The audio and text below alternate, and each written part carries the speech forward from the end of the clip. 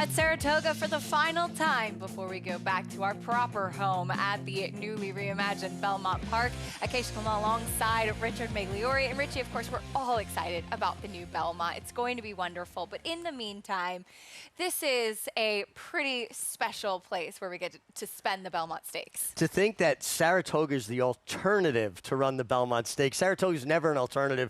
It is the destination.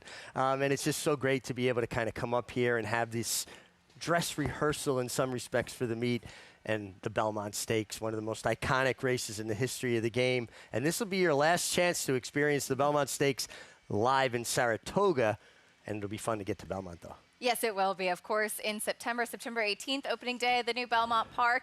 In the meantime, though, we're looking ahead completely to this coming week with Belmont Stakes Racing Festival. Wednesday, Thursday, and Friday cards have all been drawn.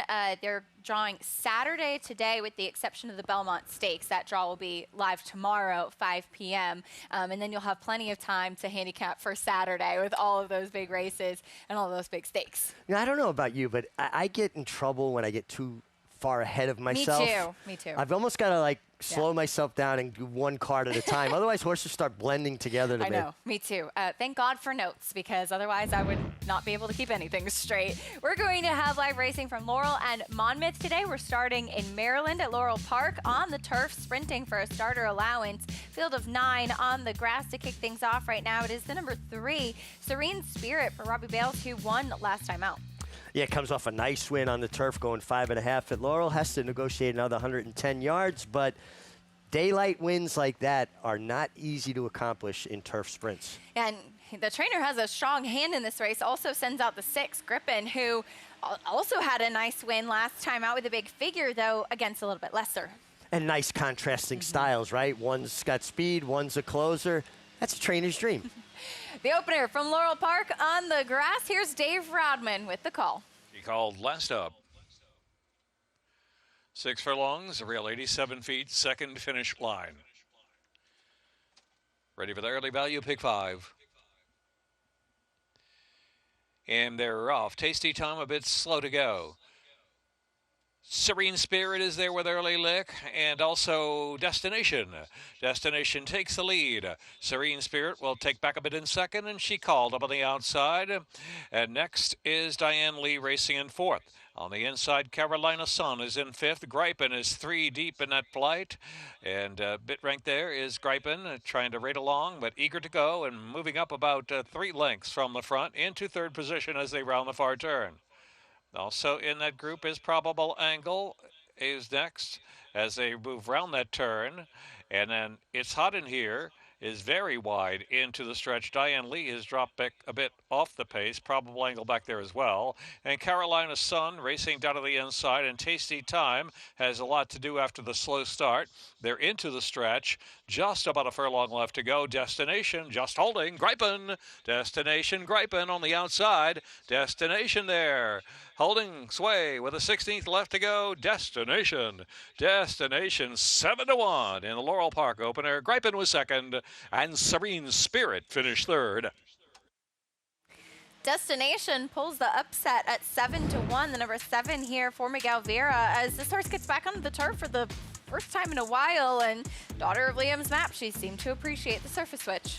And that one turf try was good. She ran well that day. The race was kind of ran a little bit different when Serene Spirit didn't show her normal speed, and this horse just got very comfortable on the lead and proves once again speed is always dangerous. Able to hold off the 2 from the Robert Bales barn. Gripin in second best in there. Your favorite, Serene Spirit, as you mentioned, a little bit further back, having to settle for 3rd, 7-1 upset in the opener at Laurel Park. Here's what else is coming up on today's program. As always, today's races presented by Claiborne Farm.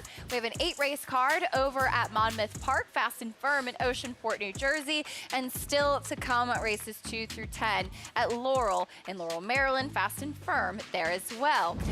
You can play all of the action, bet any track, anywhere, anytime with NYRA Bets. Sign up and get a free $25 bet and up to $200 deposit match bonus using promo code Belmont25.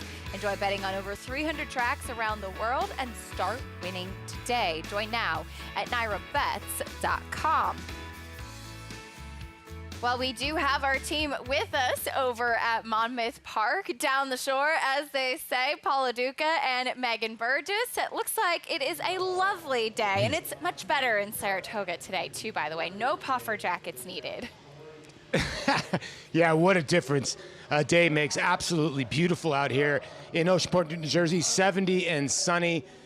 It was about 56, and like Lafitte Pinkai said, it was Candlestick, San Francisco type windy yesterday. It was crazy. So your hair is much in place today. It is, thank you. I don't think I survived it well. It was mostly in my mouth and face yesterday, so we're on the improve today, but it's going to be a nice little card that we've got. We saw some nice stakes action, especially on the grass yesterday. I was really optimistic some of those runners we saw and some of those stakes, the Jersey Derby and the Cliffhanger, Ozara taking a stake yesterday for the Clement Barn. So those are some horses we're going to see down in Saratoga, and I'm optimistic as we wind down our time here at Monmouth before we head to Saratoga. Yeah, so 8 races on the card today. Our feature race is going to be race number 6. New Jersey Breds will be the highlight.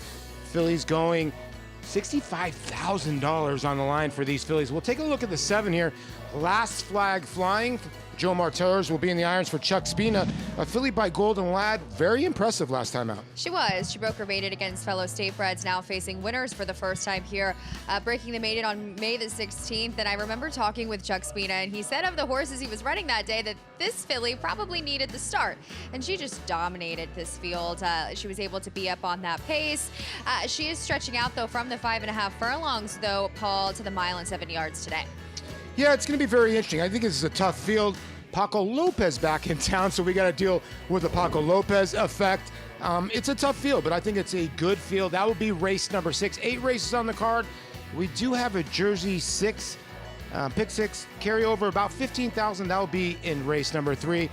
And don't forget, the late pick 3, the $3 pick 3 starts in race 6. The late double yesterday paid $511. Acacia, beautiful today. I guess JK will be wearing a half shirt compared to where he were yesterday. Yeah, I know. I was pretty amazed by him, Polly. Toughing it out on the other side of the desk, though. Molly, who takes care of all of us in audio and everything, brought us a little space heater on the set yesterday. And as is usually the case, Molly saved us. Of course. Well, listen, we've got an amazing crew behind the scenes that do all the heavy lifting. We just get to come out here and talk about horses, which we're going to do anyway. Yeah, right? I know. We probably will. We'll just be gossiping at the rail versus doing it on air. Speaking of talking about horses, we have plenty to discuss as far as the Belmont Stakes is concerned. Now, over at Laurel, there is a jockey objection. The number 7 went into the winner's circle, Destination, with the victory. They were showing the stretch. If we could keep it there to see what's going on.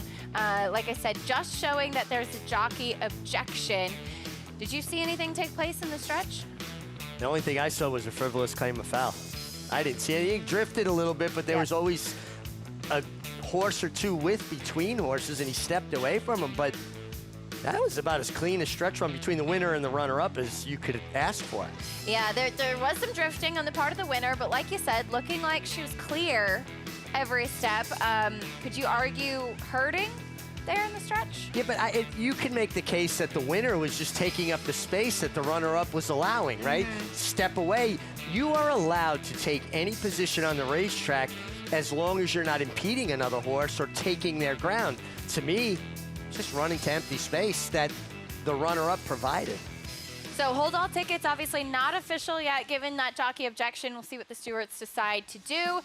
In the opener at Laurel, we'll keep you updated. And when we come back, we'll also take a look at the final preparations for Kentucky Derby winner Golden Tempo, returning to the racetrack to try to pick up his 2nd win in a Triple Crown race in the Belmont Stakes, coming up just 6 days from today.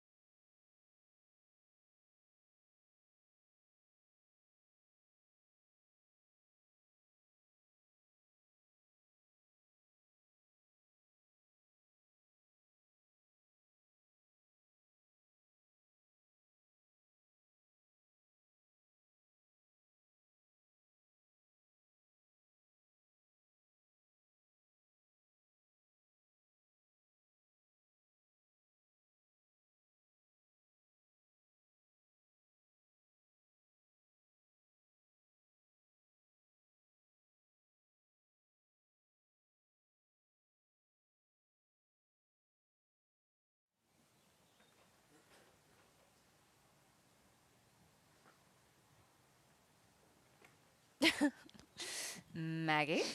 Hello. There you Hi. are. I got you now.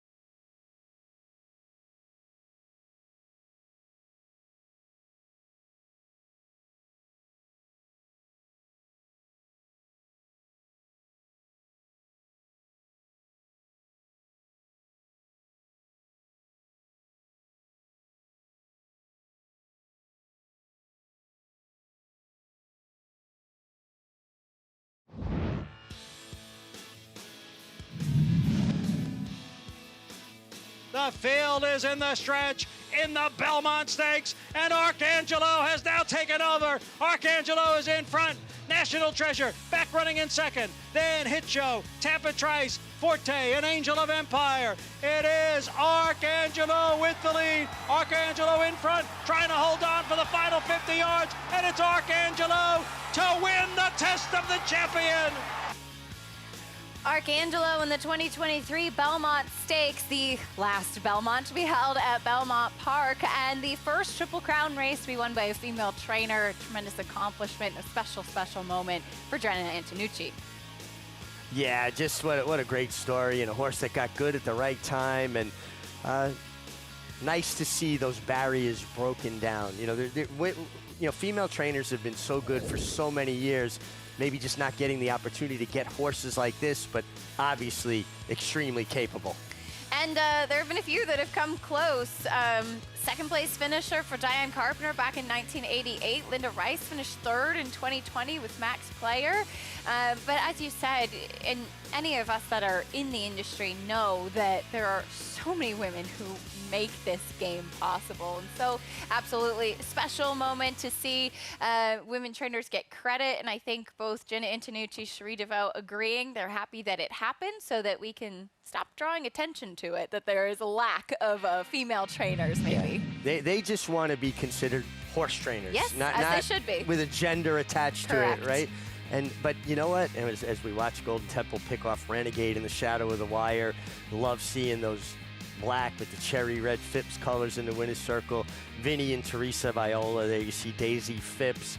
And you think about Vinny Viola and his family, he's kind of like the Rooney family that owned the Pittsburgh Steelers and the Pittsburgh Pirates, but also campaigned many great racehorses. Vinny has 2 Stanley Cups as well as 2 Kentucky Derby trophies on his mantle. Harkens back to a different era. Really like to see that. And getting back to the female trainer conversation, wasn't that long ago, female employees were not allowed on the backstretch after dark. I remember when I was a kid, my brother taking me to dinner when I lived in Barn 46 at Belmont. I was 15 years old, bringing me back, and with his girlfriend, who's his wife now, Joyce, of many years. And they wouldn't let her in the stable gate to drop me off at the barn, and she had to wait at the stable gate. From that to the winner's circle and races like the Belmont and the Kentucky Derby in not that long a period of time. Yeah, pretty special for sure. And as we bring Maggie Wolfendale into this conversation, Maggie, we've gotten a chance to see Golden Tempo in his final preparations in Kentucky leading into the Belmont Stakes. What have you seen from him since that Kentucky Derby victory? Well, kind of much of the same, as he was shipped back to Keeneland, his home base, where he prepared for his Kentucky Derby win. And he's a horse that is always paired in company and always on the inside. However, his work made in the interim between the Kentucky Derby win and the Belmont Stakes has been older 4-year-old. So Sandy, who is a stakes place type of runner, so a decent horse that he has been doing his work with. And we have seen his rider, Jose Ortiz, tees, in the irons, in the mornings as well. He's been doing his work very easily. He's been clicking off those 48 and changes, minutes and change. So everything's been very easy. Now, a little food for thought. His final work prior to the Kentucky Derby was in 47 and change, and he had this massive gallop out. Now, this work here, which is his ultimate work before his start in the Belmont Stakes, in which he is planning on shipping and starting his journey from Kentucky to New York, to Saratoga, in fact, today, he didn't have that much of a gallop out. Obviously, they're preparing him for the biggest race of his life, which is the Kentucky Derby. You want that foundation. You want that fitness into him. But what I do like is it feels like this is a horse that is improving. You know, he's taken a little while to kind of figure the game out a bit, and now there is this consistency with him. Always has been a good workhorse in the mornings, but I feel like now he's really filling out that frame. He's put on some conditioning, and now it feels like we are seeing the truest potential of this regally bred horse, Golden Tempo. So looking forward to it. I like what Cherie said. Obviously, as you guys circling back to what you said about her not wanting that attention drawn to her being a female, but that she said, I get to go out and do what I love, and let that be an example to all other women, to all the other people to follow their passion. Yeah, so true and well said. And you do love to see that for sure, especially, you know, all of us that choose to work with horses. It's not for the faint of heart, especially as a trainer. And you really do have to have a deep-seated passion for it. Well, you do, because it's endless hours, as you know, being married to a trainer and being a part of the team. And endless hours, a lot of disappointments, incredible highs, but, you know, just as many incredible lows as well. And but it is something special about having a job that is your passion, that you love. I've been blessed. I get to do something I loved my entire life. I said, man, I want to ride horses for a living. Got to do that for 29 years, right? Or even more if you took galloping horses before I rode races. And then they said, hey, you want to talk about them? I'm going to talk about them anyway.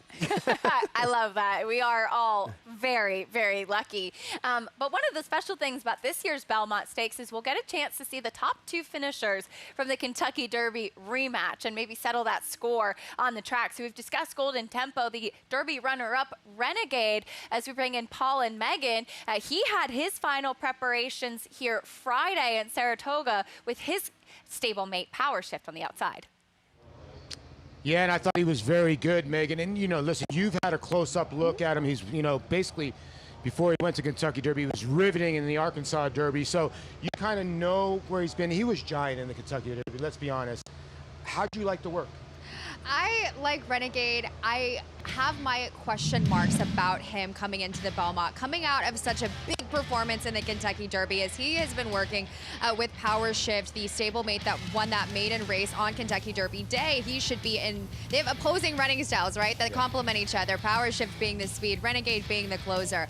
Renegade is a horse that's not the most overly imposing, substantive sort. And to me, as he's kind of he's been shot a certain way with those three-quarter shoes to kind of protect himself a little bit. And as was in the Arkansas Derby, was in the Kentucky Derby. And when looking at him, he's one of those horses that I want to be able to see. I'm excited to see when I head over to Saratoga tonight and in the morning to kind of get my eyes back on him from when he was down in Arkansas, because I'm hoping that he can continue to carry on in himself physically, because that last race, Paul, was grueling in the Kentucky Derby, and I'm hoping he can take something positive out of it. Todd Pletcher had noted he wanted to give him some extra spacing in his breezes before the Belmont Stakes and kind of give him a little bit of extra time. You know, I don't want to compare apples to oranges, but when you look at horses like Sovereignty and Journalism, I just feel like they were a little bit bigger, stronger three-year-olds at this point of the year, and they managed to carry themselves through their subsequent three-year-old campaigns. So I'm really eager to see how Renegade physically is able to stack up after some pretty daunting races earlier on in his three-year-old campaign. Listen, he's done nothing wrong on the racetrack, Acacia. I think he's been really good. Maybe he's kind of getting overlooked because he's kind of getting put in that Golden Tempo, I guess, category because he came from way out of it. I think he might be a little bit more tactical. I don't know. I just think that he's going to be one of those horses that being tough to deal with. He's been very good. You're right, Paul. As he did come from far off of it in that Kentucky Derby, we'll see what plays out in this year's Belmont, because on paper, and it's something that I talked to a couple of the horsemen about yesterday morning, there does not appear to be a lot of pace signed on. And it's something I had actually even mentioned to Todd. And he said, you know, you just have to play the break and see from there. And it's so important, especially in these big races. And you often bring it up in the Derby, in races like the Belmont. Sometimes things materialize or don't because of the energy in the atmosphere as well. Well, that's it. Nobody's immune to getting a little swept up into that excitement. And especially the Derby, when you've got a quarter of a mile to the first turn, you're going to pick up speed anyway on a straightaway. And in a 20-horse field, most American riders don't ride in many 20-horse fields other than the Kentucky Derby. You know, Europe is different, different jurisdictions here, but not in the States. Usually 14 is about the max. So already you've got that in the back of your mind. I don't want to get shuffled out of it in a 20-horse field. I want to get position. Now it's the Derby, 150,000 people screaming at you, and a quarter of a mile straightaway. For the distance, even this year's Derby pace was too fast for the distance. Not necessarily for the Derby, which seems to yield very fast times every year. We'll see what happens in this year's Belmont, who ends up going to the lead, and how the pace does materialize. Maybe a horse that could be forward, or at least tactically placed, is Chief Wallaby, who finished 4th in the Kentucky Derby for Bill Mott. Bill looking for back-to-back wins in the Belmont Stakes, having won last year, of course, with eventual Horse of the Year Sovereignty. Richie, I got a chance to see this horse all winter. He has filled out and matured a ton. Yeah. And the fact that Bill Mott ran this horse in the Derby in his 4th start speaks volumes. Bill Mott, more of a conservative trainer when it comes to pressing on his horses. They've got to make him take them there. He doesn't point for a race. He lets the horse take him to the race. And I think this horse looks sensational. I think his Derby, he was compromised. He could have been closer. And he can be tactical. He can be forward. See where he is positioned in this year's Belmont. But yesterday morning, immediately after his work, I did get a chance to catch up with his Hall of Fame trainer. Pleased to be joined by trainer Bill Mott. We saw Chief Wallaby on the track this morning. Bill, can you tell me a little bit about what he did and how he's looking leading into the Belmont? Worked in company with Gilded Bandit, and they went very well together. Gilded Bandit led off by a length or two, and they finished up nicely together. Looked like both were on the bridle. Looked like Chief Wallaby was on the bridle coming to the wire and galloped out very nicely. He was out. I haven't gotten the official time from the clockers. My time, he was out 5/8 and 102, but looked like he did it the right way. The Kentucky Derby was his first start with the blinkers on. How have you seen him develop now with a little bit more time under his belt? We like him with the blinkers on. It seems to get him to focus just a little bit better. I mean, he ran well before we put the blinkers on, but it seems like it kind of lined him out a little bit. And actually in the Derby, he came through a very tight spot, approaching the 8th pole, got knocked around, bumped around pretty hard, and then still finished very well considering the bump that he got. I mean, a lot of horses would have just folded up and quit, but he kept coming, and he got up, ran well enough, and saved 4th money, which doesn't sound like a big deal, but I was impressed with the determination and courage that he showed. He was quite game that day. And looking at how this Belmont is potentially shaping up, there could be not a ton of pace on the front end. He is a horse that at least is a bit tactical to put himself into the race, I think, maybe, especially with those blinkers on. Yeah, I think so. I mean, I think he's a horse that, he's not, handcuffed because of whatever the pace might be. It seems like he's adaptable enough. If the pace is slow, he could be up a little closer. And if it's real fast, he can, he's shown that he closes well. So I think, just depending on how the race comes up and what they do leaving the gate will determine where he's at. Thanks for the time, Bill. Okay, thank you. Chief Wallaby, a major player in this year's Belmont Stakes. Again, as Bill Mott looks for back-to-back wins in the Belmont. And just kind of as we were touching on with the pace that he alluded to, he's not a horse that will be severely impacted one way or another. No, he can be very tactical. And with the addition of blinkers, which he raced for the first time in the Derby, he definitely looks like he gets into the bridle a little bit more serious. And what he said, focused. That's the key, and that's the desired effect when you add blinkers. It's funny, and obviously an equipment change before a race like the Kentucky Derby is a bit unorthodox, but something we had discussed too. And if you look back and watch his replays before the Derby, he kind of ran like a horse that needed blinkers as well. Yeah, absolutely. And when Bill Mott makes a change like that, he doesn't have, Bill Mott has reached a point in his career, youngest trainer ever inducted in Racing's Hall of Fame, supplanting Alan Jerkins for that that distinction, right? But his resume, he's almost beyond reproach at this point. People know he knows his horses and he's going to do what he believes is best for them in that moment. So changing blinkers going to a race like that, if Bill Mott does it, I'm good with it. Yes, who are we to question? He won the Belmont Stakes twice in 2010 with Drosselmeyer, and in 2025 last year with Sovereignty. He would become Horse of the Year as well. He's had some close finishes too. Looking for back-to-back wins in this prestigious race. Yeah, he's quite a resume for Bill Mott. The only race that I think he hasn't won is the Preakness, probably, and I don't know that we're going to see that. But you're opening up a can of worms there. couldn't help myself. But when they won in 2010, Drosselmeyer with Mike Smith. Mike Smith actually made me cry that day because it was about 3 days after I announced my retirement from riding. And Mike Smith dedicated that win to me when he pulled up and was getting interviewed on horseback by Donna Brothers. And I'm sitting at home, and it took me completely off guard. And I was already a raw, emotional mess because the thing I love to do the most, I couldn't do anymore. And so thanks, Mike. You made me cry. That's a really, really special moment and a very beautiful memory as well. We'll see if Bill Mott can pick up another Belmont Stakes in just a few days. We'll use some prices. No change in the order of finish after that jockey's objection. In the opener from Laurel Park, $17.20 on the number 7 Destination. As we have Maiden Claiming coming up next on the main track, the number 6 at Laurel Flying to Work is currently the favorite, just missed last time out for Jonathan Maldonado. We'll talk more about the second at Laurel Park after this on America's Day at the Races.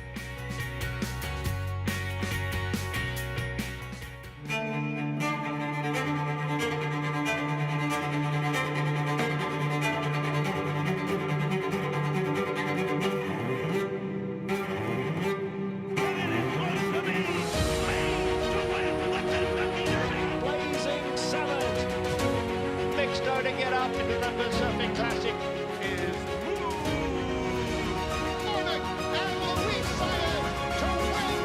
Good Magic, the classic sire. Play the Belmont Stakes presented by Naira Bets. New members get a $25 free bet plus $200 deposit match bonus. Bet the third leg of Racing's Triple Crown from historic Saratoga Racecourse. Download the Naira Bets app now to play any track, anywhere, anytime. The official wagering partner of the Belmont Stakes is Naira Bets. Sign up now and use promo code BELMONT25 to claim your $25 free bet plus $200 deposit match bonus. You bet with Naira Bets.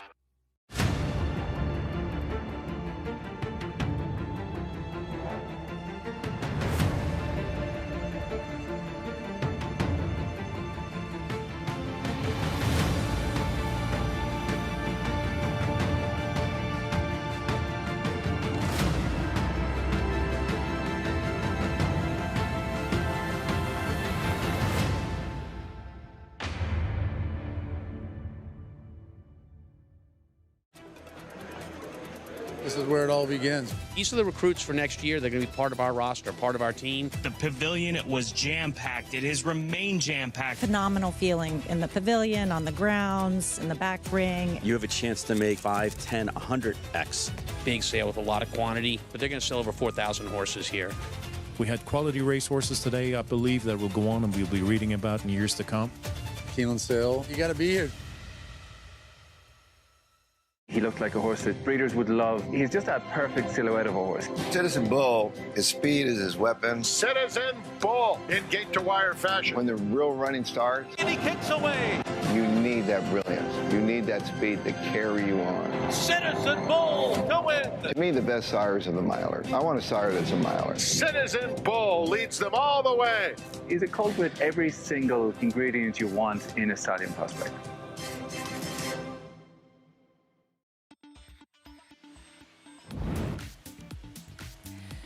We're back on America's Day at the Races. We have the second at Laurel Park coming up next. The maiden claiming on the main track, going 6 furlongs with the 3-year-olds. Let's meet the field, beginning with the number 1, What You Say Now. A little bit hard to endorse on the dirt, even dropping in class with 2 negative -0 buyer figures.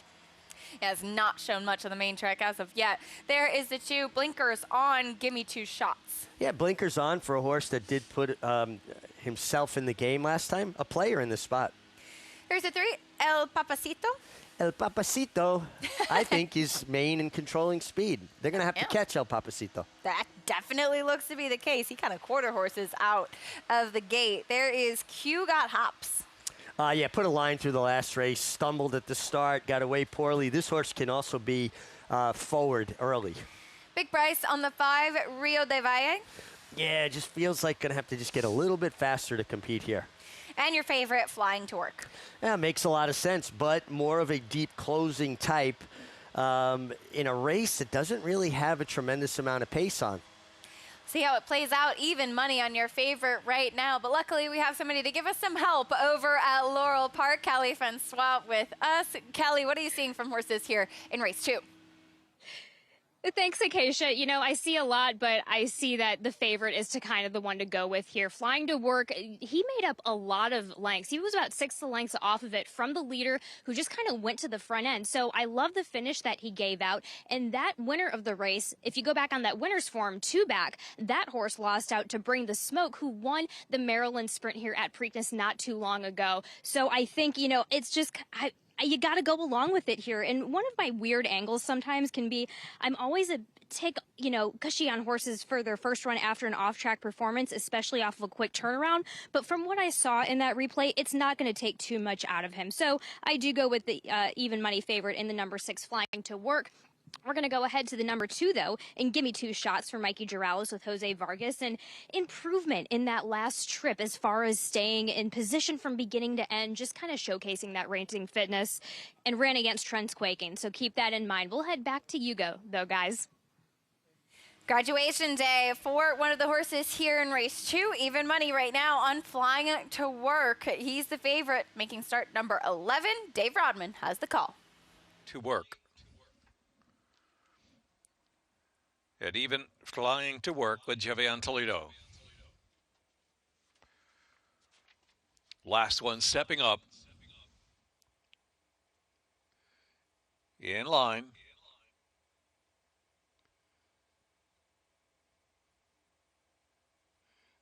All set.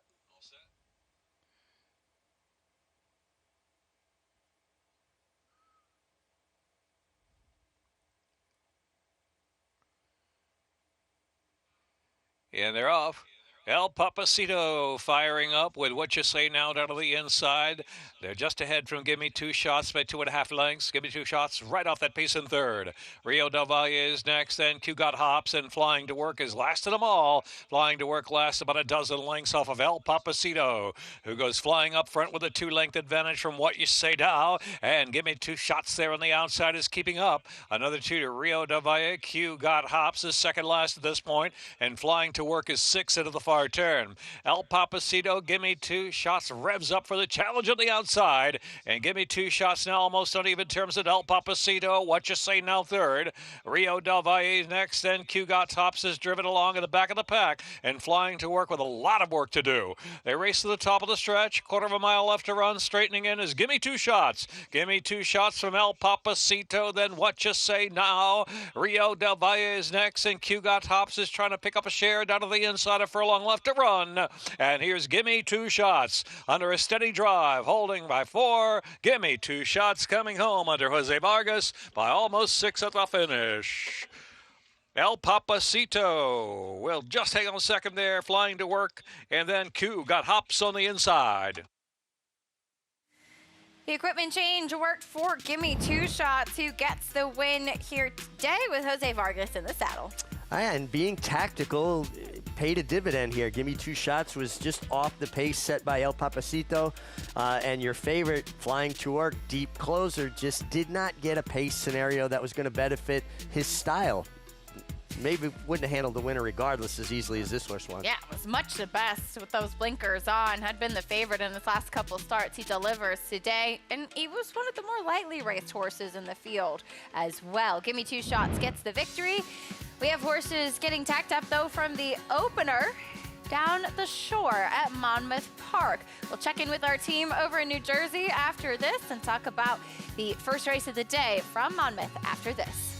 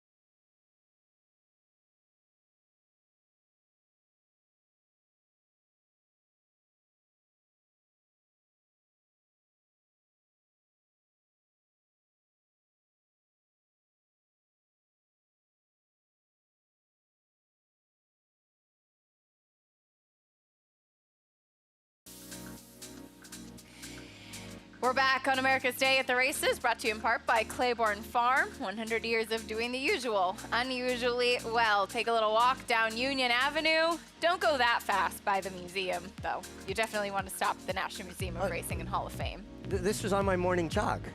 This is I got a how GoPro. fast I walk between the paddock and winter circle, actually. No doubt. You Yeah. have a stride and a half. You and Maggie. You get both of you got.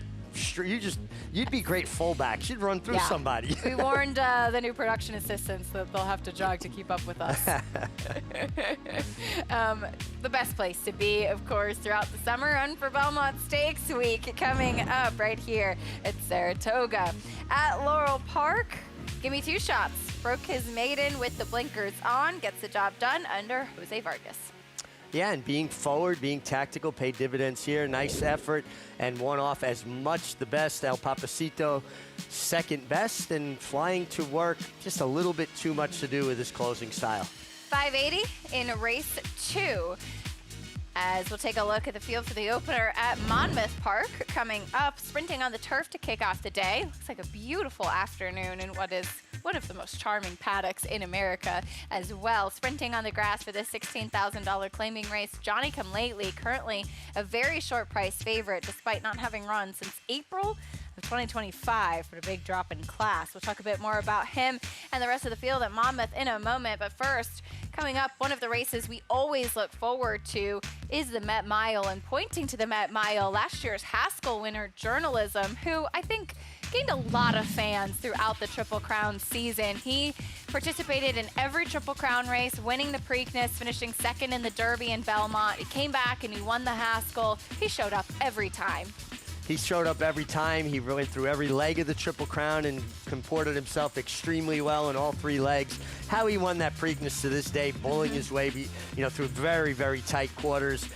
Gutsy ride that day by Umberto Rispoli and a gutsy effort by Journalism, which is what you get every time, a gutsy effort. Absolutely. I'm really interested to see him cutting back in distance in the Met Mile and to see him going a little bit shorter and maybe kind of getting a chance. Not that he's going to be facing soft company by any means, but getting away from kind of the comparison to Sovereignty and what they faced step by step throughout their 3-year-old season as he breezed yesterday morning with former Todd Pletcher and Michael McCarthy assistant Amelia Green in the saddle. There you go. Huh? Yeah. That's kind of an interesting dynamic there as well. But, obviously Mike McCarthy worked for Todd Pletcher, as did Amelia Green. So there's kind of like a home team feel to it, if you will. He is such a lovely mover. Yes. I would love to know what he feels like to gallop, just to get him up underneath you. We've got to get Amelia up here to give a little insight on it. Yeah, because obviously she's been on a lot of good Yep. horses between Todd and now obviously Journalism, but also now training her own and having the ability to get on her own horses. I think that gives a trainer somewhat of an edge because there's things that you might not be able to identify visually that from their back that you go, oh, I feel something a little different today than yesterday. Just kind of incorporate that into your, arsenal of being able to feel how horses are. That's why good exercise riders are so important too. Obviously the jockey on race day, but the exercise riders that are so familiar with that horse every single day to give that feedback and pick up those little things. Yeah, and especially if they're able to communicate that well. But yeah, I mean, nobody really knows those horses more intimately than the groom and the exercise rider that gets on them every day. So Journalism pointing to the Met Mile on the Kentucky Derby undercard. Here's the probables and maybe a compact field, Richie, but it's really the right horses that you'd want to show up. I, for one, am very excited about the Journalism Nysos matchup. Oh, absolutely. And Nysos already very accomplished at the 1 mile distance. And Journalism, he's an easy horse to get behind. It's easy to be a fan of Journalism. It certainly is. Looking forward to seeing him back in Saratoga again. We saw him on the East Coast last year when he took on the Belmont Stakes. He's been well-traveled. He's faced older as well. And he will be coming back to New York once again for trainer Michael McCarthy here in Saratoga with his final preparations for the Met Mile. As we mentioned, though, we're on the turf for the opener at Monmouth Park as we head back over to Paul and Megan, a very short price favorite with a long layoff in the first, guys. Yeah, race number 1 on Post Parade. You heard the call to the post, and we do have a short price favorite, Johnny Come Lately. He's a new kid in town. I don't know if you know that reference, but horse off for a long layoff, but Wesley Ward shows up here in Oceanport. I mean, Wesley Ward, the past 5 years at Monmouth is 9 for 23, 39%. So certainly he's kind of that, especially when it comes to sprinting on the turf, he can be incredibly dangerous. I liked a little bit of a price on the outside, cutting back second off the layoff and the number 7, It's Pizza Time. But this is a fun one. Love the weather. We're on the turf, so that's always exciting. And just to give a little shout out to Amelia Green, who is also the regular exercise rider for Life is Good. Phenomenal horsewoman, and honestly I'm hoping to get to catch up with her maybe in Saratoga and see what she's feeling, because that's pretty cool. She got to be aboard Journalism this it's going to be weekend. Really cool to see when Journalism or how he runs in the Met Mile. Obviously a little antsy in his last start. I think if he behaves himself behind the gate, he's going to be really, really tough. But we got 6 minutes to race number 1 here as the post parade's going to kick off. We got 5.5 furlongs on the turf. This kicks off the early pick 5. The late pick 5 here yesterday paid balloons, $15,000. There's a carryover in the Jersey Shore pick 6. The early pick 5 paid good as well. We turn the horses around here. We do have the 1 in here, Lucky Twist.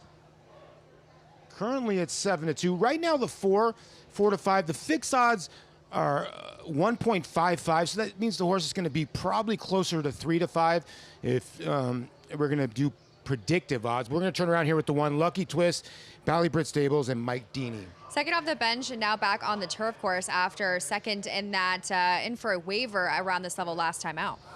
Identity Crisis, Chantel Sutherland, Jorge Delgado, been good connection so far this meet. Vulnerable considering his downward spiral in class and form, and now taking a step back up in tag off of the freshening. 3 is Strand Road, owned and trained by Rick Dutrow.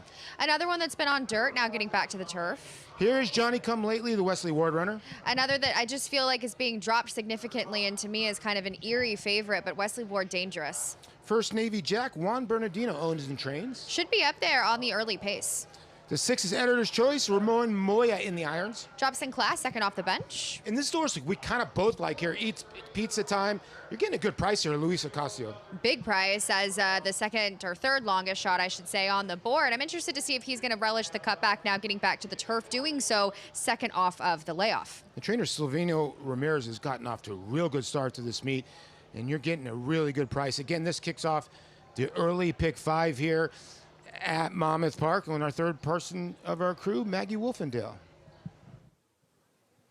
And Paul, will start with the 4 to 5 favorite. That is at number 4 in here. Johnny Come Lately, a horse that has a lot of breaks in his form, but boy, is he pumped up and ready to go for his return. For Wesley Ward, as Paco Lopez, as he normally does, likes to take horses away from the pony, but he likes to just jog them all the way around. If this is if it's a sprint race, as this one is, even though it's on the turf, to the backside, and then take them in the chute and kind of do figure eights and all kinds of stuff. Well, Johnny Come Lately had other plans. He wanted to try to run off with Paco, which I suspected, given his demeanor back in the paddock, because once he got the tack on, this horse has been breathing fire. So as you typically come to expect with Wesley Ward, I think he's going to show speed, especially with this drop in class, as he had in his first 2 starts, and I thought he was just ridden in the incorrect way last time out, because he was taken in hand from the start. Yeah, they went pretty quick, to be fair, but he was taken in hand from an outside post, and then instead of trying to tuck in, he never tried to tuck in. I mean, he was just out in the middle of nowhere, and maybe an issue arose out of that effort, but it was definitely not the trip for this horse to be successful. Like I said, he is fine-tuned. He is very fit, very sharp, and I do like his appearance coming back here with this drop in class, as it looks like Paco has him under control now behind the starting gate on the main track. Number 1, Lucky Twist. How good is he really? I'm not sure. And, those numbers in the turf sprints were as a 3-year-old. So there's every reason to believe coming back as a 4-year-old, he could be better. And I think he is a pretty good alternative to your favorite here. Just makes an excellent impression overall. He's calm yet content and happy and moving well out there for Mike Deeney. Resplendent coat on him. And he has that tightener under his belt, in which he ran pretty well on the dirt. So if he can translate some of that good effort last time out after only being beaten a neck to the turf, I think he's a really good, viable alternative. However, I'm going to try the old horse, if you will, previously trained by my husband, Tom Morley, Identity Crisis. This is the level for him in a turf sprint. This is what he wants to do. He is a turf sprinter. What I like today, though, is that he is a horse that, after his debut, in which he won second time out, he just continued to get really nervous prior to his races. And Tom had actually put a red hood on him, which is a hood that is worn all the way up to the gate. But today, after a little bit of a break, which he probably needed, he's very calm and content, which I think is a good sign. He's filled out. He's put on a bit of conditioning. And I think Jorge Delgado has got him going in the right direction again, back to the condition that he wants to participate in. Long shot for you. The longest shot on the board at longest shot, if you will, number 6, Editor's Choice. He's only had 1 try in a turf sprint, and it was very early on in his career, in which he was, the short comment says, fractious loading. So there's an argument that this guy lost his race before he even broke out of the starting stalls. I don't mind the turn back. He's actually a little bit more of a shorter, stouter type, shorter coupled overall, makes an excellent impression from the overall standpoint. And he's a horse that has at least a little bit of early foot going longer. So maybe therefore he can turn this into a closing sprint. I just thought he was a little bit interesting, making a good impression at a big price. Paul? Thank you, Maggie. As we take a look at the 6 on your screen, we're going to focus on the 7 here. It's Pizza Time. The Frank Miramati hunch play here. 11-1, and you and I kind of like this horse, and I'm with you. The claim, back to sprinting on the turf. The only time this horse has ever done sprinting on the turf hasn't happened. Maybe we'll like it. Exactly. He's never sprinted on the turf, Paul. And he's one that's gotten a second off of the bench here. He was sprinted on the dirt last time out, and he's one that I think he's going to be forward on the pace, I would assume, but I do project him to have a little bit of rateability. He's got a turfier pedigree, and I do like the cutback angle finally being able to do so on the grass, where it seems, Paul, his better form has come. Yeah, he's an interesting horse. Silvino Ramirez, we were talking about, really, he's claimed a lot of horses this meet. I want to say like 5 or 6 horses, been very active in the claim box, and this horse, I thought, figured the condition. Johnny Come Lately, the 4, now floating up a little bit. Looks like he might end up here at even money, owned and, bred by Wesley Ward.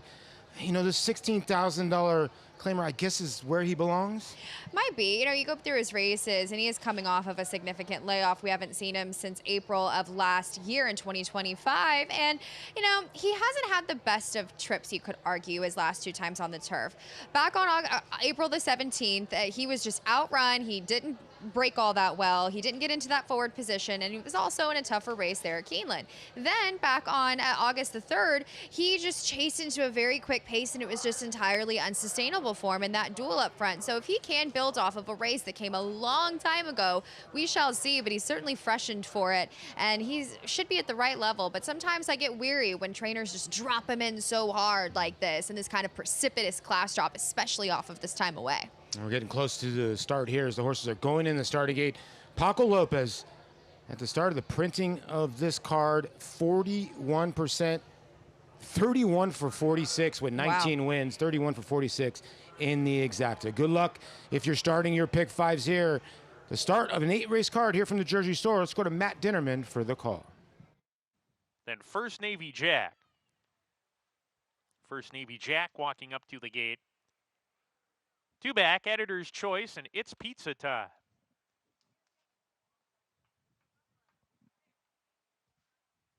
Editor's Choice walking up to his post position. It's Pizza Time outside post. 8 races on the docket today.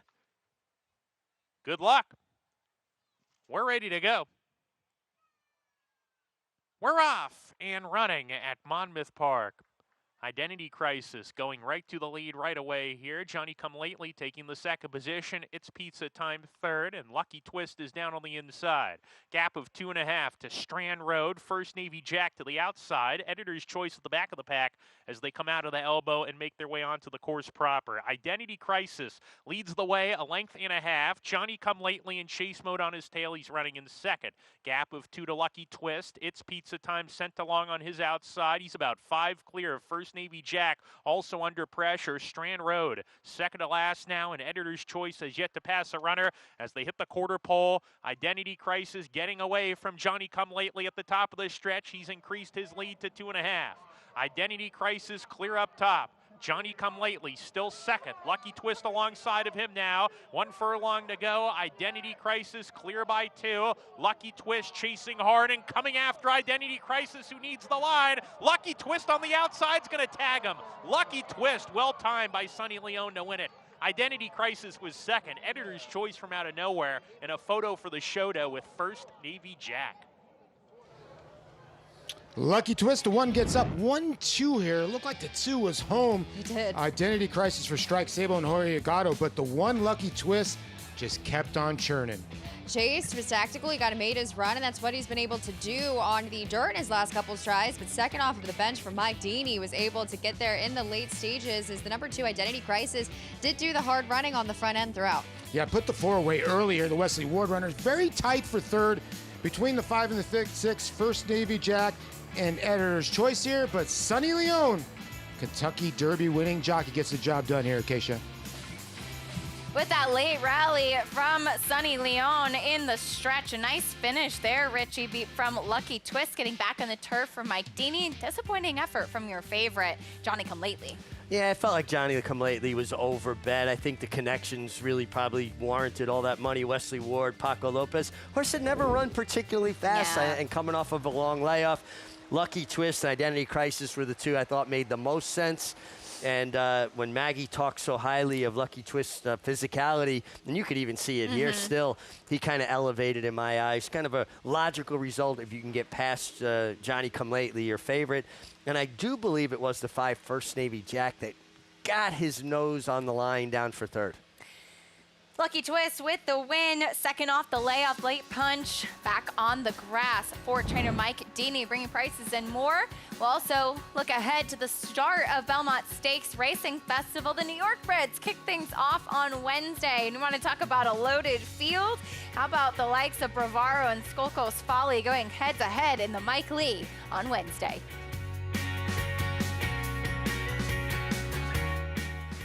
Introducing a stallion, as top class as they come. In 22 career starts, he won or placed in 12 graded stakes, competing in 15 grade ones, earning over $1.7 million. His undisputed speed is evidenced by 7 100-plus buyer speed figures.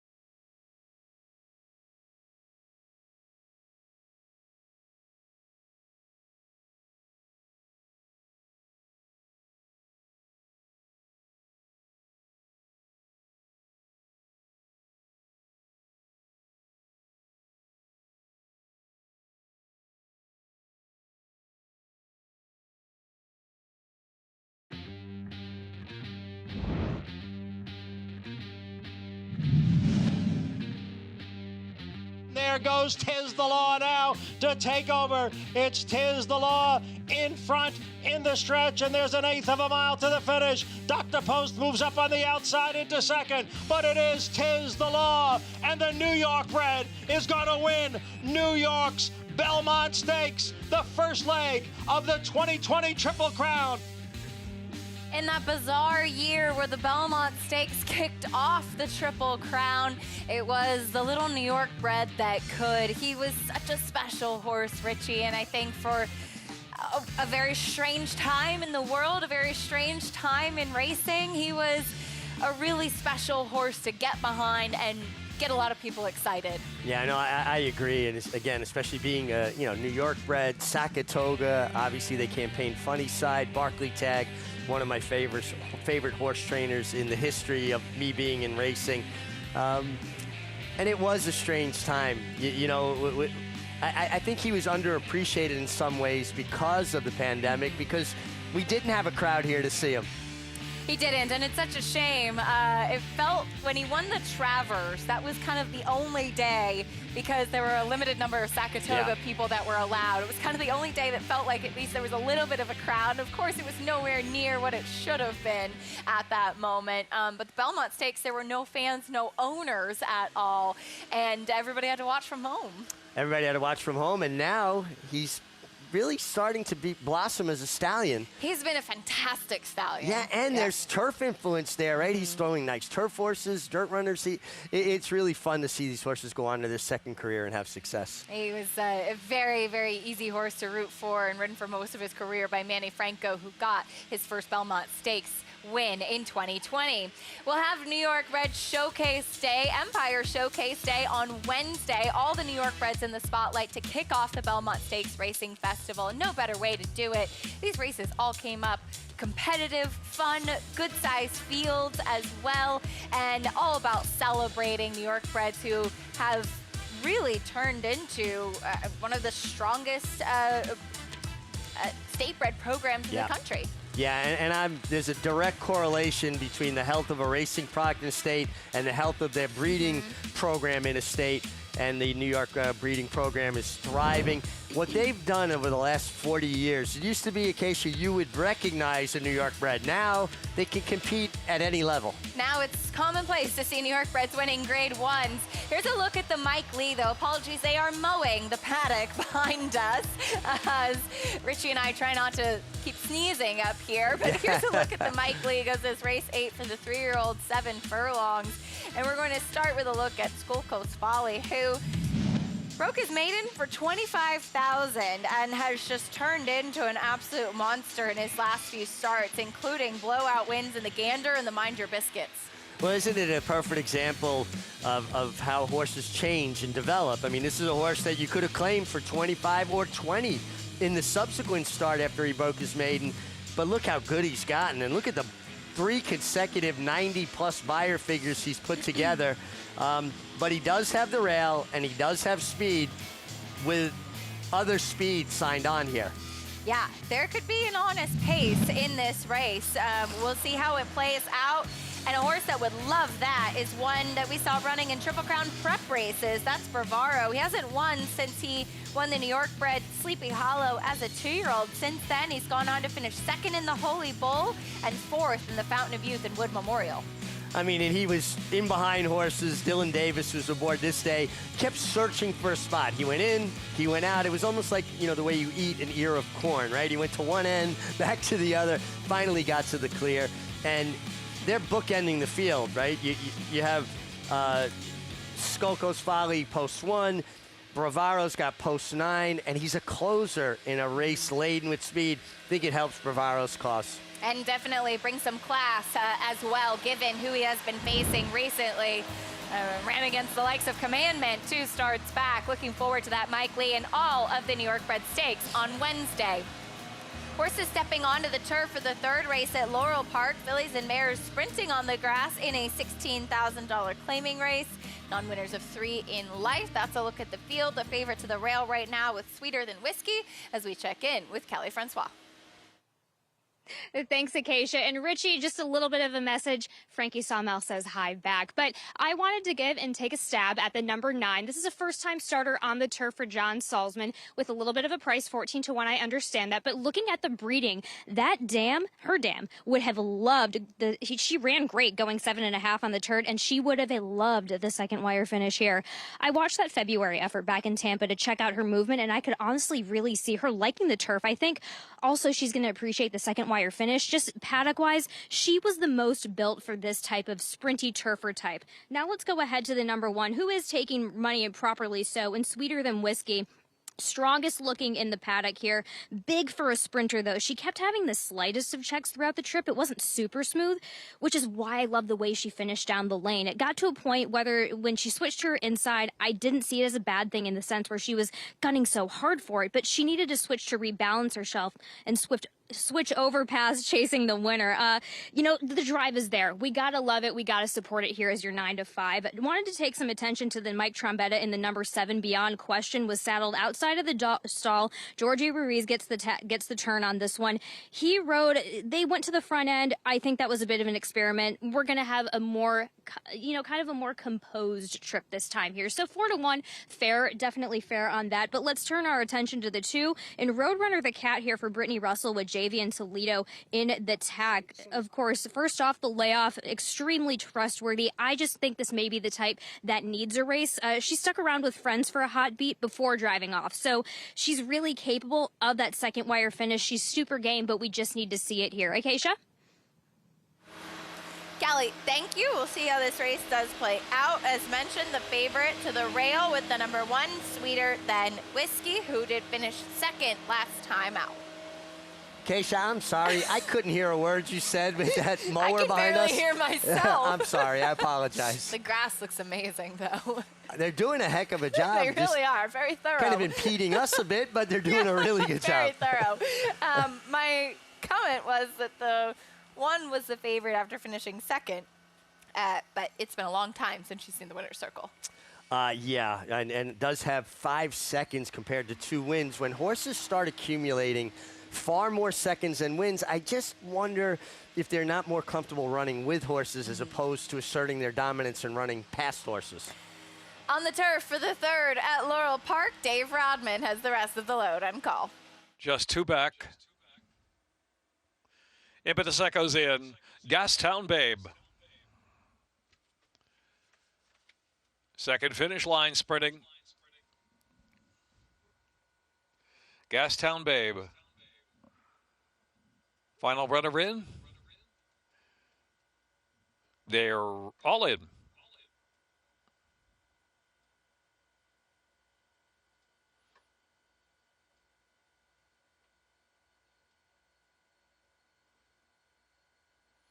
Yeah, they're off. Granuel fast away from the gate. Roadrunner the Cat. Roadrunner the Cat is taking the lead from Granuel, and Jewish Mother stoking up early speed. Then to the inside is Sweeter Than Whiskey right there, a couple of lengths off the pace as they head for the far turn run. Also on the outside is Gastown Babe is fired up. Gastown Babe moving along into the far turn run. Roadrunner the Cat, Gastown Babe, Sweeter Than Whiskey on the chase. Jewish Mother in between horses right there. Another 2 lengths back, and it's Granuel well settled now, followed by Beyond Question. After that is Sunset Express.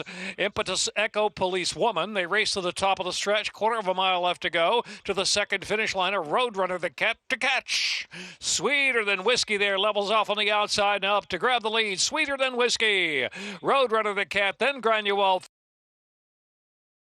Beyond Question is moving along 4th, almost 3rd now, but it's Sweeter Than Whiskey with a 16th left to go. Sweeter Than Whiskey from Granuel, and Beyond Question to make it close for 2nd. Sweeter Than Whiskey. Photo for 2nd.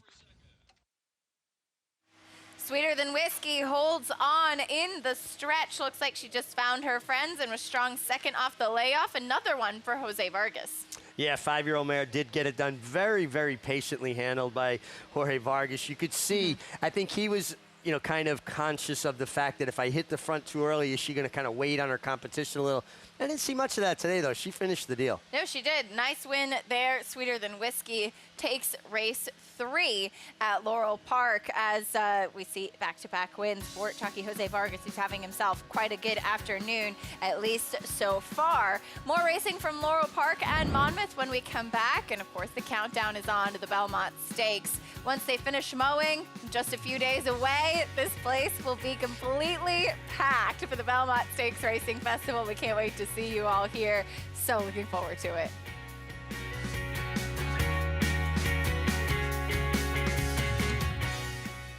Introducing a stallion, as top class as they come. In 22 career starts, he won or placed in 12 graded stakes, competing in 15 grade ones, earning over $1.7 million. His undisputed speed is evidenced by 7 100-plus Beyer speed figures, a 3-time Grade 1 winner, Raging Bull. Play the Belmont Stakes presented by Naira Bets. New members get a $25 free bet plus $200 deposit match bonus. Bet the third leg of racing's Triple Crown from historic Saratoga Racecourse. Download the Naira Bets app now to play any track, anywhere, anytime. The official wagering partner of the Belmont Stakes is Naira Bets. Sign up now and use promo code BELMONT25 to claim your $25 free bet plus $200 deposit match bonus. You bet with Naira Bets.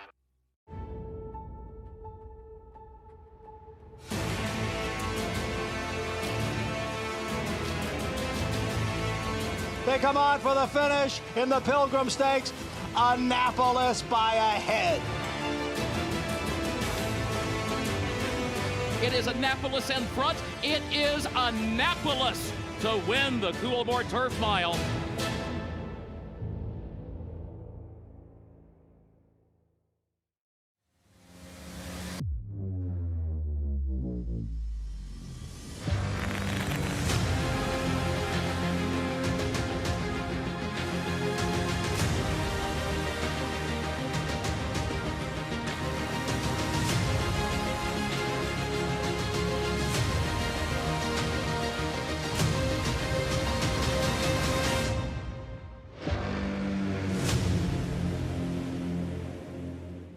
Gratefully and Saratoga Special, nose and nose for the wire. Gratefully Saratoga Special, gratefully would not be denied.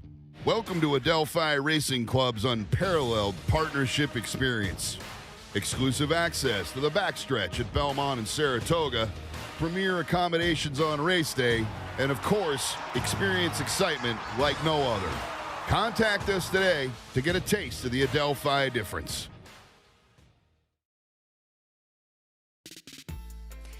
You're watching America's Day at the Races as we get ready to take a little walk down memory lane. We're going to play some trivia.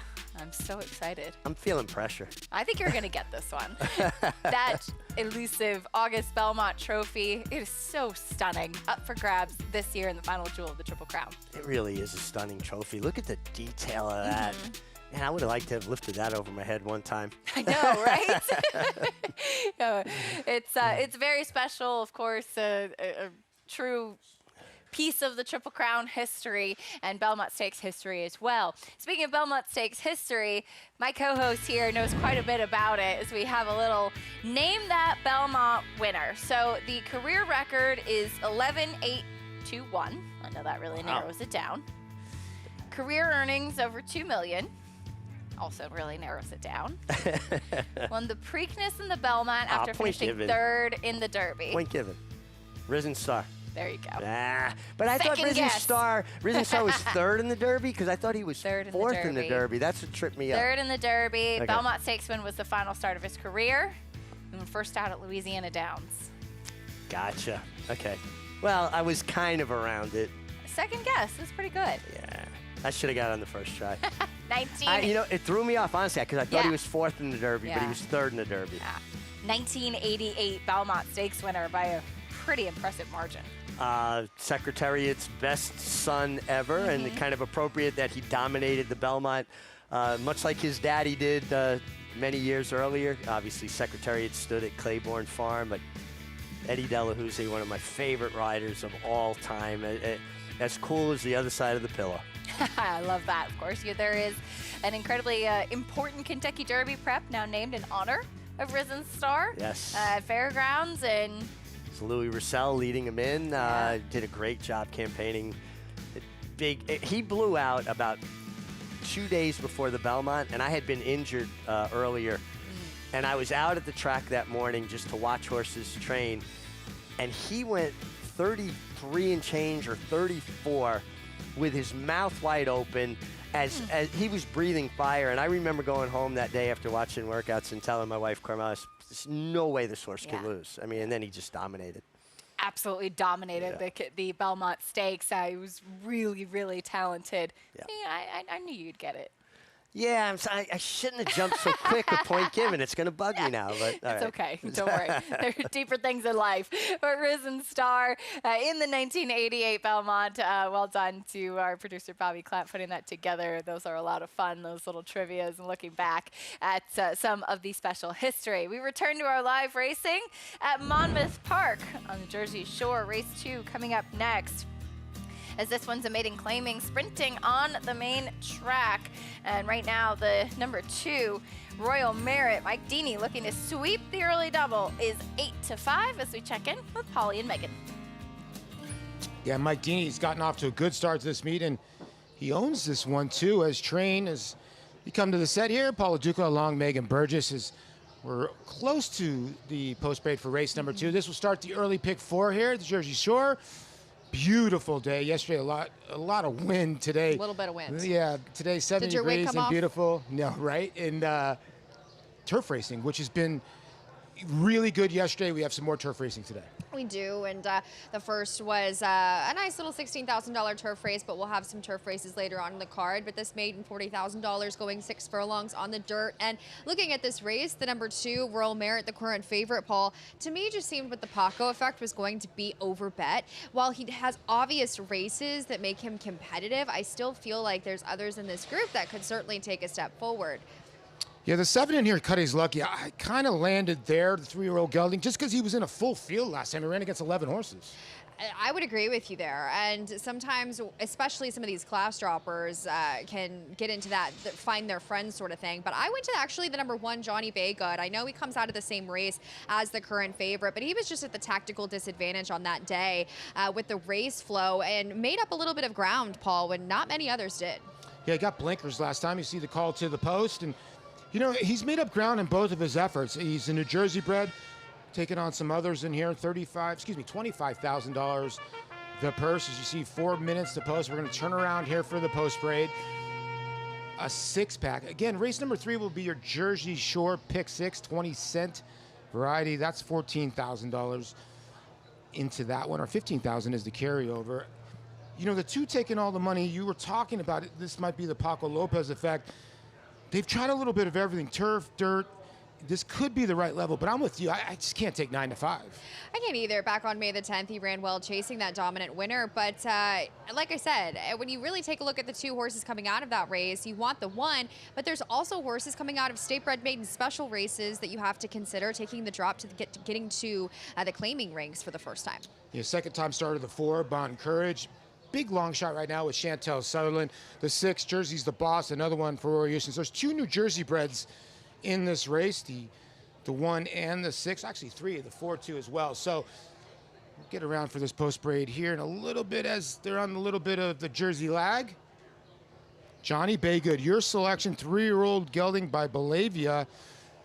You know, you make a good point. This horse has not been quick out of the gate, but could be the horse that makes up a lot of ground late. And last time out, he broke from the inside. This time he breaks from the inside. You're taking a gamble on a horse that hasn't shown a lot of early speed and needs to kind of break a little bit cleaner for a barn that hasn't won a lot of races, kind of under the radar. But as I mentioned, in the dynamics of that race, when many others were able to make up ground, wasn't all that fast of a pace, he was able to. We'll see if the blinkers can now kind of take their effect, as this is the second time wearing them. 8-5 choice right now is Royal Merit. Michael Deeney, the owner and trainer. Paco Lopez in the irons. And won that as far as the number 2, the current 8-5 favorite, Royal Merit. His 2-back race makes him interesting, but he's been churning along in the claiming ranks where there's others taking drops in class. I'm going to go against him. Blinkers go on the 4 here with Chantel Sutherland. Perhaps he'll wake up off of that first debut, now dropping in class. They Call Me Sue has shown some speed. Right there, up in tag, but arguably a lighter field than some at Tampa. Can he seal the deal finally? Jersey's the Boss is the 6, and then the 7.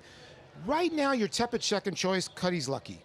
Kathleen O'Connell, the past 5 years at Monmouth, maiden special weight to maiden claimer, has 0-for-5 as this horse does drop out of maiden special company from Tampa.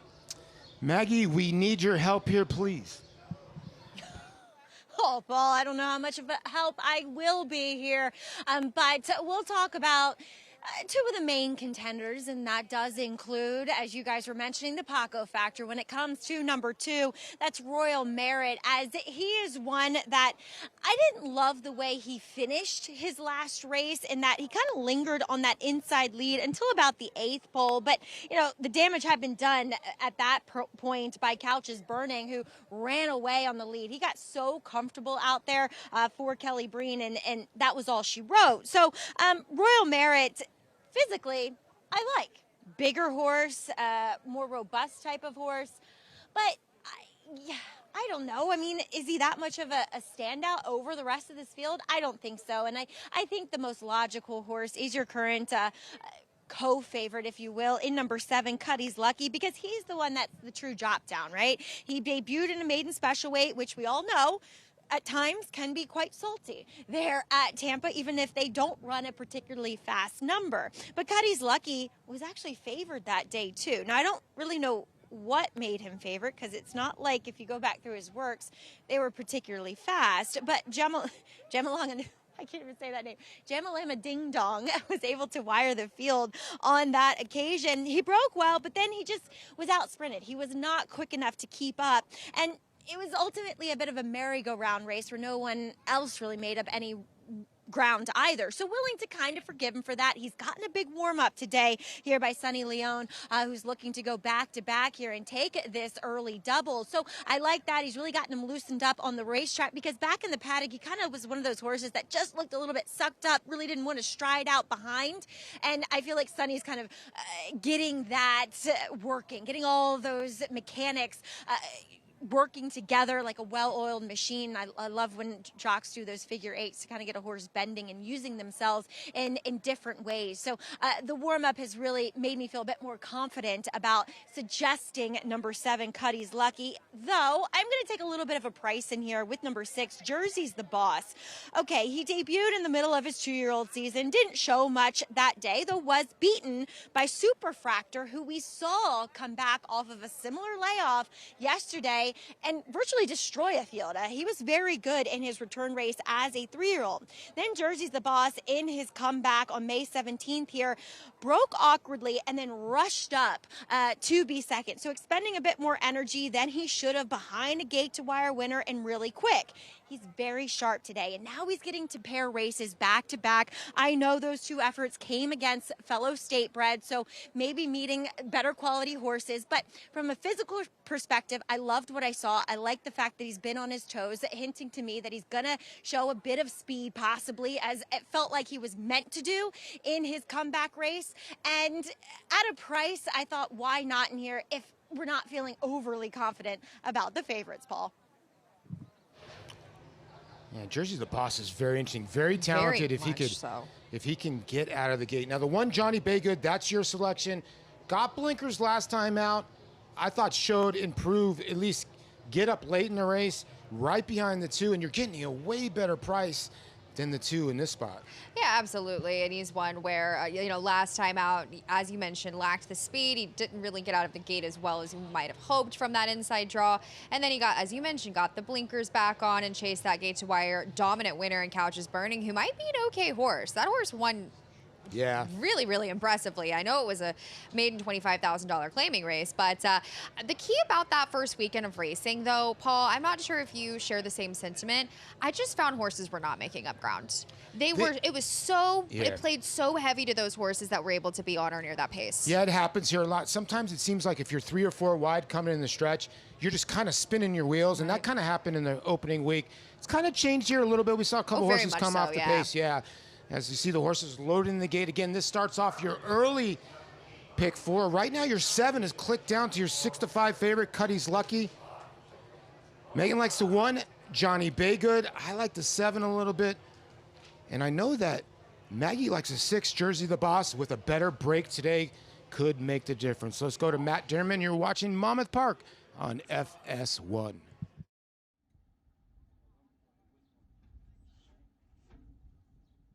Two back, Jersey's the Boss.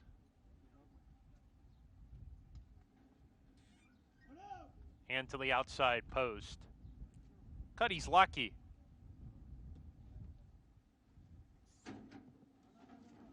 We're ready to go.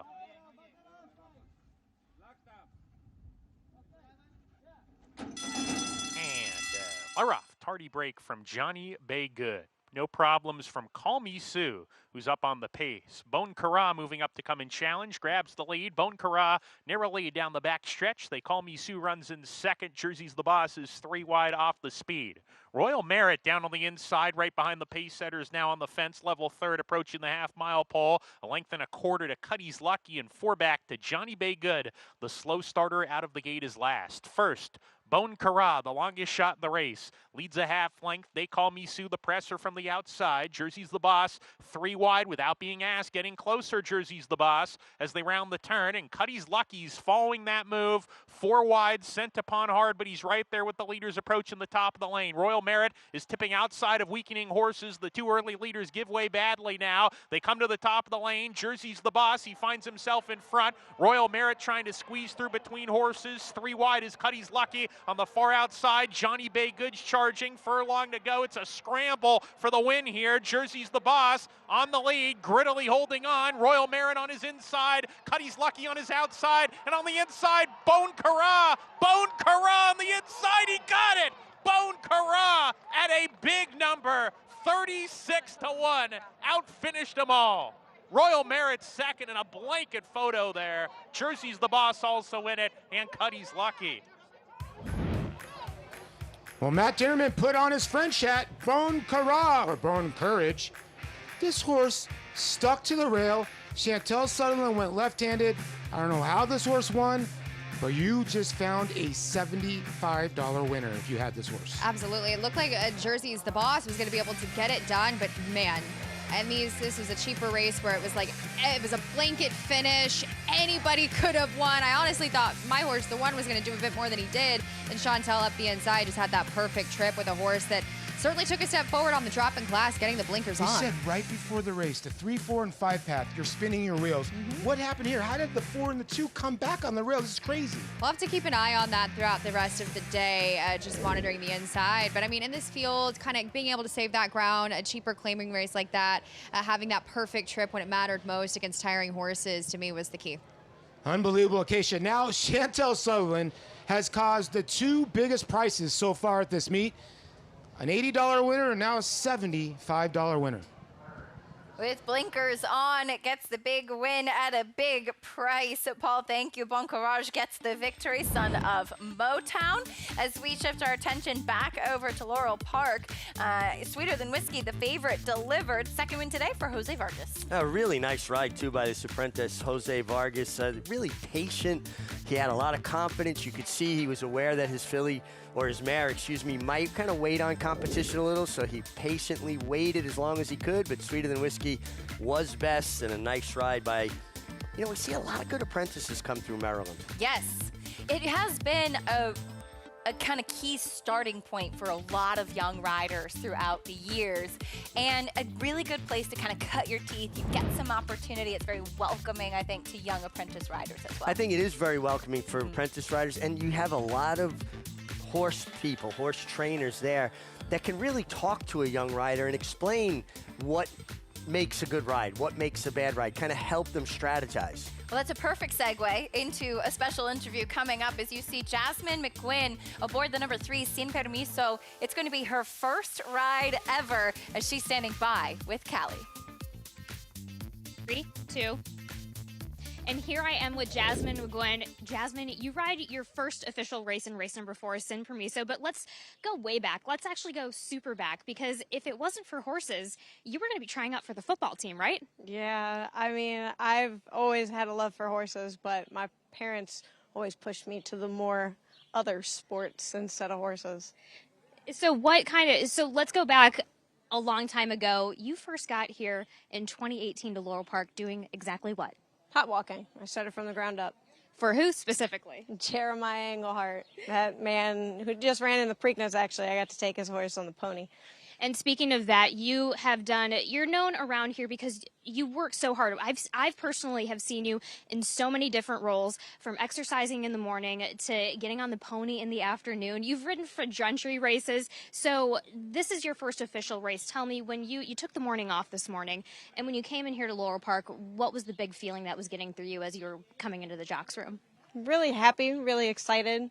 finally getting the chance to ride a real race. The amateur races were great, but getting to do this and having to get that chance to do it every weekend is better. We wish you the best of luck here. Not only is everybody in Maryland watching, but everybody's cheering on for you. Listen, nobody can take this first race away from you. Best of luck, Jasmine. Thank you so much. I appreciate that. Guys. Callie, thank you. Such an exciting moment for Jasmine, who has really put in the work and been around the racetrack for quite a long time. But do you remember your first race that you rode? You know, I really do. I mean, in minute detail, I remember waiting for the overnight to come out. And, you know, we were in barn 46 at Belmont and constantly running up to gate 6 because they would deliver the overnights there. And, you know, it was 3 o'clock and it still hadn't come out, and I'm waiting. And I actually came across the overnight from that day not too long ago. I have everything in trunks. Wow, how cool. Yeah, 12-horse field, 9 riders that are in the Hall of Fame rode that race. Amazing. A maiden 25 at Belmont Park, and you had Chris McCarron, Lafitte Pinkeye, Angel Cordero, George Velasquez. I mean, it was just a who's who. And I'm walking out of the room like I belong with these guys. Great to be young and naive. Well, absolutely. And you certainly did show that you did belong. Maybe not at that point. But such a really special moment for Jasmine McGuinn. We wish her all the best in her first ride coming up with Sin Permiso. Over at Monmouth Park, Chantel Sutherland, no stranger to the winner's circle, has a big upset with Bon Courage here in the second race. $75 winners. We head down to Maggie. Please be joined by the jock who brought that $75 winner home, Chantal Sutherland. And Chantal, you were on this horse that first time at Bon Courage. Didn't run very well. Put the blinkers on today. How much of a difference did that make? And how much of a difference did your rail skimming ride make as well? Thank you very much. He's a bit of a nervous horse, so I did ask for the blinkers, and it worked. But he's so nervous on post parade, I just said, you know what, I'm going to send him out of the gate. And he's such a scaredy cat that I was hoping that he would be scared of everybody, and he was. And he responded to my crop, and he got brave on the inside, so I got lucky there. Absolutely. Now, talking about your career, you spent 2 winters over in Dubai. You're just telling me it's pretty hard for females over there. What goes into your decision to spend the winters there? Initially, it was because I got injured. So to come back here with the big boys and to ride, and, you know, I had to make sure that I was okay. Going there was a great experience. I love Dubai. Their traditional contract riders makes it very challenging for a new rider to come in. It takes years. Time is not something that I have on my side, so I want to get as much as I can, but I did enjoy it. It's going to be great for Bloodstock later on in my career. Made a lot of connections and got to ride some beautiful horses like 6 Speed, and I think this year I'm going to go somewhere else. It's not 100% sure, one day at a time, but I do want to ride this winter, and I want to ride in America. Well, you're riding very well here at Monmouth. Now, Chantal, here at Monmouth, if people don't know, they throw out the T-shirts after winners. So I want to see you test your arm a little bit here. Okay, so I'm not that great at this because I seem to I nailed the girl right in the head the other day. I feel bad, so I'm going to go underhand. Okay, softball pitch. All right. Let's see what Chantal's got here, guys. Yes, they love it here at Monmouth. It's such a great tradition throwing the T-shirts to the fans. And guys, they line up for it here at the winner's circle. I don't know what she's talking about. She's doing really well. Oh, maybe I jinxed her. That's not so much, but that's okay. The first couple were pretty good. People caught them right there. That's a lot of fun. The first couple were perfect. Then she got a little overconfident, maybe. Tried to get fancy. But I love that. And I, nothing like giving a kid a pair of goggles or somebody, a T-shirt like that. It's just like a little keepsake for them. And I think you help create fans when they come away with, getting and winning jockeys goggles. Yeah. Like getting a baseball at a baseball game, right? Absolutely. Yeah. So special. And Monmouth does a lot of great things like that. That's really fun for the fans coming to the track. So congratulations to those fans that got some T-shirts following the second race. And congratulations to Chantal Sutherland on a $75 winner. There is a look, though, at young rider Jasmine McGuinn in her first ever ride, Sin Permiso, coming up. Long shot on the board, but to have a chance, and as we said, Laurel, a great place to start for young riders as well, and she has plenty of horse experience. What are some of the things that a young rider is kind of thinking about and trying to keep in mind at this moment? Because breezing horses is different than riding a race. Well, in the morning, even if you breeze in company, you're working with the other rider or riders to accomplish a goal. It's almost like sparring, right? But in the afternoon, you're working against the other riders. They're working against you within the boundaries of the rules, obviously. Biggest thing for a young rider, though, stay calm. Treat it like it's a morning workout. And it sounds silly, but my advice to a lot of young people riding their first is don't forget to breathe. Because they break out of the gate and they'll kind of tend to like almost lock up a little. Go 1/8 of a mile without breathing, and now all of a sudden you're going to be weak. Your legs are going to start falling apart.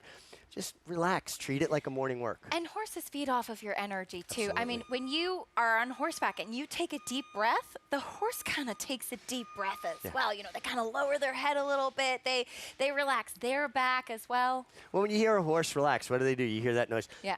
Yes. Right? So as you best. exhale like that, and they'll exhale with you. And you're so right. Horses feed on energy, whether it's nervousness, excitement, fear, or just good vibes. You know, positivity goes a long way. Wishing all the best to Jasmine McGuinn on her first ride coming up here aboard the number 3 Sin Permiso in this race. The number 7 to the outside, currently the favorite. Let's send it up to Dave Rodman for the call. Race 4 at Laurel Park. One back.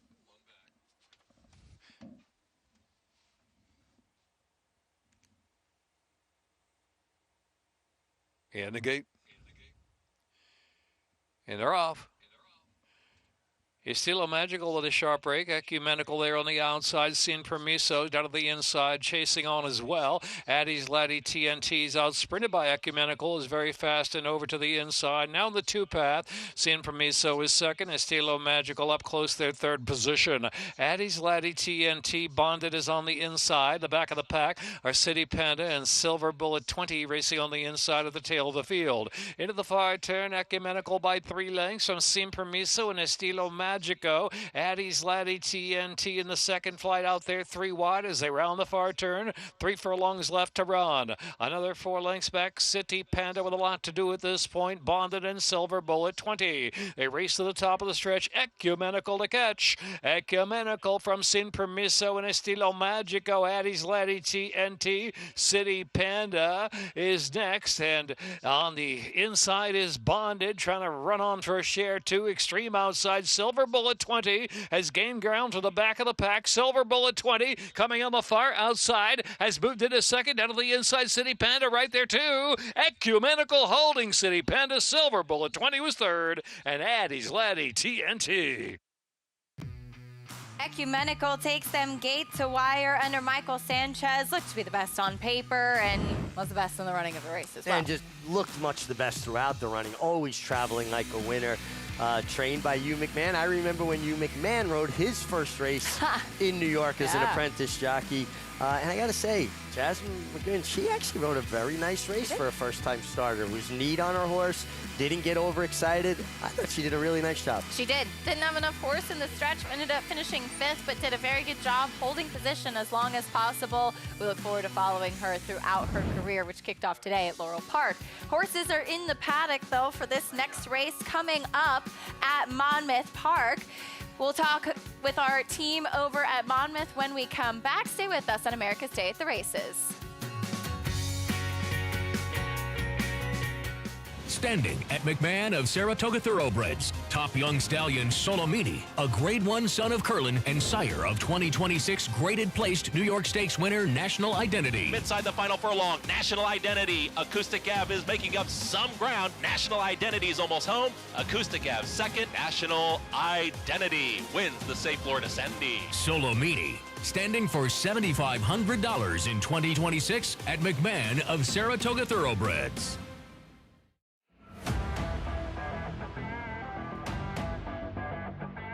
$44-4 for that hot half-mile time, and now Solitude Dude is down to business. And another terrific display from Queen Maxima. And a very special performance indeed out of El Potente. Rude Velocity, a sharp 3-length winner of the Pate Mile.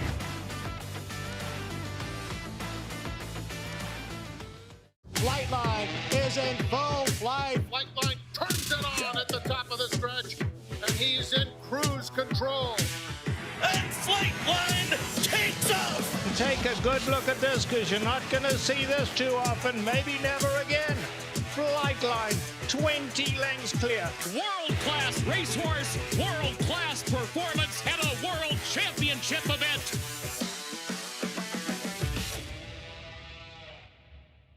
Announcing the Empire Trillium Series, a multi-year $3.2 million 14-race program at the brand new Belmont Park and Woodbine Racetrack, restricted to New York or Canadian foaled horses. This new event kicks off the day after Christmas with 4 two-year-old stakes races on Belmont's new Tapeta surface and continues all spring and summer through late July at Woodbine. The Empire Trillium Series. To learn more and enroll either New York or Canadian breds, go to NYRA.com/EMPTRI. Gunrunner is the sire of 16 millionaires and 12 Grade 1 winners. Last year, he sired $17 million yearlings, including the Keeneland September sale topper. He was the sire of the $2.2 million Keeneland November weanling sale topper as well. Gunrunner was the co-leading sire of 2-year-old Grade 1 winners, including Breeders' Cup Juvenile Fillies winner Super Corridoro. Gunrunner, breed true. You're watching America's Day at the Races, brought to you by Naira Bets. You can bet any track, anywhere, anytime. Get started at NairaBets.com or download the app today. I have actually watched races on my Naira Bets app while being on Saratoga Lake right there. Have you? Yeah. I've done it in odd places, but Yeah. mostly up in the mountains. Like if I'm hiking and there's a horse I want to see, and if I get service, that's when I pull it up. I like it.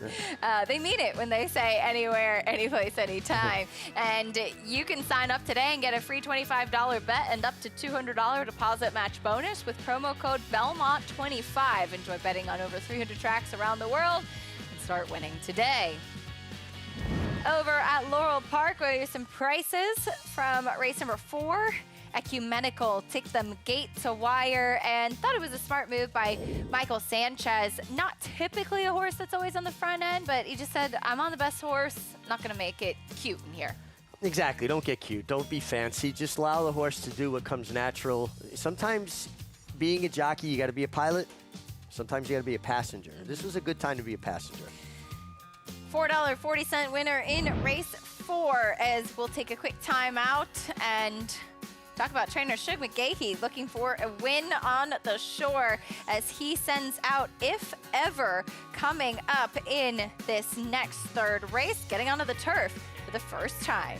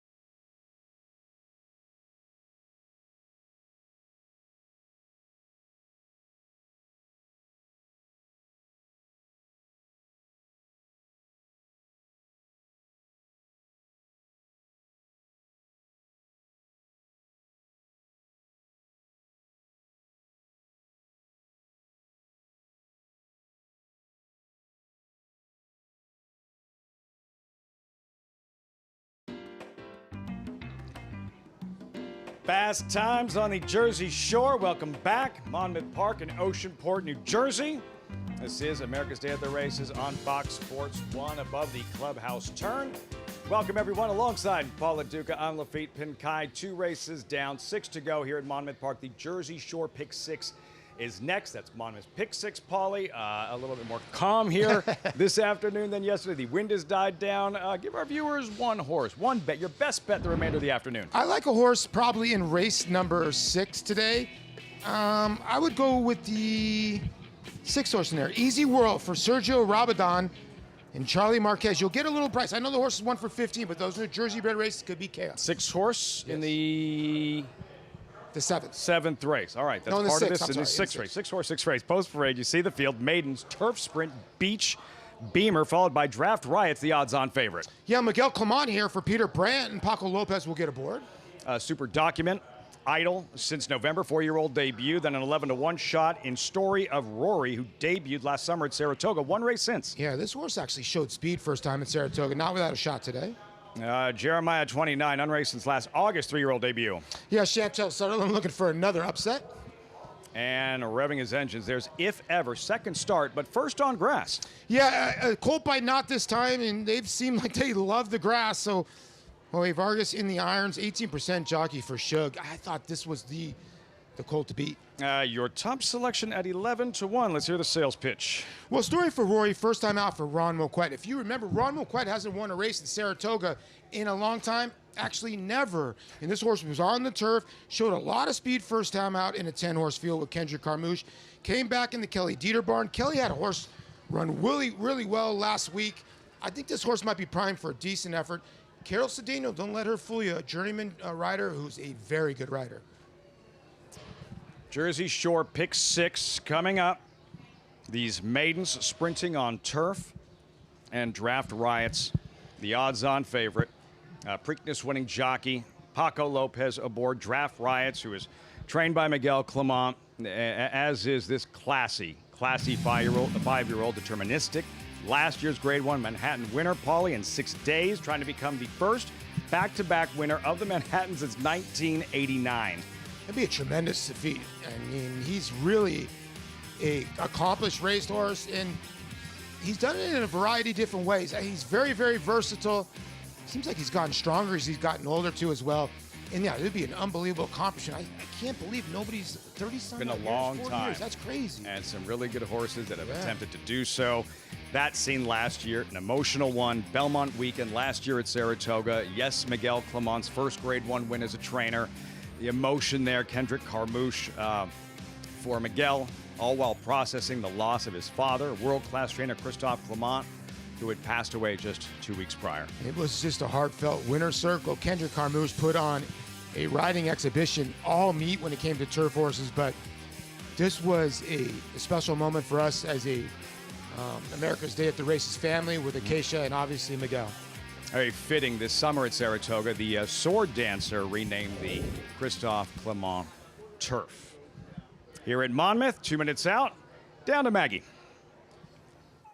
Yeah, we'll start right there with Draft Riots for Miguel, as it was announced shortly after the Kentucky Derby week that Peter Brandt would be moving some of his horses away from Chad Brown, and Miguel Clement, one of several trainers that picked up these Peter Brandt horses. Now, Draft Riots, for whatever reason, Chad Brown did not see fit to ever run him in 3 starts on the turf. He is a son of Warfront, and I'm sure Chad knows that. As the dam, she never won a race in 3 starts, but her faster figures did come on the turf.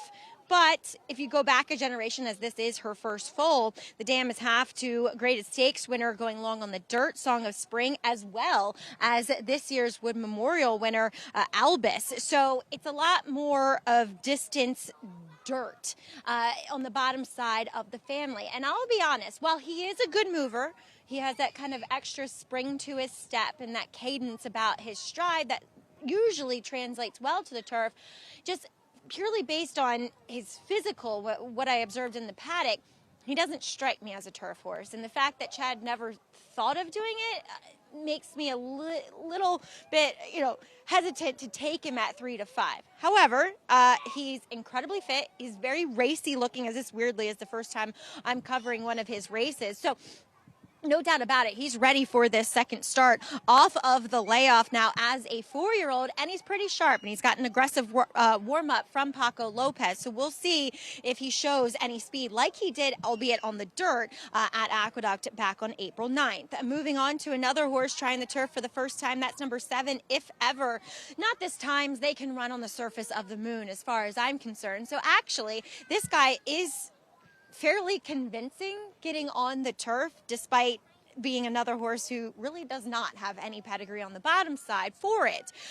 But he does not look any more fit from my eye than what he did in his debut. I wrote down that he has a belly and that he wasn't fit, and that's exactly what I feel like here again.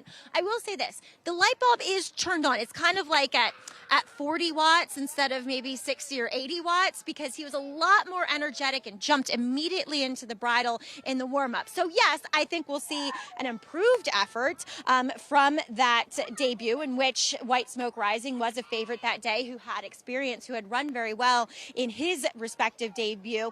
But I feel like If Ever still a bit of a work in progress. I'm going to try here with the rail runner. That's Whale Axe, who debuted down at Maryland last year as a later 2-year-old. He does get Lasix for this return for Sarah Nagel, and there's pedigree for this guy to be a turf horse. He's half to stakes winner, Cavalier Cupid, and he definitely looks like a turf sprinter. He comes back, he's still a little bit raw looking, like there's still some fine tuning to be done as far as his physical makeup, but he looks fit though, and he looks ready mentally. And I thought he ran well in that debut. Slight hesitation on the start. He kind of chased then in between horses. He really jumped into the bridle around the turn, and then he kind of faced a wall of horses, and he never really got the seam until later, and then at that point he just looked tired. So maybe an issue arose out of that race too, but I'm going to try for him at 6 to 1 here, Lafitte. I think, if you're taking a short price on horses who have never done this before,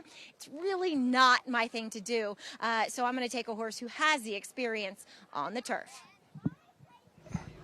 The Big Lick homebred, Whale Axe, Virginia bred, just like Secretariat. Maggie going with him, and some questions as far as she's concerned, just observing Draft Riots and how he'll perform in his first try on grass. 3 to 5, a lot to concede with that question looming. Yeah, it is a lot to concede. You're right. I mean, and she makes a lot of good points. This horse wasn't in big fields, 5th out of 7, 4th out of 6. And usually Chad would pivot towards the turf. Now, maybe he was going to before Peter took his horses away. But you're right, 3 to 5, I thought a little suspect here. Like I said, I landed on the 5. I thought 16 to 1 now. I thought the 7 was a good proposition. And, the fact that Maggie likes the 1, those Maryland races play well here. And for the handicappers playing the Jersey Shore, Pick 6 starts right here, right now. This third race, Monmouth Park Turf Sprinters, 5.5 furlongs, odds on. Draft Riots, what'll he do in his turf debut? Leading rider Paco Lopez aboard Draft Riots. Matt Dinnerman with the load and call. Race 3, Monmouth, live on FS1. Super Document about to load in.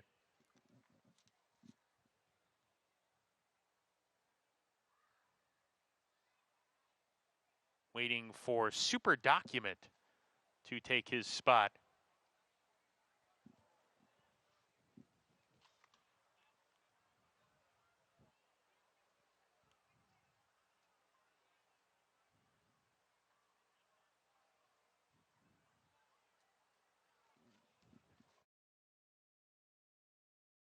Super Document coming up to the gate, then backing away a little bit slow to load here. The 3 inside horses have all loaded.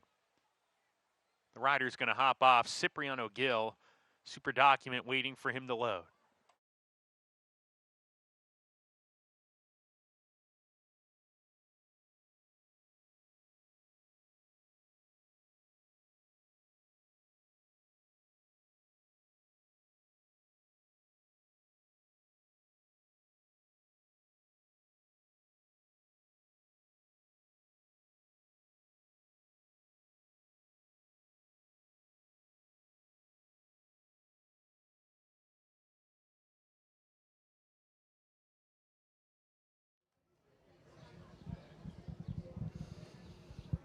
Slight delay before this third race. Monmouth Park coaxing in Super Document without the rider.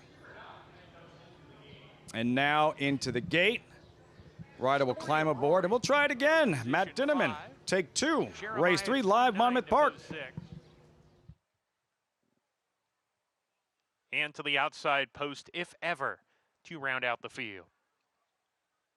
If Ever, coming up.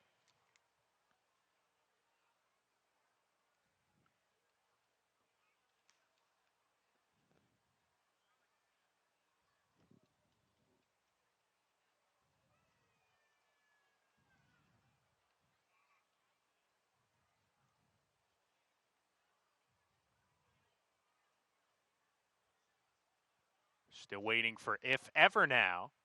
We kick off the Jersey Shore 6 here with a carryover of about $15,000.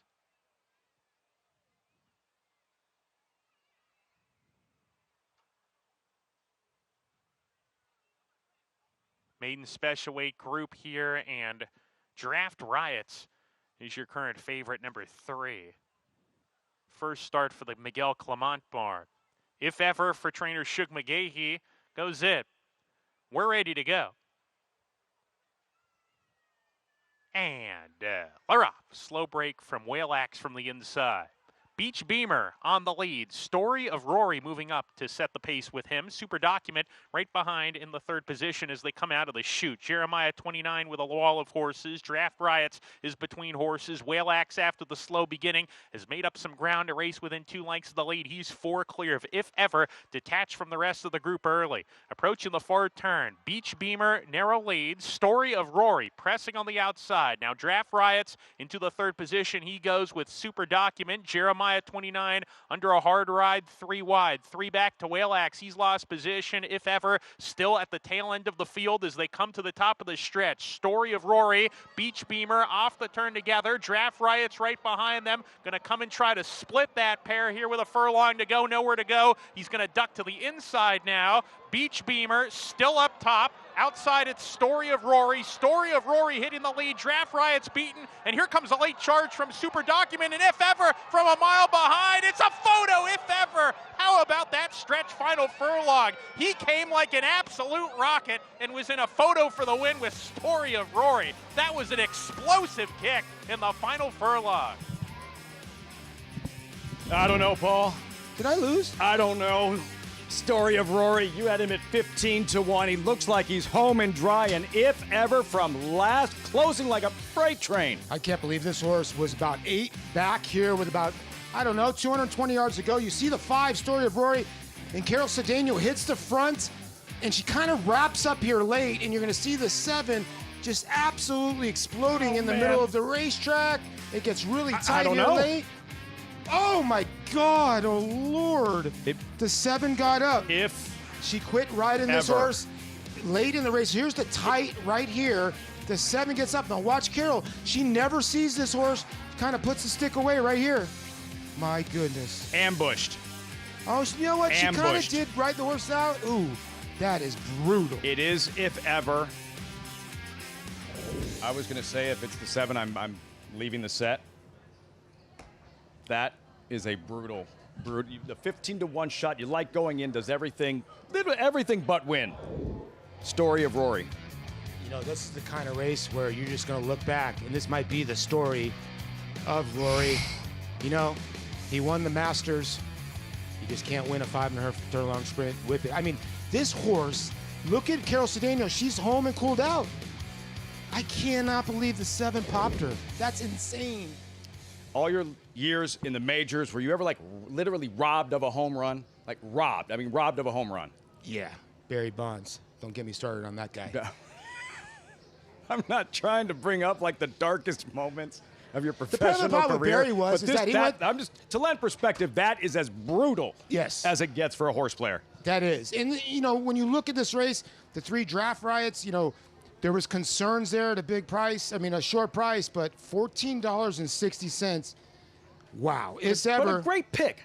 Like a great pick. Does everything but win story of Are Rory. we playing like Those horseshoes? are horseshoes, grenade. We're doing some. We might be juggling grenades when we come back. 7, 5, 4, 2, 1 here, Monmouth Park. Wow, that's how we kick off the Jersey Shore Pick Curling? 6 when we come back.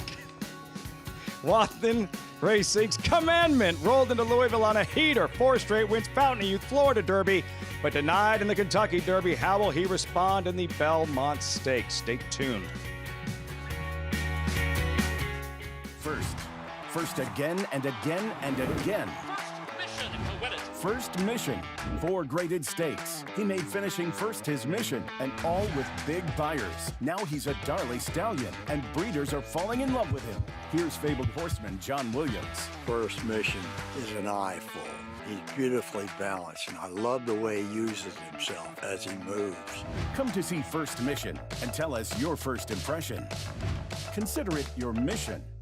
Tickets to a day at the track are on sale now. Reserve a table or secure seats for a historic summer at Saratoga Racecourse. Saratoga Summer begins with opening day on Friday, July 3rd and runs through Labor Day.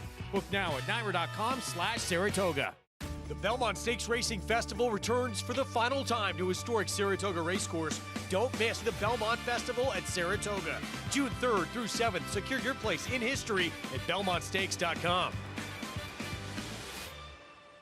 Play the Belmont Stakes presented by Naira Bets. New members get a $25 free bet plus $200 deposit match bonus. Bet the third leg of racing's Triple Crown from historic Saratoga Racecourse. Download the Naira Bets app now to play any track, anywhere, anytime. The official wagering partner of the Belmont Stakes is Naira Bets. Sign up now and use promo code BELMONT25 to claim your $25 free bet plus $200 deposit match bonus. You bet with Naira Bets. Every 2-year-old champion has precocity, but only one can be called fierce. Fierceness! Brilliant at 2. A powerhouse win! Dominant at 3. Fierceness is putting on a show in Hallandale today. Fierceness to win the Travers. Tenacious at 4. Fierceness has won the Pacific Classic. All the makings of a champion. Fierceness. New to Coolmore America. Racetrack Television Network brings you every race, from every track, on every screen, every day. With monthly packages starting as low as $5, RTN gives you great value and access to more live HD streaming and race replays than anyone. Visit RTN.tv today to sign up and watch on almost any device, including Roku and Amazon Fire. RTN has packages that start at $5 per month.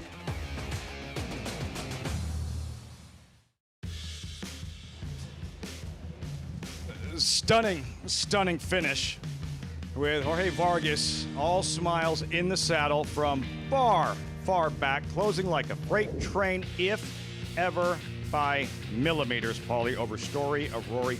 Great pick, does everything but win at 15-1. Yeah, just a tough luck loss there. If ever, really exploded late. The son of Not This Time out of the Proud Citizens mare. Agenda's Agenda, West Point, congratulations. And you know, if you had that pick 3, there's been prices here at Monmouth today. Big number there. Maybe you want to pay the late pick 5 gets underway here. Race number 4, there's the field. $12,500 claiming sprint fillies and mares. Charming Jenny is out. Elsie's Smile. Even money. That's next. Coming up from Monmouth Park. The segue from these $12,500 claimers to the Belmont Stakes probables. There they are, the 10 of them. The draw tomorrow, it'll lock it in tomorrow evening. The draw tomorrow, 5 Eastern. You can watch it live on Naira's YouTube channel. And you can watch this colt on Saturday on Fox, Belmont Stakes Contender Commandment. Paulie, he was the 4th choice in the Kentucky Derby at 6-1. What'd you make of his overall effort and 7th place finish? You know, there's just so much to unpack from this year's Derby, whether you want to take a horse like this who's kind of in that mid-range earlier, you want to take horses that were way back. I have a feeling that him and Chief Wallaby will be played a little bit more than you think. Listen, the Kentucky Derby is the Kentucky Derby. It's hard to dissect, but you know, the fact that Brad's running this horse back, chose to rest further ado in running this horse back, I think speaks volumes. 28th Belmont Stakes mount for Johnny Velasquez. He's won 2 of them, going back to Rags to Riches, the filly in 2007 and Union Rags in 2012. Much more on the Belmont Stakes as the countdown continues. Also have live racing from Laurel Park. Race number 5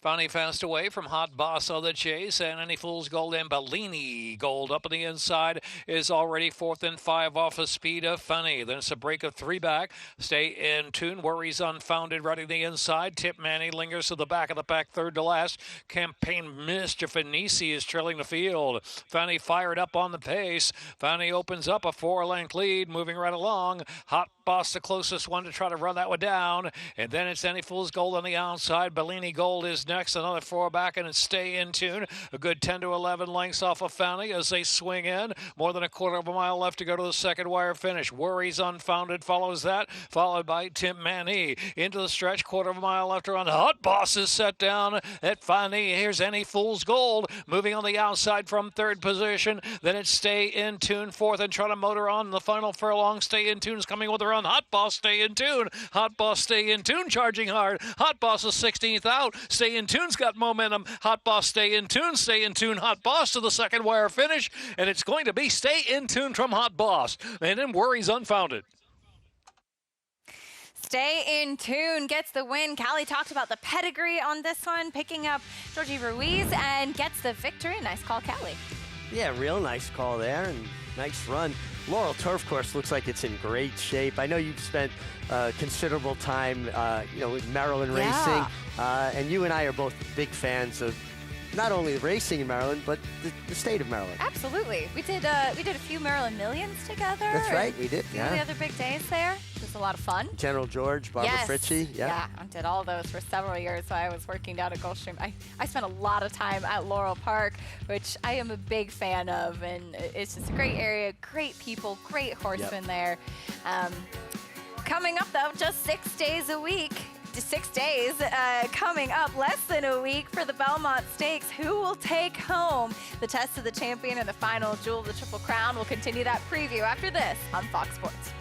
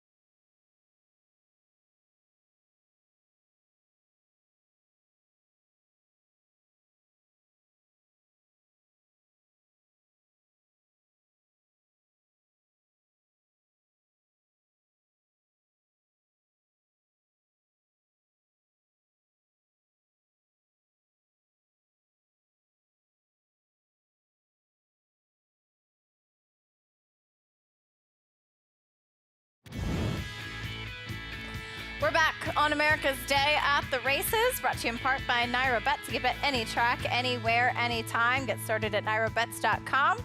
Download the app today. Checking out some of the beautiful locations downtown in Saratoga Springs. Such a beautiful town, and there's just so much history.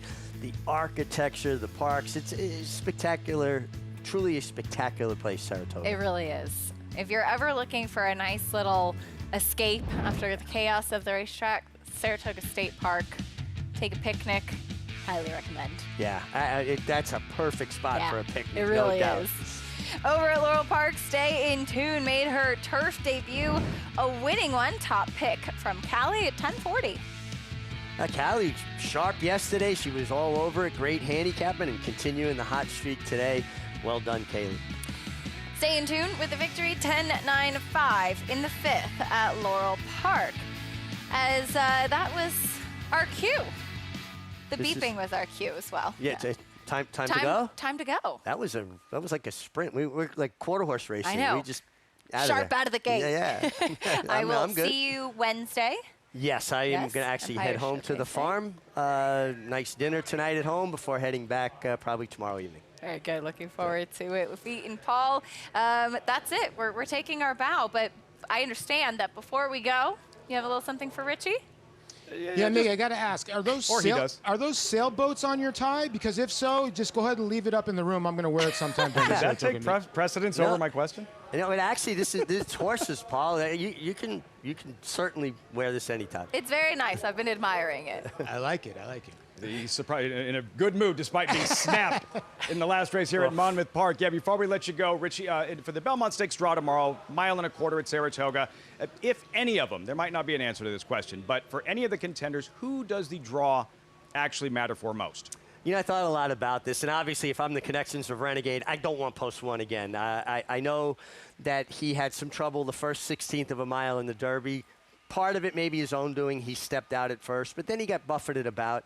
And there's no way to quantify if that cost him the race or not, or you know, maybe it had no bearing whatsoever, because he did work out a good trip after that. But the one horse that I would think that post positions could make a big difference is Cheap Wallaby. Because Acacia talked about it earlier, not a tremendous amount of speed, at least on paper, going into this Belmont. He's a horse that can be tactical, can be forward. And I think the post position could dictate how they approach it. If he's inside, they're probably going to allow him to use a little bit more of his speed to make sure they don't get shuffled back. Otherwise, I think everybody's pretty much got to have enough run to that turn to sort things out. We'll have the field tomorrow. Acacia, have a great one at the draw. Thank you very much. Any more questions, or are we excused? No, that should do it for now. You might want to hold on, stay another around question. a few minutes in case Can something else comes up. Can I get the sandwich, the MiG, named after me for opening day, please? No, After hey, the we MiG. can get the new name on after you, too, and then just tell them what charity you want them to give part of the proceeds to. Ah, that'd be I'll bring you awesome. over there, Paul. We'll get that done. I love it.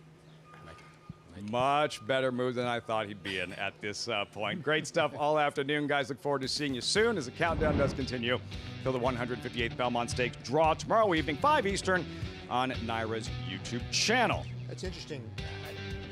I never thought about that, but I think Mick makes a good point. You probably don't want the rail again. Bad memories.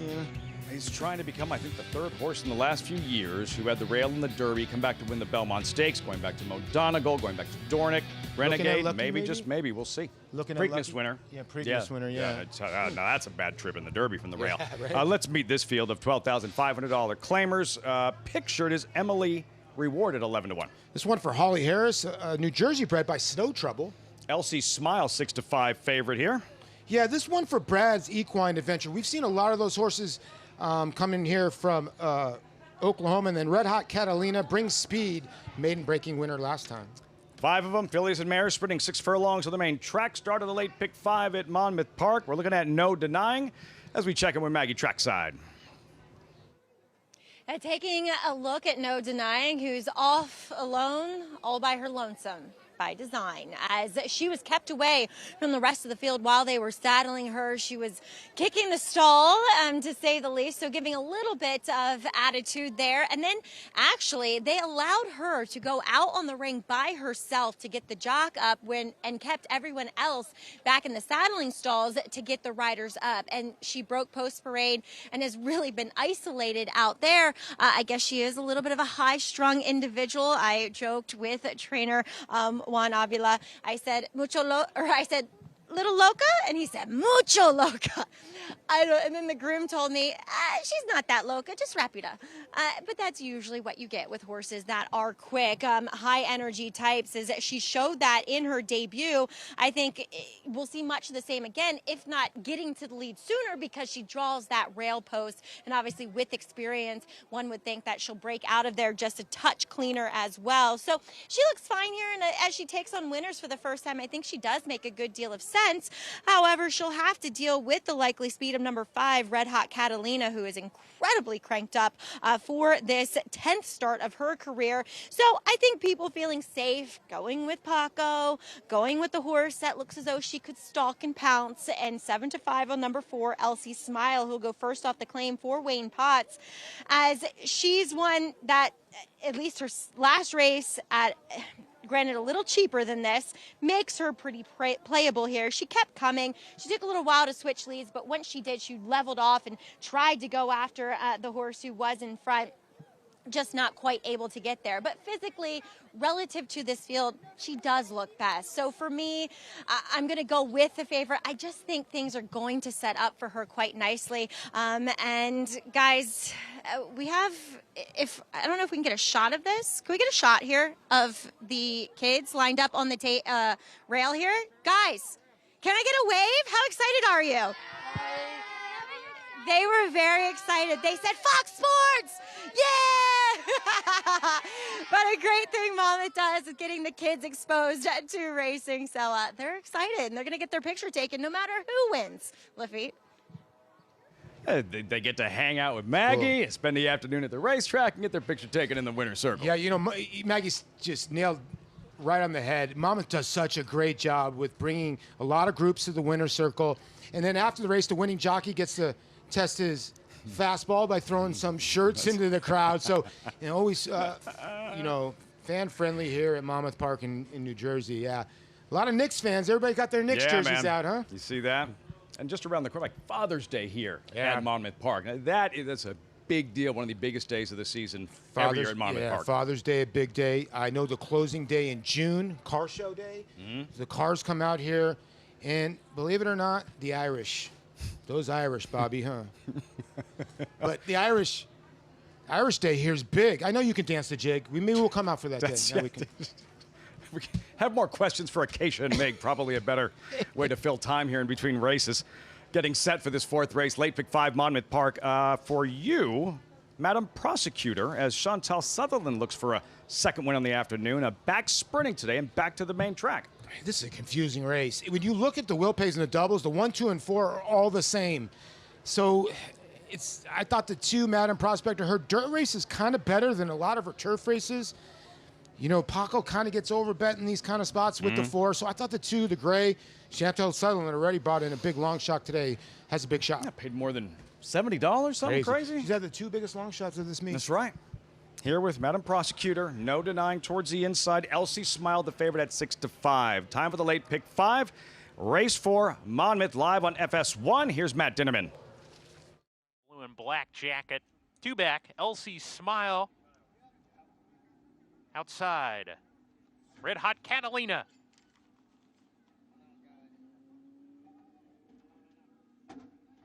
We're ready to go.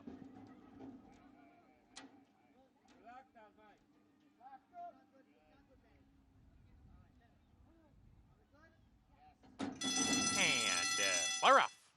Good dispatch for the quintet in this race. Red Hot Catalina on the far outside with Elsie Smile. These two share the top spot. No denying right behind. Now moving up to come and challenge the pace here. Red Hot Catalina about a 3/4 length lead on No Denying. Elsie Smile backs away, will track the pace. Level second with No Denying, who takes a hold now. And Red Hot Catalina clears off a length and a quarter. Elsie Smile into second to come up and apply some heat here. No Denying moves into the 2 path and is shaken up, swarmed on both sides. Emily Reward, who's 3 wide, and the gray Madam Prosecutor stays on the rail as they round the far turn. Red Hot Catalina near a lead. LC Smile shown more rain to keep pace. Emily Reward at 14-1, putting up a challenge, and Emily Reward just ran right by the top pair as the longest shot in the race and opens up 2, coming to the top of the stretch and gets to the rail. LC Smile trying to re-rally second now. Red Hot Catalina calls it a day, and No Denying was in trouble at the half-mile pole while Weakening is finding a second lease of life. There's 1 furlong to go. LC Smile coming back at Emily Reward. LC Smile, Emily Reward. It's LC Smile going on. LC Smile narrowly ahead, and she will win. LC Smile over Emily Reward, then No Denying, Madam Prosecutor, and Red Hot Catalina. Some interesting trips there, but in the end. Second lease on life is right. Looked like she was in deep water. Re-rallies, does the favorite. LC Smile and Paco, 9-5 second choice. Yeah, the gray Emily Reward just circled this field like she was going to win like a good thing at a big price. Paco kind of gathered the 4. LC Smile got her back on her feet, and she went on with her business. Weird run race here. Yeah. But it just shows you, you look at the 1 and the 5 in here, Lafitte, 2 horses breaking their maiden. Yeah. It's so hard to face winners for the first time. That's why the 3 ran a big shot here, almost caused another upset. 4, 3, 1, 2. Yeah, Emily Reward at 14-1, completing the exacta. Brad's Equine Adventures, LC Smile. First after the claim, Wayne Potts. Paco, another win at the Shore's Greatest Stretch. When we return, 23-1 deep closing derby, Hero Golden Tempo. Revving his engines yesterday at Keeneland. Final tune-up, heavy lifting done. Saratoga bound for the Belmont Stakes.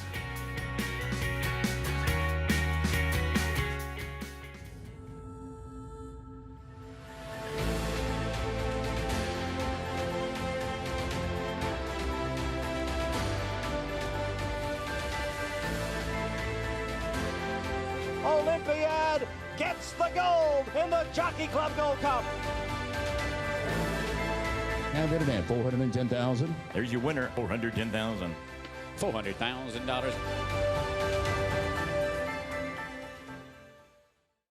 Play the Belmont Stakes presented by Naira Bets. New members get a $25 free bet plus $200 deposit match bonus. Bet the 3rd leg of racing's Triple Crown from historic Saratoga Racecourse. Download the Naira Bets app now to play any track, anywhere, anytime. The official wagering partner of the Belmont Stakes is Naira Bets. Sign up now and use promo code BELMONT25 to claim your $25 free bet plus $200 deposit match bonus. You bet with Naira Bets. Some horses are remembered, other horses are passed down like an heirloom. He's the kind of horse that lives in stories, each better than the one before. He ran 3 straight years at the highest level, and he himself was elite. Who's it gonna be? It's gonna be National Treasure. Has opened up a 5-length advantage. It's a 1-horse race. National Treasure, the key to quality.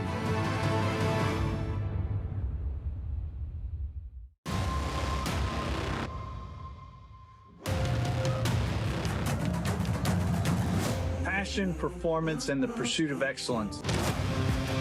At West Point, the horses are the heart of what we do. The partners really are the soul. The bar that they set is different than everybody else. This starts and ends with the care of the horses. This is a real immersive experience. Wednesday, June 3rd, join America's Day at the Races for day 1 of the Belmont Stakes Racing Festival. 5 days of winning team coverage live from historic Saratoga Racecourse. Day 1 action kicks off Wednesday, June 3rd, 12:30 Eastern on FS2. Enhance your handicapping with AI Fast Facts, exclusively on Naira Bets. Open your Naira Bets app, click View Runner Details, and a stat-driven fact will appear for all U.S. thoroughbred racehorses. Download the Naira Bets app to start using Fast Facts today.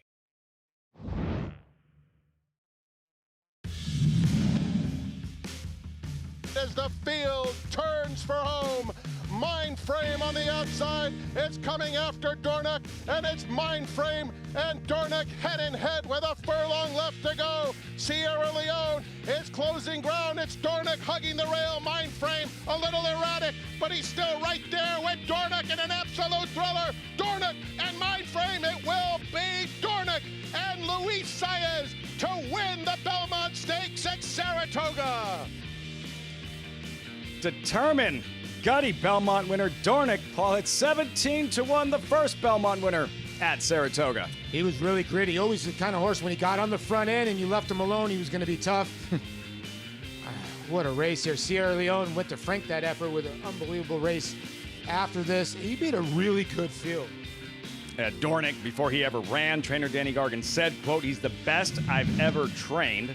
That was Mindframe, who he defeated in the Belmont Stakes, Paulie, and then right here defeats Mindframe again in the Naira Betts Haskell. He just had the best of Mindframe. Mindframe, kind of a drunken sailor at Saratoga, but Dornock just left nothing to be desired in the Haskell that year. He was just much the best for Jason Worth, who's parlayed the Dornock success into Icon Racing and continued success. Co-owner of an American Classic, two-time World Series champion Jason Worth. Dornick, tough as nails, 24 Haskell winner, honoring the best of the best. Hall of Champions Haskell winners, Serena Song and Skip Away, back-to-back years, 95 and 96. War Emblem, Derby winner, Preakness winner, one of 9 Haskell victors for Bob Baffert. Big Brown, like War Emblem, captured the Haskell after denied Triple Crown glory. Rachel Alexandra the Great, 2009 Horse of the Year. Made a habit of beating the boys. And American Pharoah, 60,000 plus on hand to see the Triple Crown winner. Biggest crowd ever here at Monmouth Park back in 2015. Paulie, do you have a favorite Haskell moment, one that comes to mind? There's a lot of them, but I think 2009, I think Rachel Alexandra just had that it. I mean, she was just the coming attraction. And you know what? I think a lot of people forget. It's been like 17 years now. I'll put her about 5 to 6 race little window that she had against anybody in the history of racing. That's how good she was. I mean, she won the Oaks by 20 some odd lengths, and the horses came back to win out of that race. But her race in the Haskell was a jog. And I just remember the crowd here in New Jersey, just a special crowd that day. A big crowd here at Monmouth Park, and we can expect to see big crowds at Saratoga next week at Saratoga. It's the last time, a last chance to experience the Belmont Stakes at historic Saratoga Racecourse. Back at home next year, the new Belmont Park. Tickets on sale now. Visit belmontstakes.com/tickets and be there for the third and final jewel of the Triple Crown. What a scene last year with Sovereignty.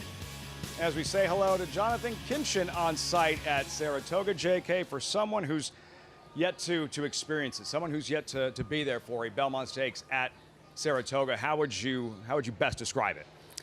Yeah, I was trying to think. I think I would take it as like there's 2 things that you really like. You know, one of them's here and one of them's there. You put them together, that's what it's like to me, right? I think this place is so spectacular. It's such a special place. Every time I walk into here, whether there's thousands of people or literally 7 people like there was this morning, majority of them working to get this place ready for everyone to come and hang out.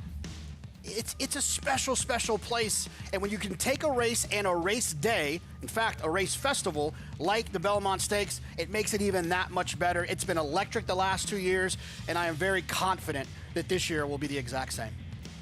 Nothing like the energy of a big day at Saratoga, the traditional or otherwise. As you look at the 10 probable Belmont runners, those fans, zillions around the world to be watching and wagering on, included top 2 Derby finishers, Golden Tempo and Renegade. Jonathan, no Triple Crown bid this year, no Triple Crown grudge match, Derby winner v. Preakness winner, but we do have a Kentucky Derby rematch. Yeah, I mean, we love a rematch. We love an opportunity to kind of settle it on the racetrack, and I think that that's something that Renegade and Golden Tempo will have the chance to do on Saturday. But the other thing I'm excited about is let's not forget that picture we continue to see over and over, which was the Ortiz brothers embracing each other after the race. There's another opportunity to see those 2 guys hook up in what would be a very important race on their career mantle. So that's going to be an exciting part of it, and not to mention, not just those 2 riders, not just those 2 horses. There's a lot of horses in this race that are also going to have another shot at Golden Tempo and Renegade. What's different, Jonathan? It's a mile and a quarter. What's the biggest difference looking at this Belmont Stakes? Renegade, Golden Tempo, you have the 6 horses that ran in the Derby competing in the Belmont. What's the biggest difference this time? Well, I think it's going to likely be the pace. I think that the pace of the race was such a defining moment of that Kentucky Derby, which we'll talk about throughout the show and throughout the week. But I think that the pace is likely going to be a little bit different than we saw on the first Saturday in May. And for 2 horses in Renegade and Golden Tempo who came from off the pace, that's definitely where the conversation has to start. Golden Tempo, Renegade, head-to-head once again in the 158th Belmont Stakes. Sit tight, JK. We'll need your selection for the upcoming 6th race, Laurel Park. Here at Monmouth, we have some housekeeping. Race 4 is in the books, and while it looked like Paco might be in deep water with LC Smile, bypassed by contenders when the real running started, no panic from Paco. She re-engaged, went about her business and won. Yeah, you know, the 3-horse kind of just circled her like no problem, but Paco, for Brad's Equine Adventure, we've talked about a lot of their horses. You know, they had a lot with Dan Ward. They're kind of circling over to Wayne Potts. Wayne has a ton of them. You see the guys in the winner's circle, BEA. Congratulations. So Ford does get the job done. And, you know, the 3 at this time already had circled your favorite or your second choice here. But Paco, like you said, never a panic. Paco, 12-time Monmouth riding champion, now a Preakness winning rider. Paco Lopez, LC Smile, and a bold run from Emily Reward, the long shot, and she fights and digs. These are just $12,500 claimers, but showing some class. Emily Reward and these fillies, admit they're not the best, they're not the graded stakes types, but willing to dig deep and fight. Yes, Jersey bred too, a 5-year-old mare with 1 lifetime win. She gave a tremendous effort, but LC Smile, Cajun Breeze out of the Long Island Sound mare, Silver Smile. Race 4 in the books. On to the second half of the Sunday program. Race 5, these $20,000 claimers, non-winners 3 lifetime, means they're all for sale, all 2 for something. Turf Sprint, number 7, Liner Right, 8-5 the favorite, 16 minutes out. Paul, what'd you come up with? I thought Liner Right was going to be very tough in here when it comes numbers-wise. The problem is those 10 second-place finishes stare right at you, whether you want to go deep or not. But I think Liner Right is the benchmark, definitely in this race. We'll have riders up post-parade. We'll check in with Maggie as we get set for this upcoming 5th race, Monmouth Park, back at Laurel Park in Laurel, Maryland, getting closer to post time for the next race on their Sunday card. Updated odds, the field. We'll meet the field in a post-parade. $12,500 allowance optional claimers here, 7/8 of a mile on the main track. Starting with a long shot, 14-1 Top Blood. Yeah, a horse that put blinkers on last time in the slop and showed improved speed. We'll see what happens today. Aztec Contender, 4-1. Nice long look there, Top Blood. Aztec, 2-time winner at Laurel, 7-time winner overall. Yeah, second off the claim, and you're getting the price that you want at 4-1 for Alan Ferris, who's striking at a pretty good start to this meet. Just for the money at 9-1. This horse brings a lot of speed to the party. Could be the speed of the speed. Daddy Yankee, 3 for 28 overall, 1 win at Laurel. The second time in the Jonathan Maldonado barn, who does good work. Fighter Town representing speed. Yeah, you know, Lacey Gaudet, this could be the other horse here that is the speed, has shown tremendous foot, at least at 6 and 7 furlongs. 5-2 favorite, followed by a 13-1 outsider, Laddie Dance. Laddie Dance, a 5-year-old gelding by Golden Lad, really struggles out of the gate, but will come late with some run. Norfie by Breeders' Cup Classic winner Accelerate. I gave this horse a little bit of chance. It seems like the Tampa shippers have done well at certain racetracks, or a lot of different racetracks, definitely here at Monmouth and at Laurel. Big Taunton, second choice, 3-1. I thought this was the horse to beat, cutting back in distance here, and you get Phil Capuano, a son of Echo Town. Capuano trainees to break side by side first after the claim. Here's White Series. They kind of got the same MO, the 8 and the 9, and I wonder what's going to happen with the 9 White Series. Does have a win at this distance, first time in Phil's barn. The runners in the 6th race, Laurel Park, no matter where it's happening. If horses are running and turning left, JK is playing. Jonathan, race 6, Laurel Park. Who's it going to be? I got to tell you the truth, Lafitte. Turning left helps. But if they want to go right, I'll bet on those too. Here's the thing. I like to look at Timeform US. It's a daily racing form product where you can have a pace projector that can kind of give you an idea of what the pace looks like in some of these races. The pace projector today said this race was going to be a fast pace. It was going to set up for horses coming from off of it. Well, when I looked through the race, I thought the 8 was the best horse in the race, and actually is also the best closer. I think sometimes when you can find that synergy between the best horse also going to likely get the best setup, it's a great opportunity. I was happy at 2-1. I'm even more happy at 3-1. You thought a real threat as well? Yeah, I thought the horse to beat here. I'm with JK here, the 8. If I was going to take a little bit of a long shot, it'd be the Tampa shipper, the 7, Norfie. Another horse that does come from off the pace. Ronaldo Richards having a great 2026. Moving into line, it's post time from Laurel Park, race number 6. Final check of the odds, the speedy Fighter Town at 2-1. Jonathan mentioned what looked like on paper a quick pace early on Fighter Town, and who else do you expect to be mixing it up for the lead? I think just for the money, the 3, with Matilda Burnham, she's ridden this Son of Barbados before. That horse has some speed. I do think the 8 won't be that far off, has shown sprint speed, or at least some speed going the 1-turn mile.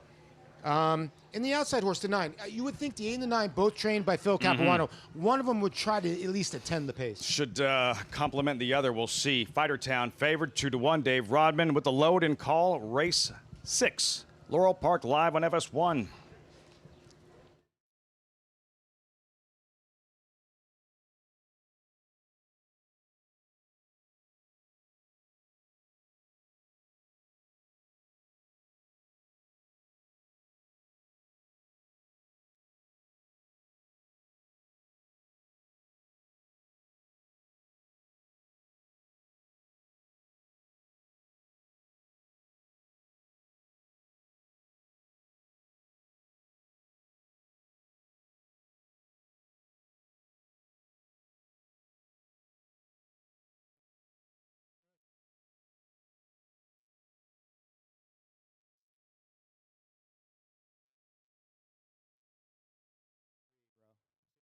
Just get the pizza. The problem with their dishes, seafood dishes, they're Italian, old school Italian, so you get the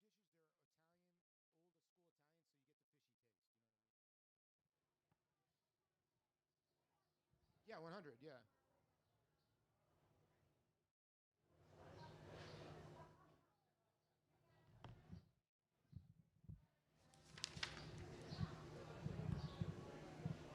Technical difficulties. Can't access Dave Rodman, who is calling this race Laurel Park. You feel like calling a horse race, Paulie? Well, the 5 here, Fighter Town, and the 9, those were the 2 horses. The White Series coming off the claim. You see the jockey on the 9 looking through his legs a little bit. Maybe he's got a little horse. Eddie Rosario. Now the 3 coming up the rail. We talked about, and Jonathan was talking about that fast pace. Where's the 8 looming? About 6th. Making their way into the far turn. As expected, Fighter Town flashing that speed, the 2-1 favorite. Daddy Yankee trying to hang tough at the rail, under a drive just for the money. Starting to creep up, looms large with Fighter Town in front. Making their way around the far turn. Fighter Town under pressure. White Series is right there. Daddy Yankee in deep water, just for the money. As the field turns for home. This is when it's going to get interesting with feet, because this horse on the front end usually stops. Look for the 7 horse, about 5th or 6th on the rail, but the outside horse with JK, here comes the 8, the 5 starting to drift. Is there going to be enough time? I don't know. The 5 could be cooled out here. Daddy Yankee. Danger on the rail. Daddy Yankee. Yankee. Fighter Town reaching for the wire. Daddy Yankee lengthens his stride, and by an extended neck, Daddy Yankee at a price, running down Fighter Town in the 6th race, Laurel Park. 2 for 21 now, lifetime at Laurel. This horse had to be a good price. But Raul Mena just kind of stuck to the rail, and all these other horses kind of drifting, getting a little bit tired. And the 4, Daddy Yankee's finishing the best, while everybody's kind of spinning their wheels. And so far on this broadcast, the last, hour and a half, 2 hours, Lafitte, we've seen some prices. Terrible tag team effort by you and I, but we got there, and the viewers That's why I saw never the race. So hopefully we can reconnect with Dave Rodman before long, but exciting fish. Air traffic control, what was the price? Daddy Yankee. Gotta be a good price, Anyone? right? Anyone? Hold on, let me see. 12-1 on the morning line, picks off the favorite. 13-1 in the end. Good price. Another $28, $29 winner. And hopefully you're alive in a lot of the exotics there. Results forthcoming, Laurel Park. Live look Monmouth in the paddock. Riders up. Really a beautiful paddock here at Monmouth Park. I love the paddock here at Monmouth Park. They've really done a good job. You know, most of the time you see what's on synthetic, like tapeta surface is what you're getting, what the horses are on in the paddock. They've entered that in there, but a beautiful, really serene way to paddock, saddle your horses. Well, you're looking at Linerite. Last 2 races on dirt. Last turf sprint 3 races back was dull. But before that, this effort, Paul, mid-September, Aqueduct, New York breds is facing Linerite. Last early, and watch her close through the stretch to run second. This is what she does. She really lays back and makes one run. That's probably why she has her race record, which is 2 wins and 29 starts with 18 seconds and thirds. She needs a lot to happen, but you look at her numbers in this race, she should be very tough to beat. You know, here at Monmouth, the 5.5 furlong races here, you are able to launch from off the pace, but is she vulnerable today? I think you're getting a good price with her right now at a 7-2. Do you feel more comfortable when it comes to late running sprinters, one surface versus the other, on dirt or in turf sprints? I think more times than not in turf sprints, you can launch more than anything else.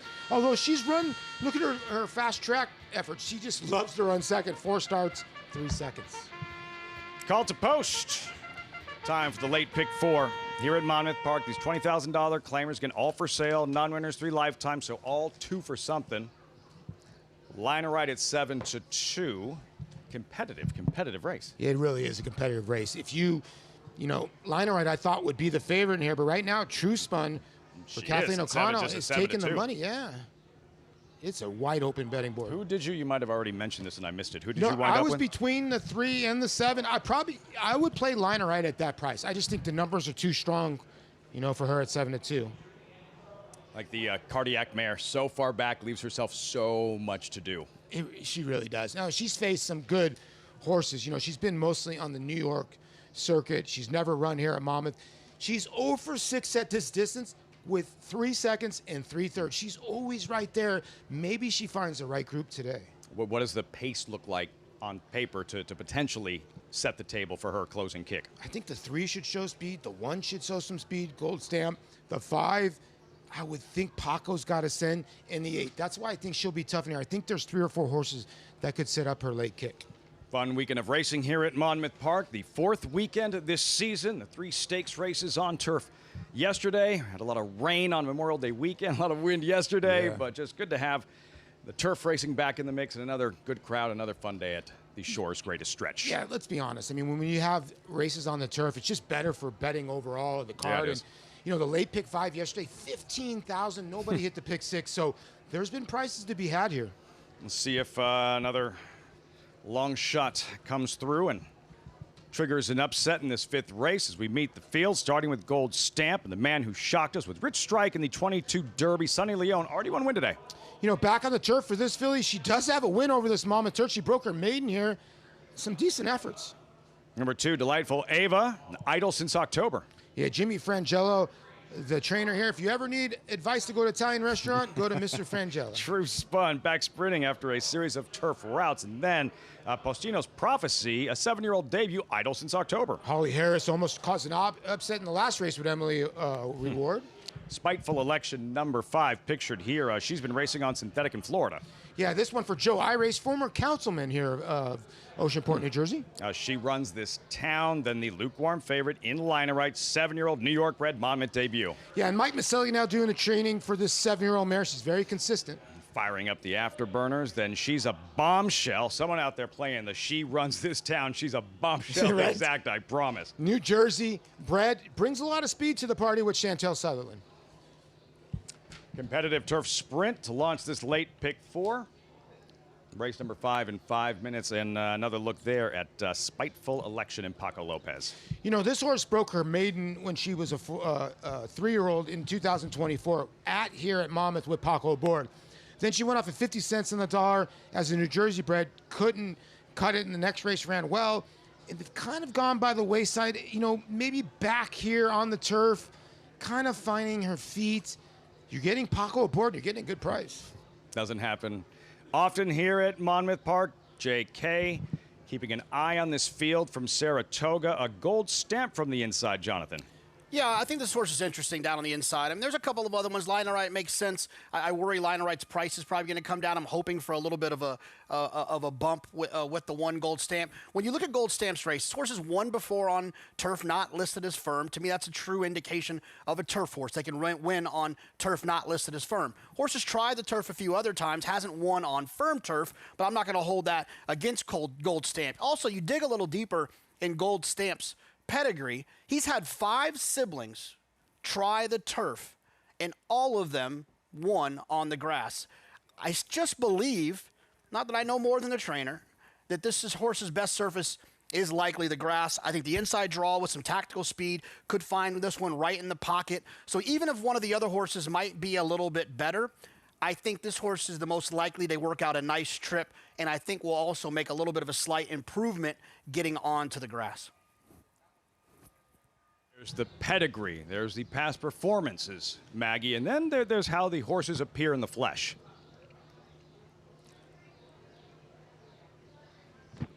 That's right, Lafitte. As taking a good look at them from the paddock to the racetrack, and Liner Wright is a horse that I'm fortunately very familiar with. Being a New York bred, I've watched her throughout her career, and she, if you're just judging horses without the PPs in your hand, purely on looks, she does look best here. But she is coming in off a little bit of a layoff, and she got a little hot as time went on here in the preliminaries. And as I always say, I feel like that's a telltale sign of a horse needing a race. Now, two, she gets to get back to the turf, which is obviously her preferred surface. And the last start where she was on the turf in mid-October, it was a much tougher field. Blossoming Erudite was in raging form at that point in time, and Kanane, who finished second that day, actually just finished second in the license fee. So a horse that definitely has the ability in there. And the context of that race, I thought as though she was taken out of her game a little bit. She was almost too aggressively ridden. She's a horse that you have to just let her drop out the back and hope that the pace materializes and kind of fizzles away towards the tail end of the race, because you know that Liner Wright is going to come with that last gasp stretch run. She did warm up very well, so I'm not going to take anything away from her, and I think 7-2, who knows what the odds will change when they break, is a very fair price. So far, she's been very fair throughout the wagering. Moving on to the horse that I think is going to love returning to sprinting. That's number 3, True Spun. In fact, last time I thought she was ridden incorrectly, too. She was literally taken a hold of, head to the chest, and then taken 4 wide into the first turn and just totally conceded the lead and the race to the favorite on the front end that day. So I think she's a bit better than that recent form would indicate. Her races as a 4-year-old last year sprinting on the turf, I think make her a major player. She looks fantastic here for Kathleen O'Connell. Moving on to number 6 in here. That is She Runs This Town. Talking about pedigree. Now, Golden Lad is not a good influence. He's only 9% with his turf sprinting progeny. The Dam, she went 2 for 7 on the turf, graded stakes placed runner, a stakes winner on the dirt and who's in town, but 6 of the 7 siblings to try the turf have won on it, and she looks like a turf horse. Now, however, she looked a little bit better from the overall standpoint as she ships in here from Charlestown. But I do think she's going to appreciate getting on this turf course for the first time in her career. As we'll take a look here at another horse that'll be a decent price. And number 8, She's a Bombshell. Her turf sprints leave little to be desired. I get that. The one for 30 was decent enough. She does bring outside speed to the party, though, and she's acting that way. She has been sharp. She looks like a coiled spring as they head to post with her on the turf course right now. I just thought, Lafitte, next to the favorite Liner Wright, she was the next best looking horse physically, incredibly well muscled, coming off of a layoff. It appears fresh on top of that. Looks the part. Our handicappers all in agreement for this 5th race at Monmouth Park. She's a Bombshell, and it does look like Chantal Sutherland, pedal to the metal right from the start. Yeah, I landed on the 7 here, Liner Wright. I messed up a little bit, sent the wrong pick in, but yeah, we corrected to the 7. The reason why I like Liner Wright in here, if you watch a lot of racing here with the turf sprinting at Monmouth Park, you can launch. Now, we saw what happened in the last turf race where the 7 ran down the 5. I still don't know how that happened, the Shug McGahee runner. But you can launch from way out of it. Sometimes you see 5.5 furlongs, you think it's just going to be a mighty dash to the front. But for some reason, you can come from off the pace on this turf course. I think this turf course is made for Liner Wright. We'll see if she can get the job done. She's 7. Pedro Cotto on True Spun now 8-5, and see if he can work out a better trip than her most recent, as Maggie referenced. The standout favorite here now as they've reached the starting gate as she steps forward, True Spun. As we get set for the late pick 4 from Monmouth Park, race 5 live on FS1. Matt Dinnerman with the loading call.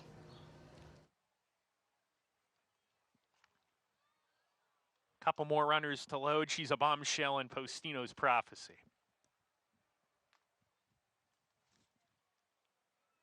Postino's Prophecy up to the gate.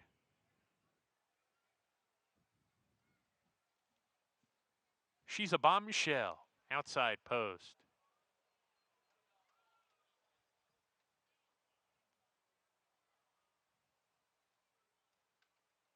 We're ready to go.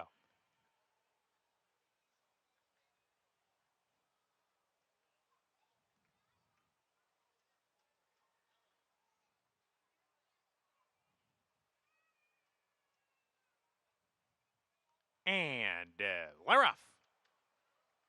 Good beginning for all. True Spun sent very, very hard. Spiteful Election. These two match their motors as they come out of the chute here. True Spun with the lead from Spiteful Election. Gold Stamp runs in the third position. She runs this town right behind in the fourth spot. Length and a half to Delightful Ava. She's a bombshell to the outside. 2.5 more to Linnerite. Sent upon in the second last position. Postino's Prophecy alongside of that one at the back. Into the turn.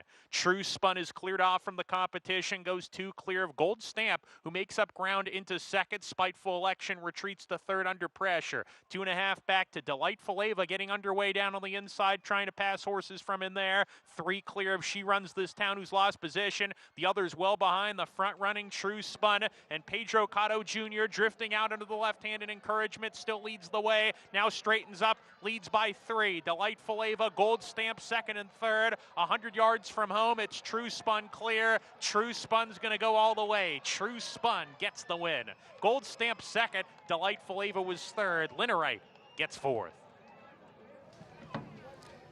Back sprinting today, wandering in the stretch, wandering Paul, but winning True Spun in the 5th at Monmouth. She broke right on the button. Sometimes the gate is her worst enemy, but when she got out to the front end, she's been coming at a mile race. So she knows she was going to have bottom, and she was going to be tough to catch, and she got the job done. And the public got this right down to even money late.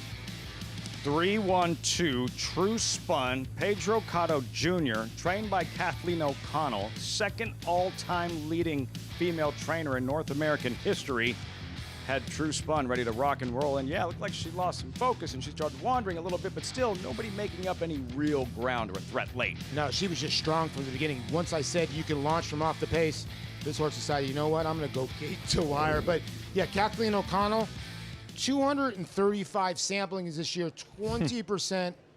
Very good. Been a very good trainer for a long time. That'll get it done. That'll get it done. True Spun by Hard Spun, a Kentucky Derby runner-up back in 07, part of that terrific sophomore class, an eventual King's Bishop winner when the King's Bishop was the King's Bishop before the Alan Jerkins. True Spun here, 3-1-2-7-4 in the 5th race at Monmouth Park. Results when we come back. Plus, he saddled a pair of Preakness winners so close in the Derby. Held in check to date in the Belmont. Chad Brown, more on Chad and his Belmont trio when we return.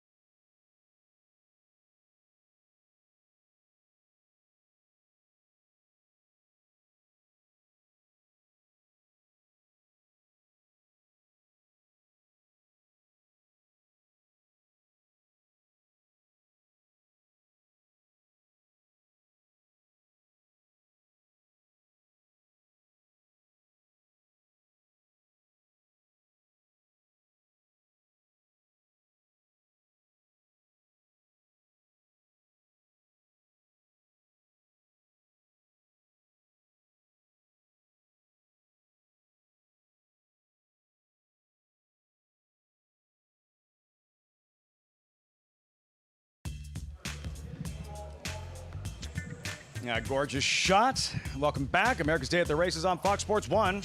Brought to you in part by Gainesway Power, Passion, Performance. Winning performance from True Spun. Back sprinting today. 3 lifetime wins. 2 of those sprinting on the lawn here at Monmouth Park. Yeah, mare by Hardspun. Yes, it's True Mare. April True. H&A Stables, the breeder here, Andy Scott. And just won this race out of the gate. She just took no prisoners early, Pedro Cotto Jr., and just kept on improving her position. Speed of the speed, not running straight, but quickest of all in the end. Over Gold Stamp, 3-1-2-7. Liner right, what'd you make of her effort? Waiting for her to crank it up late. Liner right, way off. Didn't come with that same rush. True Spun took the money. Even money in the end. Pedro Cotto Jr., 5 down, 3 to go at Monmouth Park on this Sunday program. Look at the pick 5, the early Man, pick 5. My goodness. That'll work. That was Chantel Sutherland on a $72 horse earlier today. We turn the page. New Jersey breds take the stage. Allowance optional claimer here. Mile and 70 yards of the main track. 8 of them. 5-2. Allenhurst drawn inside. Who'd you come up with, Paulie? I thought the 3 in here, Diamond in the Sand for Chantel Sutherland, who won last time, first time around, 2 turns. Another difficult event here. That's the 6th race coming up next. Monmouth Park as our coverage continues on FS1, plus much more in the Belmont Stakes in 6 days for the 3rd time at Saratoga. There he is, Chad Brown. Yeah, those 2 Preakness wins, so close in the Derby. Yet to win a Belmont Stakes. Maybe that changes on Saturday. Running a trio, including Emerging Market, lightly raced Louisiana Derby winner. Can he win the Belmont in his 4th career start?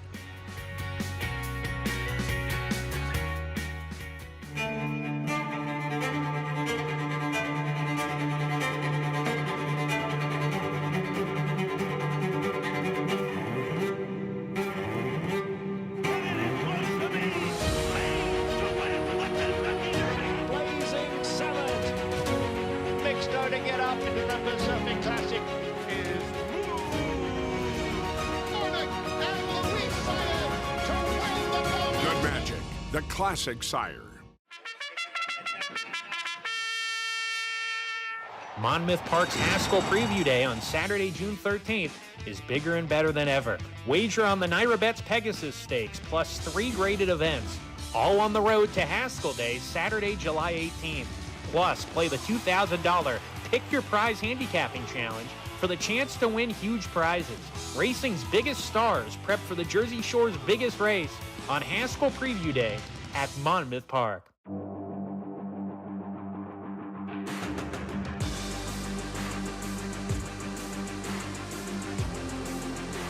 Bright future indeed. Bright future, the son of Curlin to win by 4. Bright future, Proxy, here's the line. Photo finish, Bright future. Bright future, look at that. Bright future, the class prevails. Bright future, standing at Claiborne Farm.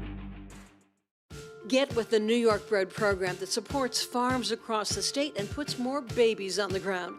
The program that lets your New York Bred race against other New York Breds on the same tracks where Man O' War won the Travers and Secretariat completed the Triple Crown in the Belmont Stakes, but at a beautiful new facility offering the new Empire Trillium Series. Get with a program that respects thoroughbreds from the foaling farm to the starting gate to the second career.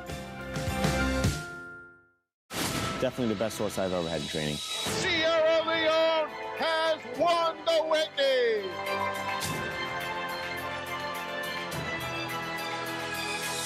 Sierra Leone, gun runner reaching for the wire.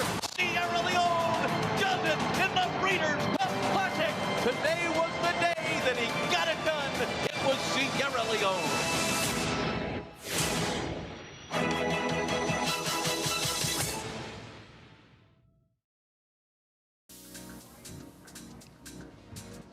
The early June place to be. Saratoga Racecourse, Saratoga Springs, New York. Not a bad backup plan to host an American Classic. 50,000 expected for New York's signature horse race, the Belmont Stakes. And make no mistake, among the best days of racing anywhere in the sport. Belmont Draw is tomorrow. You're looking at the probables. The Draw 5 Eastern on Naira's YouTube channel. Probables with Chad Brown running 3 Emerging Market, Growth Equality, and Otinho. Acacia with Chad Brown yesterday at Saratoga. Joined by trainer Chad Brown. Chad, this morning we saw Emerging Market work inside. A big gallop out on him as well. What did you see from that work? Yeah, horse works super. So he continues to do really well since coming out of the Kentucky Derby. And that's his last piece of work. So hopefully he has an uneventful week leading up to the Belmont. Watching that Kentucky Derby back, he was a bit closer maybe than he typically is. What kind of trip do you anticipate for him in the Belmont? Yeah, he was. And it just didn't really work out for horses that were that forward in that race in hindsight. So, but then in this race, it doesn't look like there's a lot of speed in the race, at least the probables. So we'll just have to see, and Flavien Prat will work it out. And, you know, if the pace is easier, he's going to be close again, which I'm okay with as long as the pace isn't nuclear up front. But, you know, he's a pretty smart horse. He'll place himself where he's comfortable. He's still lightly raced. Obviously, a lot of talent from him. What have you seen from him now with a little bit more time as he comes into the Belmont? Yeah, I have seen this horse mature. I mean, he's always been a super talented horse and always took things easy mentally, and that's why I took a shot with him in his third start in the Kentucky Derby. But there's nothing like time for these 3-year-olds as they keep maturing, and I think we're seeing the best of them now. Trainer Chad Brown. Thus far in the Belmont Stakes, the 5 runners. Second with Gronkowski, who had the pleasure of chasing Justify while Justify was becoming the 13th Triple Crown winner. And you know what? Pretty probably unlucky with Sierra Leone, but in Hill Road, I thought ran actually okay last year. So he kind of is hinting that maybe Emerging Market might go to the front end. And we'll see what happens. What are you expecting from Growth Equality? Does Otinho have an outside shot in your opinion? I don't know. It's a good question. You know, the way the pace is going to play out in the Belmont to me is like kind of confusing. So, you know, like anything can happen in my eyes. You know, this 3-year-old crop is kind of confusing. So if you want to go with Renegade and Golden Tempo, the horse that ran 1 and 2 in the Derby, do you subscribe that the pace kind of did melt down, or is Renegade the real deal? Or is Golden Tempo kind of the real deal? I think that horse is getting dismissed, even though he worked pretty fast for a closer at Keeneland. For Brown would be fitting, winning a first Belmont Stakes about 15 miles from where he was born in Mechanicville, New York. As the countdown continues, third and final jewel of the Triple Crown Belmont Stakes Saturday, Friday, the main event on the eve of the Belmont. The DraftKings Acorn 3-year-old fillies taking center stage, and for trainer Chad Brown, and always a runner. And what she did in the Kentucky Oaks, given her lack of experience, was nothing short of breathtaking. And you could just tell in Chad's eyes, he kind of knew he had the goods. And I think a lot of people kind of said, you know what, we don't want to really take her on. We'll skip for another day. And she's ultra talented. Acacia asked Chad yesterday, like, okay, how she's preparing, how is she coming along training for the Acorn? Just the way he said that, yes. That's all I had to hear. I didn't have to hear another word. It was one of those interviews where even if you had the volume off, which some of our viewers will do from time to time on the show, even if you had the volume off, just watching his expression when asked about always a runner, it's like, okay, I don't know if she wins. I know Chad Brown thinks she's going to run a really big race. He's had some good ones, Ways and Means. He's had some really good fillies. For him to just, when you read his body language, I'm with you. I think he knows this might be the best filly he's ever trained. Wall to wall, grade 1 racing, top class racing, one of the best weeks of racing in the sport. Belmont Stakes Racing Festival. We're live at Laurel with 2 minutes till the 7th. We check in with Callie. Hi, Lafitte. Of course, we're here. I love this race coming up. I've been looking forward to it all day long. Let's focus in on the number 3 first. Class Photo here for Suzanne Stettinius. A bit of the compact and flashier of the 2 runners. Now, this one had a really good first off the layoff, which Suzanne is known for. But let's go ahead and take a look at that, because Class Photo had all the benefit of a perfect trip, was well in hand and sitting off of the pace. I just think this one had a perfect setup for that last spurt that we'll see. And I'm not saying Class Photo doesn't fit the distance too, but going back to that, I just worry about the bounce factor here, and you're going to see it. That was a pretty decently hot pace, but the number 8 is really who is catching my attention in the last skip. I think he's that grinder. You can see he's grinding, and he had to do a lot of work on the back end to get there. So now when we're talking about stretching out, he just fits it perfectly. He's the 8 in the replay too, and the 8 today. So I just think he seems a little bit sleepy in the paddock, but he stood out to me too. And shortly after that gallop out in the replay, guys, he took over. You got to go on the way back, but 2 tries going the mile and an eighth on this form. 1 trip he limped to the lead, and it wasn't his style. The other, he had late traffic that he had to deal with. So as I love the outside post, he's not going to get his momentum broken whatsoever. Now let's go away from Suzanne a bit because she is reliable here, but Jamie Ness and Michael Sanchez for Bodie Cream, 3-1 off the layoff. I don't love at that price. I would have loved a little bit more. I will say, I ran into the assistant. I said, hey, what do we got here? He said, listen, last time he was off the layoff, it wasn't quite it. He's a different horse this year, and I could see in the paddock. He's a bull. He looks strong. He's going to get that outside forward trip. I just think it's going to benefit him really, really well. Also wanted to take attention to the number 4, Put a Rock on It. This is a first in the barn for Kieran McGee with Jose Vargas. He is coming over from these Texas races, and he's probably been one of the most consistent turf routers in that Texas circuit throughout the winter. So in these wins or near wins that he's had, he's always shown some of his best numbers, and it's seemingly an early move with him, but he looked great in the paddock for Kieran McGee at a price of 6-1. One that caught my attention too is the number 11 in Italian Symphony for Mikey Jones. Dennis Araujo. Do not go against Dennis Araujo on a turf race. I love the way this horse looked. You go back in that form. I just love the outside post. Let's go ahead. Back to you, Lafitte. If we can't connect with Dave Rodman, Callie, you're calling the race. Yeah, please. You're calling the race. The 7th at Laurel Park, where they've reached the gate. And Callie's been zeroed in last couple of days at Laurel Park in this race. Mile and an eighth on grass. Wide open, Paul. This is a wide open race. Yeah, I kind of agree with Callie. I mean, like you said, she's been dialed in. So I thought the 6 could be a major play here for Horacio De Paz, having a great start to the meet. You know, if you look at this horse was in for claiming 16,000, got the W. The last start at Aqueduct, this horse was thrown in there going, let's go after New York breds, kind of over his head, and didn't like a sloppy racetrack. I thought this horse was ready for a big effort. See how it all unfolds. The 7th race, Laurel Park Class Photo. The favorite at 5-2, looking for back-to-back wins here at Laurel Park on the turf course. Dave Rodman, we hope, fingers crossed, standing by with the call of the 7th race, Laurel Park. And then Bodie Cream.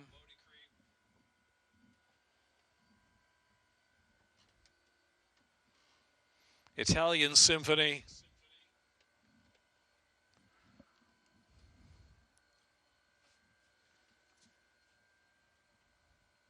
Class Photo is 5-2.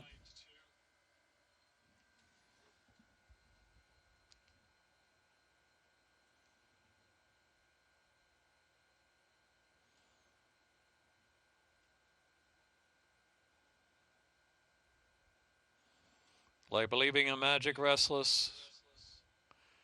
Bodie Cream trying to settle. And they're off.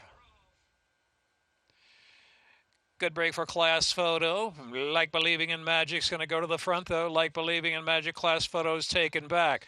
And here comes the last sip. Is moving up in between horses. Bodie Cream gets position from the outside. Bodie Cream moves along Red Silks all the way to second spot. Class Photo rating back on the inside of the first turn run. After that comes Put a Rock on It, just off the inside. Book It with a dot out 3 deep around the turn. Italian Symphony over to Save Ground. Back to Prince Kozan and Cut the Cord is last of them all. 8 or 9 lengths from the front. So rounding that turn, and it is Like Believing in Magic leading the way. Bodie Cream second, Class Photo right there and close to tennis of the pace in third. Also the last sip on hold on the outside from 4th position. Book It with a Dodd, and then Put a Rock on It. Prince Kozan out the 3 path. Back to Italian Symphony and Cut the Cord. Like Believing in Magic leads the way. Still just a narrow lead from Bodie Cream heading on for the far turn run. Class Photo eager to go down to the inside. The last sip still out in the clear. In the yellow cap on the outside into the far turn run. And back to Prince Kozan, who's now drawn within 4 lengths of the lead. Bodie Cream has to go. And Bodie Cream now comes to the top for the last sip. Like Believing in Magic. Class Photo's in a box and some traffic there. Now finding a way through is Class Photo. Now Class Photo moves into third at the top of the lane, taking aim at Bodie Cream. Bodie Cream turns in, has to kick on. Class Photo Photo now tips to the outside in the clear with that shot at Bodie Cream. 1 furlong left to go and put a rock on it to the center of the track is racing in third. Down to the inside, Italian Symphony. It's Class Photo just in front. Put a rock on it on the outside. Class Photo in a photo. Class Photo in a photo. To beat Put a Rock on it, I believe, Bodie Cream and Italian Symphony. Wild finish, rounding the far turn, about 5 lengths, front to back. Class Photo takes the lead from Bodie Cream in deep stretch, and here comes Put a Rock on it on the far outside. The horse, I think the 4 might have missed it. It's really close here, late here. Forest Boys on the inside. Does the wire come in time? Ooh, that's really cool. I think the 3 kind of held on, but keep your eyes on the Eden here. What happens at the gate? Doors pop open, and you can see they're just a little restless just before they sprung the latch in a sluggish start that cost the last skip. It's so hard for these, starters to keep a hold of a 1,000-pound animal when they just want to act up a little at the gate. It kind of was not as bad as you seem, but Just really, bad timing. Yeah, just bad the timing. The second they're going to 100%. spring the latch, Yeah. he started throwing his head a little bit. Unfortunate Great angle there, the situation. low They level. had the race right. The 3, and Callie mentioned the 4 horse that was in very good condition coming in from Lone Star and Sam Houston, but they got the camera on the 3. Do we know? Yeah, because we're looking at Class Photo desperately trying to hold on, Put a Rock on it, closing in vain. They're still side by side. Yeah, it's really tight. Forest Boys got the jump, but the 4 Put a Rock on it. Really started to surge late in that race. I think the cameraman doesn't even know. We're waiting. Another look, deep stretch, Class Photo. So the 3 And is with physically big in strides, front, right? Put a Rock on it, half length, shoulder, neck, heads bobbing. Did he get his nose down? Oh, no. Oh, no. This is really tight on the feet. So the 4 now enters in front. Is the bob back to the 3? It's End a of that funky tape. angle. I don't watch enough Laurel Racing to know, like the angles, and sometimes it can be missed. I don't know. My gosh, that's a heater. That is Class really Photo, close. Paulie. Yeah, Class Photo by a flared I remember my nostril and Class another Photo throw on with the my grass. OP shirt on. You think Megan knows what OP is? Oh, God, it's not other people's property. No, either. it's OP. What'd you ask her about earlier? Johnny come lately? Looked at you like It's it a had new 9 kid in town. heads. That's a live look in the Monmouth paddock. Riders up. Post parade. We'll check in with Maggie as we get closer to the 6th race. 7 minutes out. You're watching America's Day at the Races on FS1.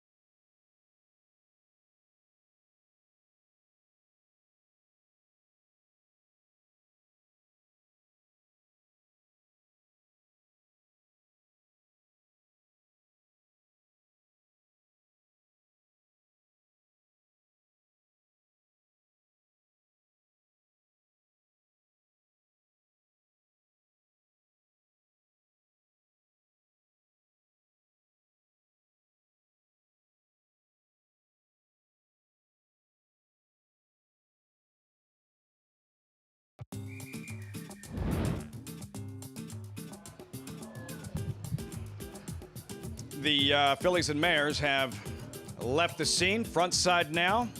Live look there in the paddock. Monmouth Park, New Jersey breds coming up next in the 6th race. Allowance optional claimer, mile and 70 on the main track. One Fine Wine, 8 to 5. We'll meet the field, but first, welcome back, Megan Burgess, to the broadcast. How was your break? It was amazing. I got to spend time with Maggie's girls, which is my favorite pastime. You kept an eye on them? You didn't lose them this No. time? In case Maggie's listening, there No. was a few. Did you tell her They're about the that? best. No.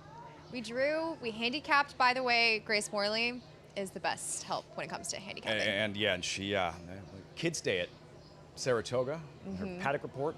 And with her Mom. voiceover, she's going to take your job. I'm just letting you know you need to count your wanted days. It, she could have it Right. yesterday. Yeah. Best open we've ever had in It's history, amazing. in the history of Saratoga Live. I can see your here at video. Monmouth, 3 races left. New Jersey breds on the track, and 4 minutes out. 8 to 5, One Fine Wine. How'd you see this one unfolding, Megan? I thought this was an interesting race. I actually went with a bit of a long shot play, the number 5. Now, this horse has to stretch out in distance, but I'm hoping at a price, second off the bench, we could see some improvement for a trainer that does well in that angle. What do you make of the price on 1 5? Like 8 to 5, does that feel about right or a little short to you? Too short for me. Paco money taking probably another overbet horse here at Monmouth. I just don't find this horse, while probably getting into a more tepid field, doesn't lay over this race whatsoever. Competitive race. You have 8 of them. Longest shot on the board at 14 to 1. Favorite is mentioned. You're looking at the longest shot on the board. I can explain. What does the race shape look like on paper? How much speed at first glance? It should be a fair amount. We've got the number 1, Alan Hurst, from the inside there with some confirmed speed. But the number 4, the current 8 to 5 favorite, One Fine Wine, I will say her stretching out is probably ultimately better for her, as the last time she did so on the dirt, she wired the field. So we'll see if she can be forwardly placed as well. We check in with Maggie trackside. I can explain. No, that's the name of number 2 in here. Unfortunately, they were fixing something with her blinkers. They looked loose when she was coming out. And as they did that to touch her head, she actually did flip over here. She kind of went up, not in a hard, fast flip over. She went up and she fell back, so unseating her jock as well. Waiting to hear any word as to if she's going to be a late scratch, as I'm actually just going to turn around and look here, as we do see the rider back on. So do note that if you like her, she did take that little bit of a tumble behind the gate as they were trying to adjust those blinkers. We'll get to your favorite, though. Your second choice. That is number 4, One Fine Wine. I actually saw Larry Comas in the paddock, and as he kind of got his start here at Monmouth Park, he has stayed connected to New Jersey and is a co-breeder and owner on One Fine Wine. Actually, this mare's full brother ran yesterday, not very well, in the Cliffhanger and One Time Willard. But One Fine Wine, just on overall physical appearances, by far looked the best in this field. Just very confident, really well muscled. She didn't look like, a New Jersey bred. She kind of stood out overall. Now, her form, as Meg said, doesn't stand out in this field. So we'll see what transpires here, if that good physical well-being, which is fairly typical with Patrick McBurney's horses. They are well turned out individuals typically. If that looks good, as we will take a look here also at number 7, Last Flag Flying. She's one of 2 stretching out in distance. This one for Chuck Spina. She comfortably pressed the pace. She put away the other speed last time and then got hounded from the outside through the entire stretch drive and was able to prevail by 2 3/4 lengths. I think she'll like stretching out in distance. She's a bigger filly by Golden Lad, so I think that she'll appreciate a little bit more ground and should be forwardly placed here as we get it to JK. I wanted to, when Maggie gives those opinions about horses I like stretching out, it helps me a little bit. The Last Flag Flying, don't get confused. There's no Storm Flag Flying in this pedigree. This is just one that feels like, you look at the pace figures, the final number, feels like kind of an even type, one that probably goes a little too fast early in some of the shorter races and maybe going a little bit longer. They might slow down a little bit, take their time, save a little bit to finish up here. I'm hoping that for Last Flag Flying. When you look at the siblings, there's been 28 wins amongst siblings. 11 of them have been going around 2 turns. So, Mags, I'm hoping that will help this one get to the winner's circle. I am picking up what you're throwing down, JK. The pedigree's there, the appearance is there. I think she should be pretty dangerous. As we'll check in with the one that Meg actually likes, and that's number 5, Lydia Rose, as she'll stretch out and definitely lacking some experience and even form here on the main track. She is one that will add blinkers, so you got to think that stretching out with the blinkers on, she should be forward in here. But I wrote in my notes, good, longer, bigger horse. I really think she'll appreciate this. Now, she's going to have to show up and prove that she's competitive on this surface. But getting to number 8, Summer Flower, I spoke to trainer Mike Deeney, and I said, she's a turf horse, right? Like, what are you doing? And he's like, well, against New Jersey breds, I think she should be competitive because her only 2 times going long on the dirt against state breds, she lost the rider, and the other time, which shows on your PPs, is that Joe Bravo, he said, got her in all kinds of trouble and was a distant 3rd that day. So he's like, don't dismiss her. She definitely can run on this surface too, Lafitte. Just keep her out of traffic. Find her a clear pass. Sunny Leone aboard Summer Flower, 7-1. That's funny with Last Flag Flying. First thing I looked for when I saw her name is Storm Flag Flying in the pedigree. A stirring winner of that O2 Breeders' Cup Juvenile Fillies. A snatching victory from the jaws of defeat in Chicago. Pretty cool. I was a baby. You don't remember? I think I was 2 years old. Yep.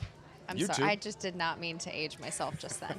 Did not What about, mean to. well, that was Johnny Come Lately earlier. I know. Oh, y'all are getting me today, guys. Allen Hurst at 8-5 here. And looking for a 3rd lifetime win. Mile 70 on the main track. These New Jersey breds, 8 strong. You wound up with who again?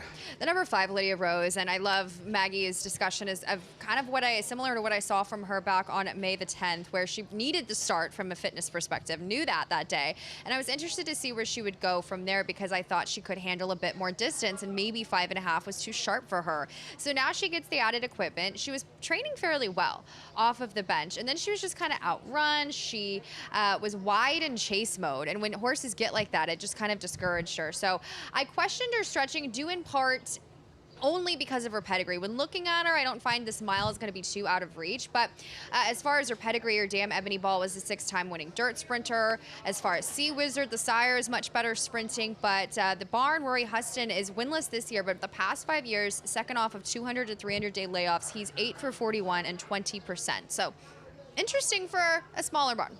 It's that kind of race. Handicappers all going in different directions and none siding with the current favorite in Allen Hurst. That's when you know it's competitive. And in these kind of spots, when you know the number 4 doesn't lay over the field and you can sense that people are taking to the Paco Lopez effect, you want to try to find a way around that horse and try to make a little bit of money. Yeah, see, that's the thing. Sure, if you like Paco's horses and he wins lots of races, you're going to pay for it, right? But on the flip side, it does create value elsewhere in horses that should be a certain price wind up a better price because of all the money on the Paco runners. Right. I feel like sometimes you can maybe sense, oh, it's maybe more difficult to make money here at Monmouth, but it's on the contrary from what I've seen. Even some of these smaller fields where Paco's overbet, it's even better for the bettors when those underneath horses can kind of come through and they're probably way too big of a price.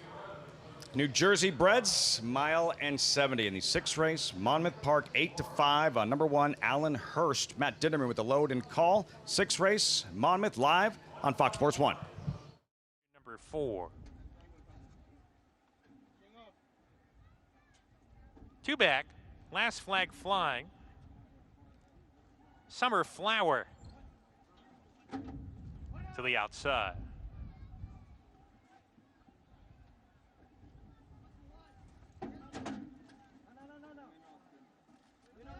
We're ready to go. And we're off. Good start from One Fine Wine, who soars to the lead, takes a hold early, though, is naturally quick. Lydia Rose coming up to challenge early. Easy World off the speed today. Last Flag Flying 4 wide going into the turn. One Fine Wine takes a hold and is a stalking position early on. Hugs the rail, but is naturally quick up there with the lead and now snatches the lead once again. They're not going all that fast here on the lead, but One Fine Wine, she's got it a half length. Lydia Rose second, Last Flag Flying third, 3 wide. There's 5 horses in a line towards the back of the pack. Allen Hurst, I Can Explain, is outside of that one. Diamond in the Sand on a hold. Summer Flower parked farthest out and is 6 lengths off the pace as they sort themselves out. Easy World has gotten shuffled to the back of the field as the New Jersey bred fillies and mares head down the backstretch on that snug hold up top. It's One Fine Wine, a half length in front. Lydia Rose, the presser from the outside, still a moderate pace here. Diamond in the Sand is 3 wide going into the turn, is clearly into third now. Last Flag Flying to the outside, parked with her.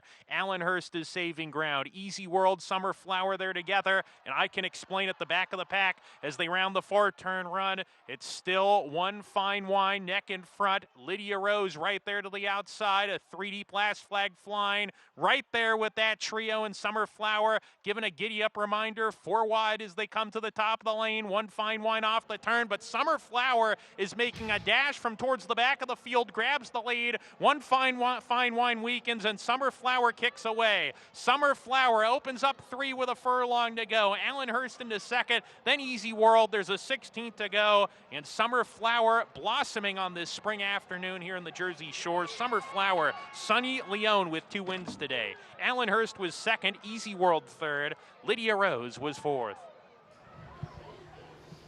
Apparently she can handle the dirt just fine. Cleaner trip this time. Sunny Leone, Summer Flower running away and hiding at 10-1 in the 6 at Monmouth. Her trainer was right as he told Maggie that he was confident she would be able to take to this surface against the New Jersey breds, and did just that.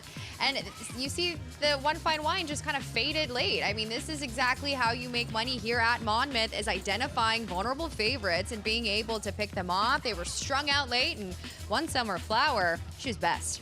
I lied. I think 6-1. Megan, I think 6-1.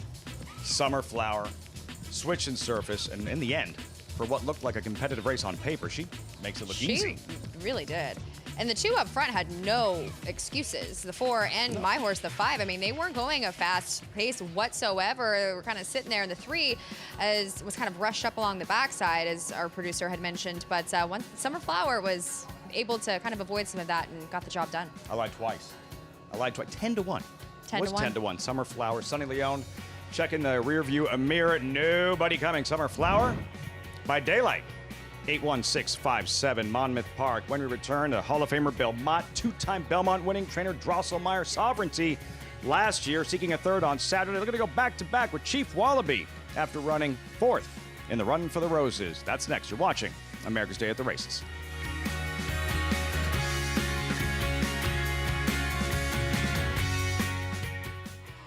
Twirling Candy, proving Lane's End's stallion-making tradition.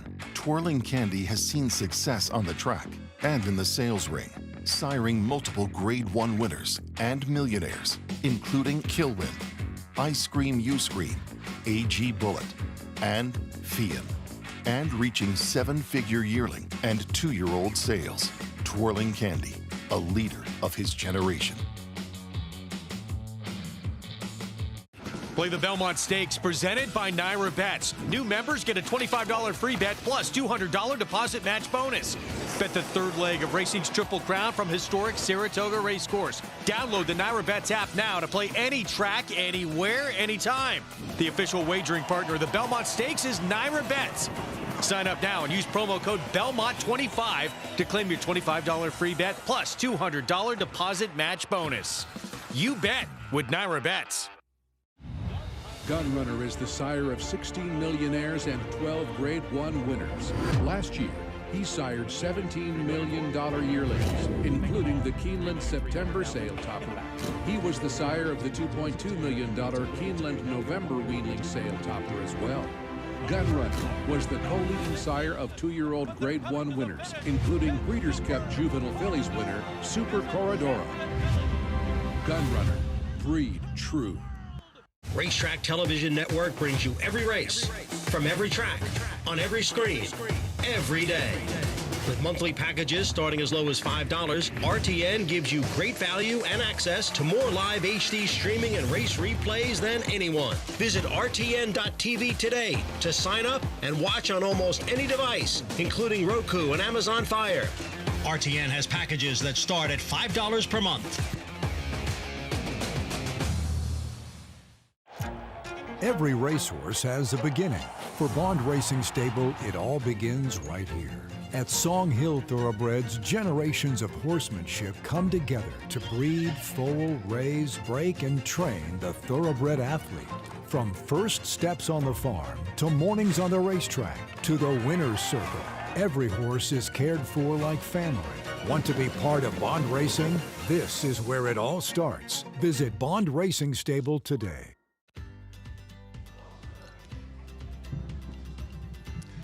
Think you can pick winners during Belmont Stakes Racing Festival, Megan, do you?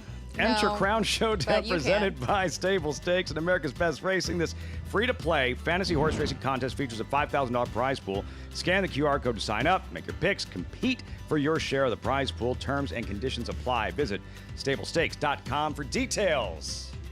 We'll pick some winners, I promise. Over-under. I'm just going to let you decide on that, but we will. 3.5 for 5 days of racing and like 62 races. Yeah, that statue coming back from break. I'm so glad that's there in front of the Hall of Fame. The Bart and John Henry in Arlington Million One. Meantime, here at Monmouth Park, Winner Circle Lead-In brought to you by Fasig-Tipton July Selected Horses of Racing Age Sale. July 14th in Lexington, Kentucky. Nominate your racehorses today. Thinking we might see more of Summer Flower racing on dirt in her future. Right? She was always very consistent on the turf, and sometimes, you meet your friends. To me, this was a bit more of a competitive, although vulnerable in some spots, field where she kind of angled out there. She was a bit wider down the lane, and it wasn't the fastest of paces, but she sealed the deal, 3-5. I believe she went off as the favorite. Alan Hurst was just running for second every step of the way. Good effort, but no catching. Summer Flower in the end. Wins going away 23.80 over the odds-on favorite. Easy World to complete the trifecta. 8-1-6, 6 of 8 in the books from Monmouth Park. From a two-turn dirt route to a turf sprint. Race 7, $22,000 claimers.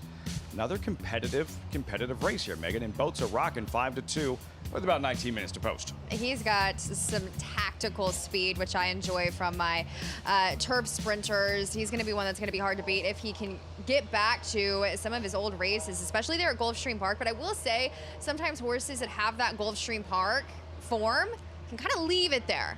So we'll see after he gets back to his second start here at Monmouth. As Chief can bring her a race today in that upcoming 7th race here, Monmouth Park, as we refocus on the Belmont Stakes. The probables draw tomorrow evening around 5 o'clock. Watch it live on NYRA's YouTube channel. Of those 10, Jonathan Kinchin is with us. 6, Jake Hay, who raced in the Kentucky Derby, back for the Belmont Stakes. Of the Derby runners running in the Belmont, who are you expecting the most from, the best from? Well, I mean, obviously the conversation has to start with the two horses that finished so well in Golden Tempo and Renegade. But like we talked about earlier at the top of the show, it's my opinion that race sort of fell apart. If you look at the early part of the race, those 3 horses were pretty far back, and they're the ones that Oselli, Renegade, and Golden Tempo finished, a little bit, the first 3 order. Now, what I will say is that Emerging Market and Chief Wallaby, on the other hand, we're close to that pace, close to that quick pace. You'll look throughout different portions of the race, you'll see Emerging Market is about 2 lengths away from the leaders, sometimes even closer than that when he makes a little bit of a middle move on the backside. You'll see him in between horses there in the white and red silks, and Chief Wallaby right behind him with that 12 saddle towel. They're close. The horses that ran 1, 2, 3 are not even in the picture. They're so far behind right now. So it's my opinion that the horses that were close up to this pace deserve to be upgraded, and the horses that came from way out of it need to be downgraded. Now, you never know what the pace is going to be like on Saturday, but it's my opinion it won't be nearly as fast as it was on the first Saturday in May, which is one of the reasons why I believe Emerging Market and Chief Wallaby are the 2 horses that I want exiting this Kentucky Derby.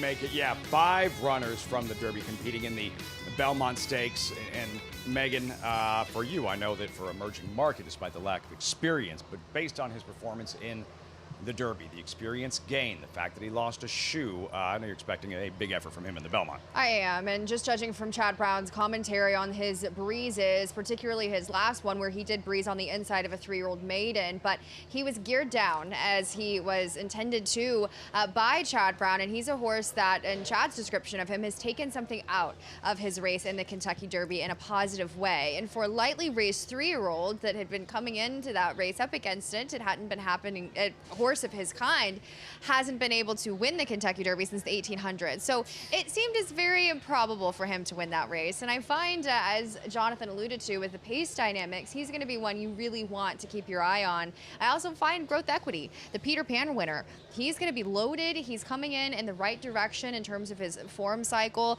and perhaps can take another step forward if he can ultimately manage the distance. But Chad Brown has a heavy hand of his trio. Volume, talent, 3 of the runners in the Belmont Stakes. I'll ask you to speculate a little bit real quick. Who's the post-time favorite and what price? Renegade, I believe, will be the post-time favorite in the Belmont Stakes. And I would gauge, from a price standpoint, maybe 2 or 3 to 1 for him. About 2 to 1 2 to feels 1 feels about right for Renegade. And I also find that while Golden Tempo, some of the more sophisticated players out there are probably going to want to avoid him, I find he could take money in the win pools and give you a bit better of a price on Chief The Derby Wallaby. winner's going to get big. Right. Bet. Yeah, Rich Strike was 81 in the Derby. He was 4 to 1 in the Belmont Absolutely. Stakes. Golden Tempo's going to get bet. Callie, who should we be betting on in this 8th race at Laurel?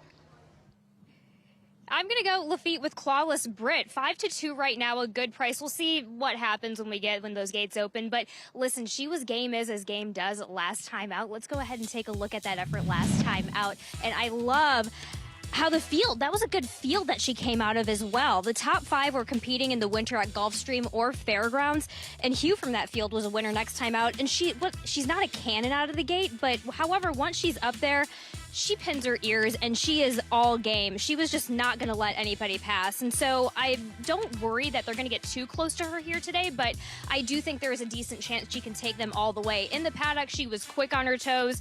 She was giving me every single positive sign, Lafitte. I just think, and Megan, hi. I would just think that, she just stood out to me in the paddock as well. And I think this is going to carry her. So let's go ahead over to the 7 and take a look at Big Earn for Michael Trombetta, Georgie Ruiz. This one is probably the biggest in the field at the 5-2 price and ran against Mopo last time out. Let's go ahead and take a look at that replay actually from last time out. First off of the layoff. Really big expectations from Mopo, the winner of that race. But Biscuit with the Boss, also a half to a stakes winner, and I just think overall we're going to see how tired Big Earn was on that front. She had a couple super late lead changes and she had a swapping of leads, and she just kept trying to drift in. She got tired very quickly, as we'll start to see her drift in a bit, but she just kept running, which I really liked. This particular field helps. Again, big expectations from the winner in the number 4 in Mopo, but I just don't think this race is a total gimme. I've just never seen her drift in like this before, so I worry about a bit of a bounce factor here, especially for a favorite Lafitte. With the number 5, let's go ahead and drift to the number 5 in Lady Ensign here. The most solid looking. I liked, Brittany's horse here, but this one at 9-2 is very solid. It was just a bit of an experiment to rate her right off the pacemaker. I don't love her for this second wire. She's going to need a particular kind of trip, I feel like.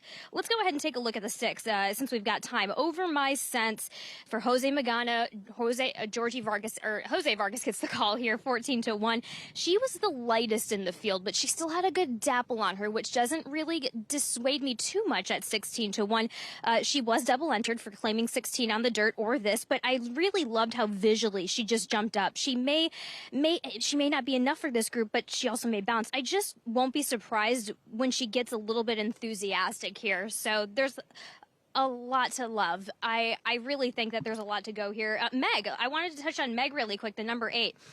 She's trying the turf here for it's been a while, but I just think she looks the part of a sprinter, that's for sure. I don't know if her style for today is going to suit to the second wire finish. Lafitte? I thought she was talking to you, Meg. We're going to talk about Meg. What are we going to talk about? Maybe I should just pick Meg by default. The number 8? Come on. That's a given. It's just Meg. That's I have never seen that in my life. She wins at 9-1. You don't have a couple dollars on her.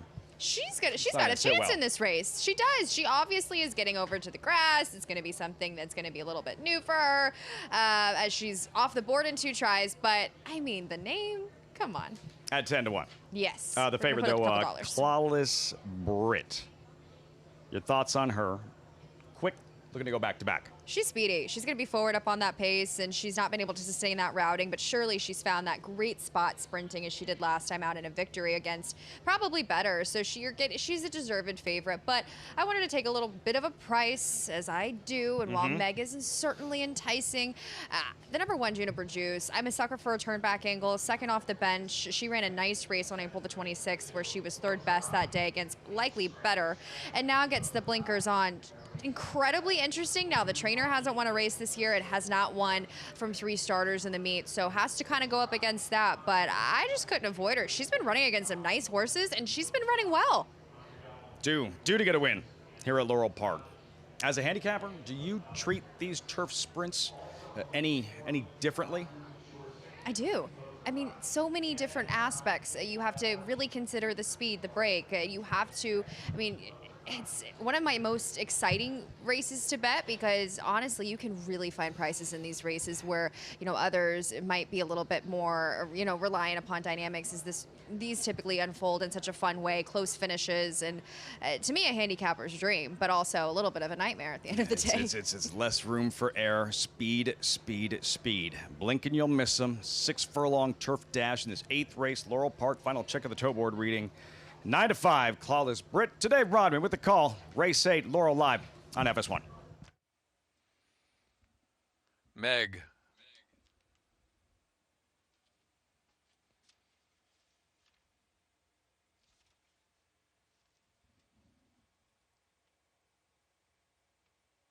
Second finish. And they're off. Lady Ensign very fast away from the gate from Clawless Brit, and Over My Senses right there too, and Big Earn moves along to 4th position, taken back about 4 lengths off of speed of Lady Ensign. Then it's a break of 2 in the field, back to Brief Affairs in between horses, and on the outside is Prepare for Takeoff about the 3 path. Juniper Juice is on the inside, racing second to last position, and Meg is 8th and trailing the field into the far turn run, where it is Lady Ensign to catch, but Big Earn has made a nice move to second well in hand, and Clawless Brit is right there with that shot from 3rd position. Over My Sense 4th, and Prepare for Takeoff is in 5th, and Brief Affair is 6th as they turn in. Juniper Juice is out wide second to last, and Meg is trailing the field. Quarter of a mile left to run. Lady Ensign asks for all now for that final 3/16 of a mile. Big Earn on the outside. Clawless Brit is trying 3rd as they come to the last furlong, and here's Big Earn. Big Earn, that leader from Lady Ensign. Clawless Brit is chasing gamely, but 3rd with a 16th of a mile left to go. Big Earn, and here is Big Earn sharp. Big Earn from Clawless Brit and Lady Ensign, and then Juniper Juice 4th. She tries hard. We saw that in her last race, a runner-up effort. Big Earn, wrong lead, right result in the 8th race at Laurel Park. She lost kind of some of that momentum when she wasn't changing her leads, but she's been one to continue to do that through her races, and it's just a quirk she hasn't really figured out yet. But she hasn't been beaten, though. She didn't get her beat like it did last time out today. Second off the bench, got the job done, and she's a filly that, mare, I should say. Her last race almost seemed as if it was not an outlier, but obviously one of her better races, and she was able to follow that up today. Trained by Michael Trombetta, Big Earn in the 8th race, Laurel Park here at Monmouth. A significant defection now to this 7th race. Maggie Boats are rocking the 8-5 morning line favorite out. What's going on? Yeah, unfortunately, Boats Rockin', who you'll see right behind me, he has been a horse that I know pretty well.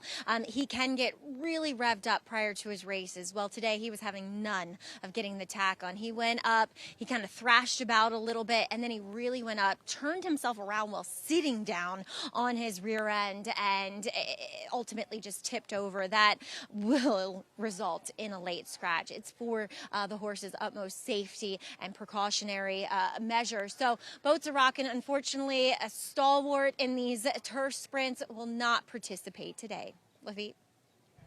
He's been a war horse, Maggie, a 52nd lifetime start. It would have been a 17-time winner, changing the complexion of this 7th race. Monmouth Park, the morning line favorite, Boats A Rockin' is out.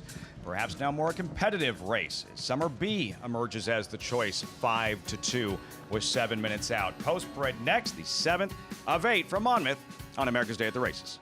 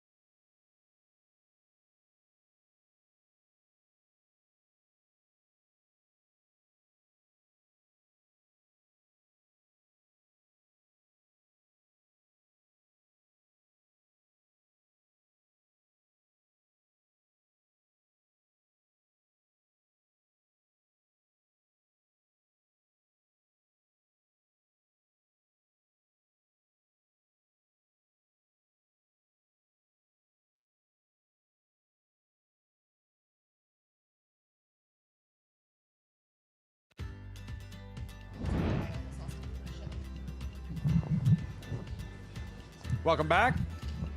America's Day at the Races on FS1. Post-parade race 7. We start with Cold Feet, a 9-time winner. 2 of those wins, 2 for 3 here at Monmouth Park. Now gets back to the turf as he's been consistently running in those dirt sprints. Boats A Rockin', the favorite is out. Pandemic Hero back to grass. Could be the main speed, drops in class off the bench and back to the turf course. John Jay, 7-year-old, 5 career wins, all on dirt. Closing sprinting has not worked for him. We'll see if he can get back to some of his more forward ways. Jotaro, Sonny Leone, Smithwick Spice, contender at 3-1. Second off the bench could be competitive. He's got the races. Jurisprudence looking to go back-to-back. He is shortening up, which could be what he wants up there at a fair price. Summer B, near missing his latest opening weekend here. Anticipated him being a little bit over bet. Now with the scratch of the number 2, he could be even lower than that 2-1 as we inch closer to post time. You can see Pandemic Hero. He's fired up. Went on the afterburners, 8-1. Sure You went is. with number 5, Jataros. Let's hear it. I went with 7, Jurisprudence. My mistake. It's okay, I forgive you. No, but you have to go with the 5 now. I will. You're going the with the 5 will 5, mate. probably You're going win with now. They will. As far as the number 7, though, Jurisprudence, I know this horse has been routing on the grass, but I'm interested to see how he does take to this distance for the very first time. He does have speed, and he could be right there tactical. And cutbacks sometimes for these older horses can be what they need. Jonathan, Cold Feet for you, whether you like it or not. Yeah, look, I'm going to go with Cold Feet. It's one of those situations where it's almost it's the other horses that I don't like that led me to the 1. So going through some of the other ones, it's like, I don't really like that. I want to try to beat this horse. I want to try to beat this horse. Eventually, you run out of horses. I get a horse down on the inside and the 1 Cold Feet who has won 3 times on the turf. He's 4 times on the turf, excuse me. He's got some early speed. He's drawn well. So he's kind of got some dirtier form considering he hasn't won in his last 4 or 5 starts. Some of those turf races are a little bit buried, so sometimes they can be ignored by horse players and handicappers. I think that the 1 Cold Feet draws well down on the inside, going 5.5 in the turf, and he's got enough speed to hold that position. He's got enough back class on the grass to be able to hold that position. And the other horses in here that are taking money, I just don't quite trust them. Summer B doesn't get me excited. Doesn't have a ton of early speed from the outside. The 6 and the 7 are also taking money. I don't quite trust them. Some of those races haven't come back all that productive after that. Give me the 1 Cold Feet, and I'm not even nervous about it. See what I did there? Very well done. Very, very slick. Cold Feet for Jonathan. Jurisprudence for Megan. And Maggie, Smithwick Spice, the 10-year-old seeking a 16th lifetime win. He's a horse that has a little piece of my heart. I really love this horse, and I love, these turf sprinters because they are the ones that are kind of able. It's that condition where it's not that tough on them, so they can stick around for this long. And he has been with his trainer, Doug Nunn, for a long time, and it was nice to see him in the paddock. And he said, I don't have many horses. It's just him mainly.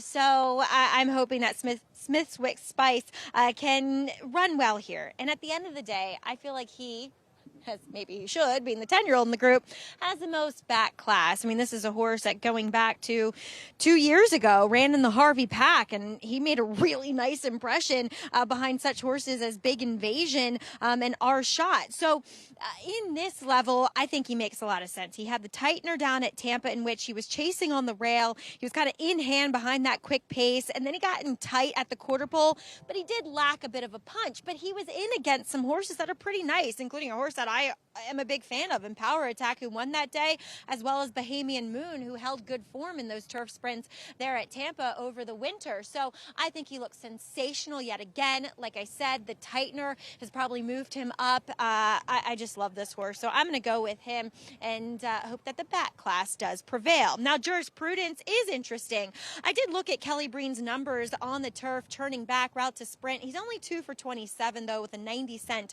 ROI. He is a big horse. Sometimes that doesn't translate well to turf sprinting. He is, though, a bit more shorter coupled, so I can kind of see it working, but I feel like it would work better if it was like 6 furlongs at Aqueduct or even 7 at Belmont. P.S. Can't wait to get back to that distance at the new Belmont Park when we reopen on September 18th. But Jurisprudence from the overall standpoint, though, looks fantastic. I mean, he just checks every mark as far as health, fitness, and looking ready to run. As we'll also take a look at a long shot, and that's number 4, John Jay. And maybe I'm chasing after my own tail because I'm so mad at myself for yesterday, and totally redboarding, I admit it, with Patrick McBurney with that New Jersey bred that held on in a turf sprint and set the pace. I can't remember her name, but Chestnut Filly with a white face. She was like 23-1. And I wrote down, looks great, warmed up beautifully. So same thing with this horse again, but I don't think I'm going to have the same or see the same magic. He is 12-1. I wish he had a little bit more turf form to sink your teeth into, but he's only turf sprinted one other time in his career. It was very early on, and obviously he's become a bit of a better horse now. So just one that maybe he's able to get a little bit of a sniff at this. His other 2 turf races were going long, and obviously he's proven to be a better dirt sprinter, so we'll see if that translates. Lafitte? Versatile, talented stallion, sire, hard spun, John Jay, giving it another shot on grass this afternoon. I love hard spun on grass. I do. And they're horses that are so durable and sturdy, and they stay sound over time. He's one of those sires that are just so underrated. I remember 2 Phils on the Derby Trail, and he was one of my favorites, and just such a good-looking individual, and powerful and sturdy. So they're just they're the kind you want in the barn. Hard Spun won that Lane's End, I believe, on synthetic, runner-up to Street Sense in the Kentucky Derby. John Jay, we're talking about. Another look at a contender, Cold Feet. JK's top selection and Jurisprudence, who you're going with. And Maggie touched on the stats there with Kelly Breen cutting back and trip on grass. A little disconcerting, but we're talking about a trainer batting .450 at the meet. I agree with everything Maggie said because I too thought the same thing when looking at him last time in the paddock on May the 10th. He's kind of that bigger framed individual, bigger overall and substantive. But I will say this. Kelly Breen and his numbers, I also saw the fact that they weren't all that incredible on the turf as well. But he's a horse that I feel like when you watch some of his finishes, he just kind of doesn't have that zap and that same momentum late. And I just feel like while I think this could be just overall too sharp for him, I do agree with Maggie's comments. Maybe that 6-7 furlongs more his wheelhouse. But I do think he needs a cutback at the end of the day. So why not try him at a price here? Just a as fun, he sinks him down just to 4-1. A fun race and hard, easy to root for. Smittic Spice here, the 10-year-old trying to rack up a 16th career win. This is a cool group of horses, and especially sprinting on the turf, I find a price is going to prevail here. Ready to rock and roll. 7th race, Monmouth Park, live on FS1. Here's Matt Dinneman.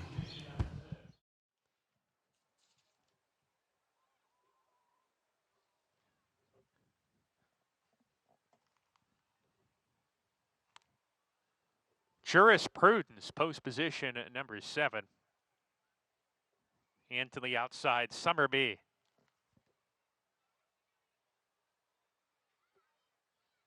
Waiting for Jurisprudence to take his spot, coming back from a route to a sprint today.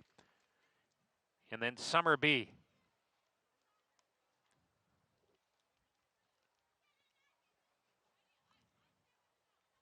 Jurisprudence goes in, Summerbee for the Mike Deeney barn. Mike looking for his 3rd win on the program. Here's Summerbee. We're ready to go. And Leroff, good beginning. Pandemic Hero on the lead. John Jay alongside early. Jet Taros makes it 3 across the track. Cold Feet dashing forward from down on the inside to be part of the action. Pandemic Hero short lead in the 2 path. Now Cold Feet has to tap on the brakes when in tight. And Pandemic Hero clears off, leads a length and a tail. Smittic Spice into the 2nd position now. John Jay takes back to 3rd. Cold Feet, not a good go for him early. He settles 5 lengths off the pace with Jet Taros, a length and a half in front of Summerbee. Is on the rail and now trying to get off of it. Jurisprudence alongside of him as they round the far turn. Pandemic Hero nose in front. Smittic Spice at the quarter pole alongside. And these two are together, kicking 2 lengths ahead. Now Jet Taros is ready to roll in the purple jacket, patiently ridden, tipping into the 3 path as they come down the lane here. And Jet Taros on the move after Smittic Spice up the inside. John Jay, furlong to go. Smittic Spice, here comes Jet Taros let loose. Jet Taros grabs the lead with a 16th to go and pulls clear. Sonny Leone with a hat trick here aboard Jet Taros, who wins decisively by 2. John Jay 2nd, Smittic Spice 3rd, Summerbee 4th. I tried, Megan. I tried multiple times. Taros, you went elsewhere. I went with, Taros scores. Unfortunately, a horse that ended up not beating a horse, but that's okay. I honestly think Jurisprudence could be interesting sprinting on the dirt. But you were right, as you and Terrence both. I should have stayed with what you had already given me, with Taros getting the job done, tactical, and just honestly, it seemed as if there were many of these horses were going to be able to kind of jump up and win, and he really powered away there with good momentum down the lane. Can only do so much, Meg. It's okay. Can only do so much. It's 7-2, and Sonny Leone, another win in the afternoon, 2 scores this time. Taros finding another gear and running away, scampering home late. The Terry Pompey barn had 2 horses in the money from 5 runners, finally gets the first victory of this Monmouth meeting, and does so with a runner off of a layoff from November the 22nd, sealing the deal here in late May. Sire or father could just glide. Cantaros, sire of Jataros. My Purple Haze stable.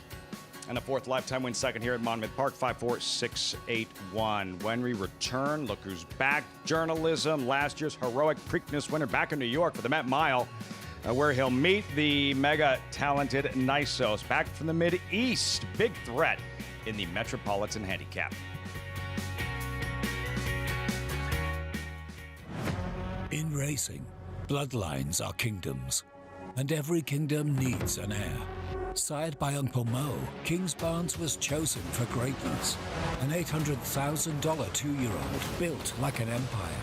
He defeated champion Arcangelo on debut, dominated the Louisiana Derby in his third start, and achieved a defining victory in the Grade 1 Stephen Foster.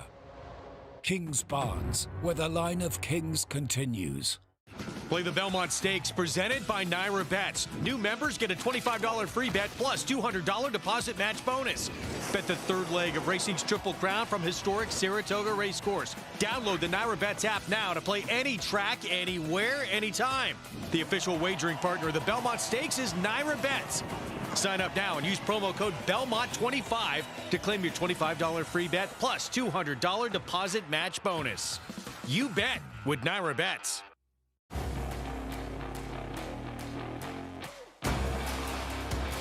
Here comes that big gray Tappet Trice right down the outside.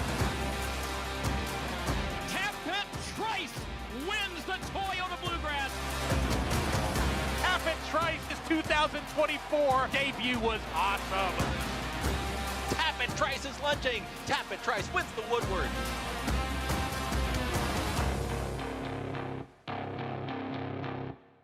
Wednesday, June 3rd, join America's Day at the Races for day one of the Belmont Stakes Racing Festival. 5 days of winning team coverage live from historic Saratoga Racecourse. Day one action kicks off Wednesday, June 3rd, 12:30 Eastern on FS2. Tickets to a day at the track are on sale now. Reserve a table or secure seats for a historic summer at Saratoga Racecourse. Saratoga Summer begins with opening day on Friday, July 3rd and runs through Labor Day. Book now at naira.com/Saratoga. This is a special place where champions from around the world aren't just celebrated. They're made into legends. With every turn, every wager, every photo finish, every garland of purple and gold. They're off in the Breeders' Cup Classic. When the Breeders' Cup comes back to Keeneland, it doesn't just crown a champion. It calls us home. The Cup is calling.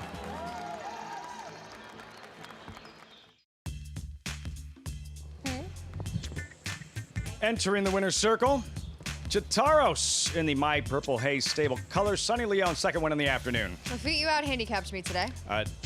No, I just forgot who your top selection You did. was and then tried to cram that one on you. This horse runs well fresh. Did so last summer here, getting second in the return race and that allowance race at Monmouth. This horse was off the rail, kind of tactically meant, and was able to just angle out and power away down the lane, being able to find that clear path, and was ultimately best right here. We kind of thought the 6 would run on. Maggie had a nice discussion on the 4, who was a bit of a price that day, as you'll see that horse running on for second, but Jataros was ultimately best. John Jay on the inside battling at a big price.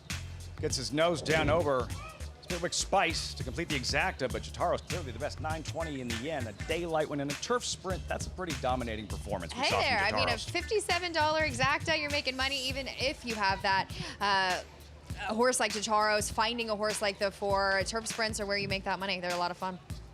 7th race in the books, the nightcap. 6 furlong sprint, $5,000 claimers. Take out numbers 4 and 6. Go, woke, go, broke 3-2. What'd you think, Megan? I thought this was especially these $5,000 claimers are likely a dynamic of getting to the front end, especially on the main track. So if these cheaper horses, you make them run over the ground you ran on, get in front, especially here at Monmouth. The speed in the lower level ranks, especially around this $5,000 level, has been deadly. Yeah, the horses we're about to focus on are not worth $5,000. We're talking about some of the best middle distance horses in the game. The Metropolitan Handicap, affectionately known as the Met Mile, brought to you in part by Hillendale, Atalapa. Up at Saratoga. Can't call it like an undercard race. Too big of a race, too important of a race. It is a stallion maker, the Hillendale Met Mile. Probables you're looking at. A couple of names jump off the screen in Nisos and Journalism. Jonathan is with us at Saratoga. Been a long time, Jonathan, since Journalism's last one-turn race, but here he is cutting back in trip for the Met Mile. Well, I think that's what's great about the Met Mile is that it's an opportunity for stamina-type horses to shorten up a bit. The speedier, sprintier type to stretch out a little bit and kind of meet right in the middle at that one-turn mile, and why they call it a stallion-making race, because the horses that can win at this distance against these types of horses, they typically have something that they are willing, that is a positive to pass on to their offspring. And while journalism will be making that cut back to the one-turn mile or the almost one-turn mile, it's not something that I worry too much about with him. He's a talented horse. He's had races in the past where he's been a little bit closer. I do feel like, in his 3-year-old year, he started to kind of be a little bit further back, but he is one that is a good horse, and a good horse can stay connected. He's going to have some pace to close into if he decides to take back and make one run with horses like Nisos in here. Vibe, another one who's got a little bit of early speed. He's likely going to get that pace to close into, but I think if the real journalism shows up and he is who we think he is, and he's progressed to who we think he was going to progress to as a 4-year-old, if he gets beat, it won't be because of the distance. At Saratoga, back in New York, journalism in the Met Mile, but the competition. And with Nisos, always highly regarded. It's been a matter of some physical setbacks. We've always wanted to see what he can accomplish with an uninterrupted campaign. Jonathan, he's lost 2 races in his career, like the toughest Grade 1 Churchill Downs you'll ever see last year, and second to a horse by the name of Forever Young in the Mideast in the Saudi Cup.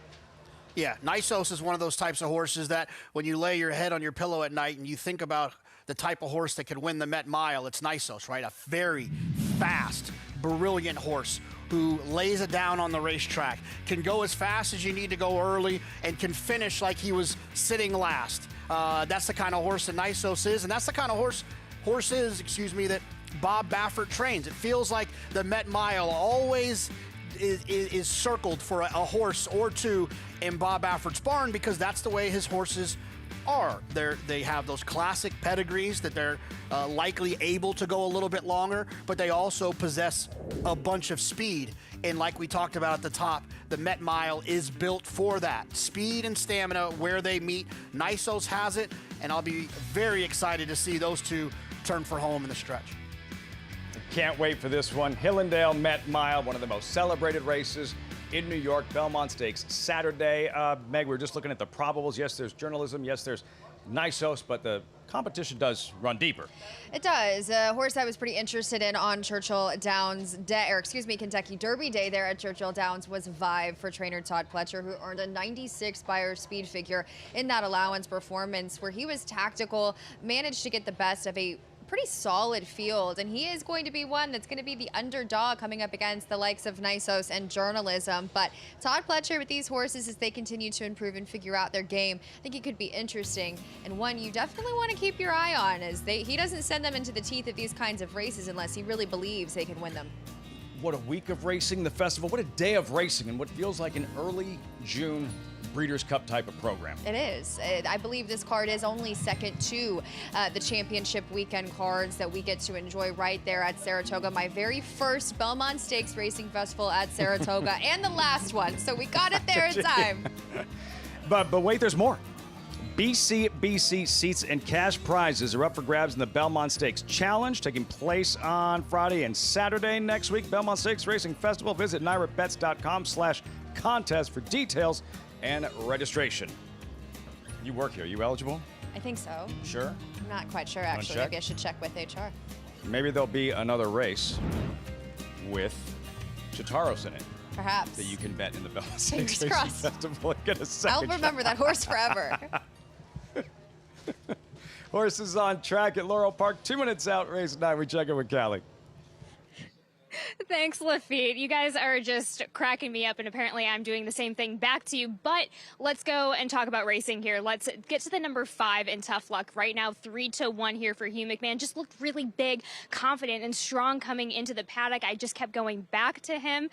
And interesting field that he came out of that last race. I think, a couple of those horses, especially around the 2 turns, really interesting summer that the field is going to have. But this one was rightfully DQ'd last time out, and we're going to go ahead and take a look exactly why. And to be honest, I'm pretty sure that's why. Yes, this exact race is why Yazdit Hazelwood is probably not riding this weekend, and I don't see this kind of ride very often from him. So he was rightfully won that race, but he was rightfully DQ'd again.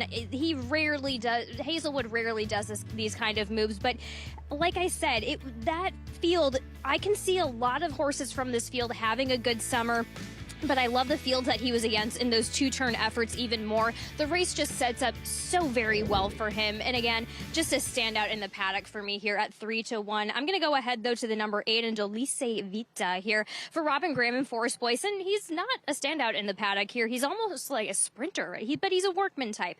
However, the fields stand out from him. Blue Kingdom from that field last time has been knocking on the door in Stakes Company.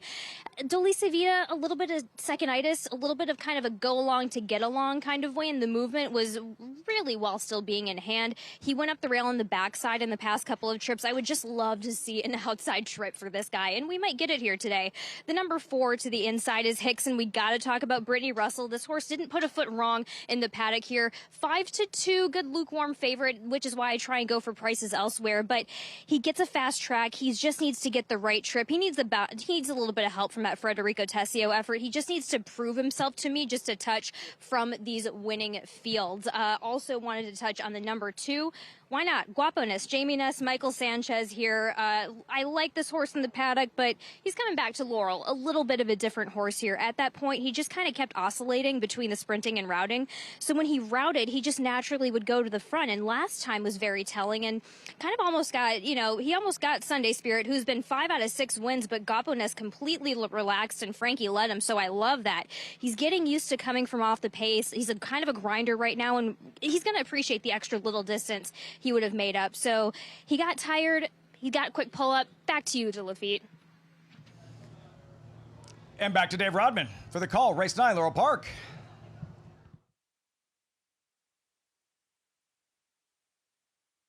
Marquette Love.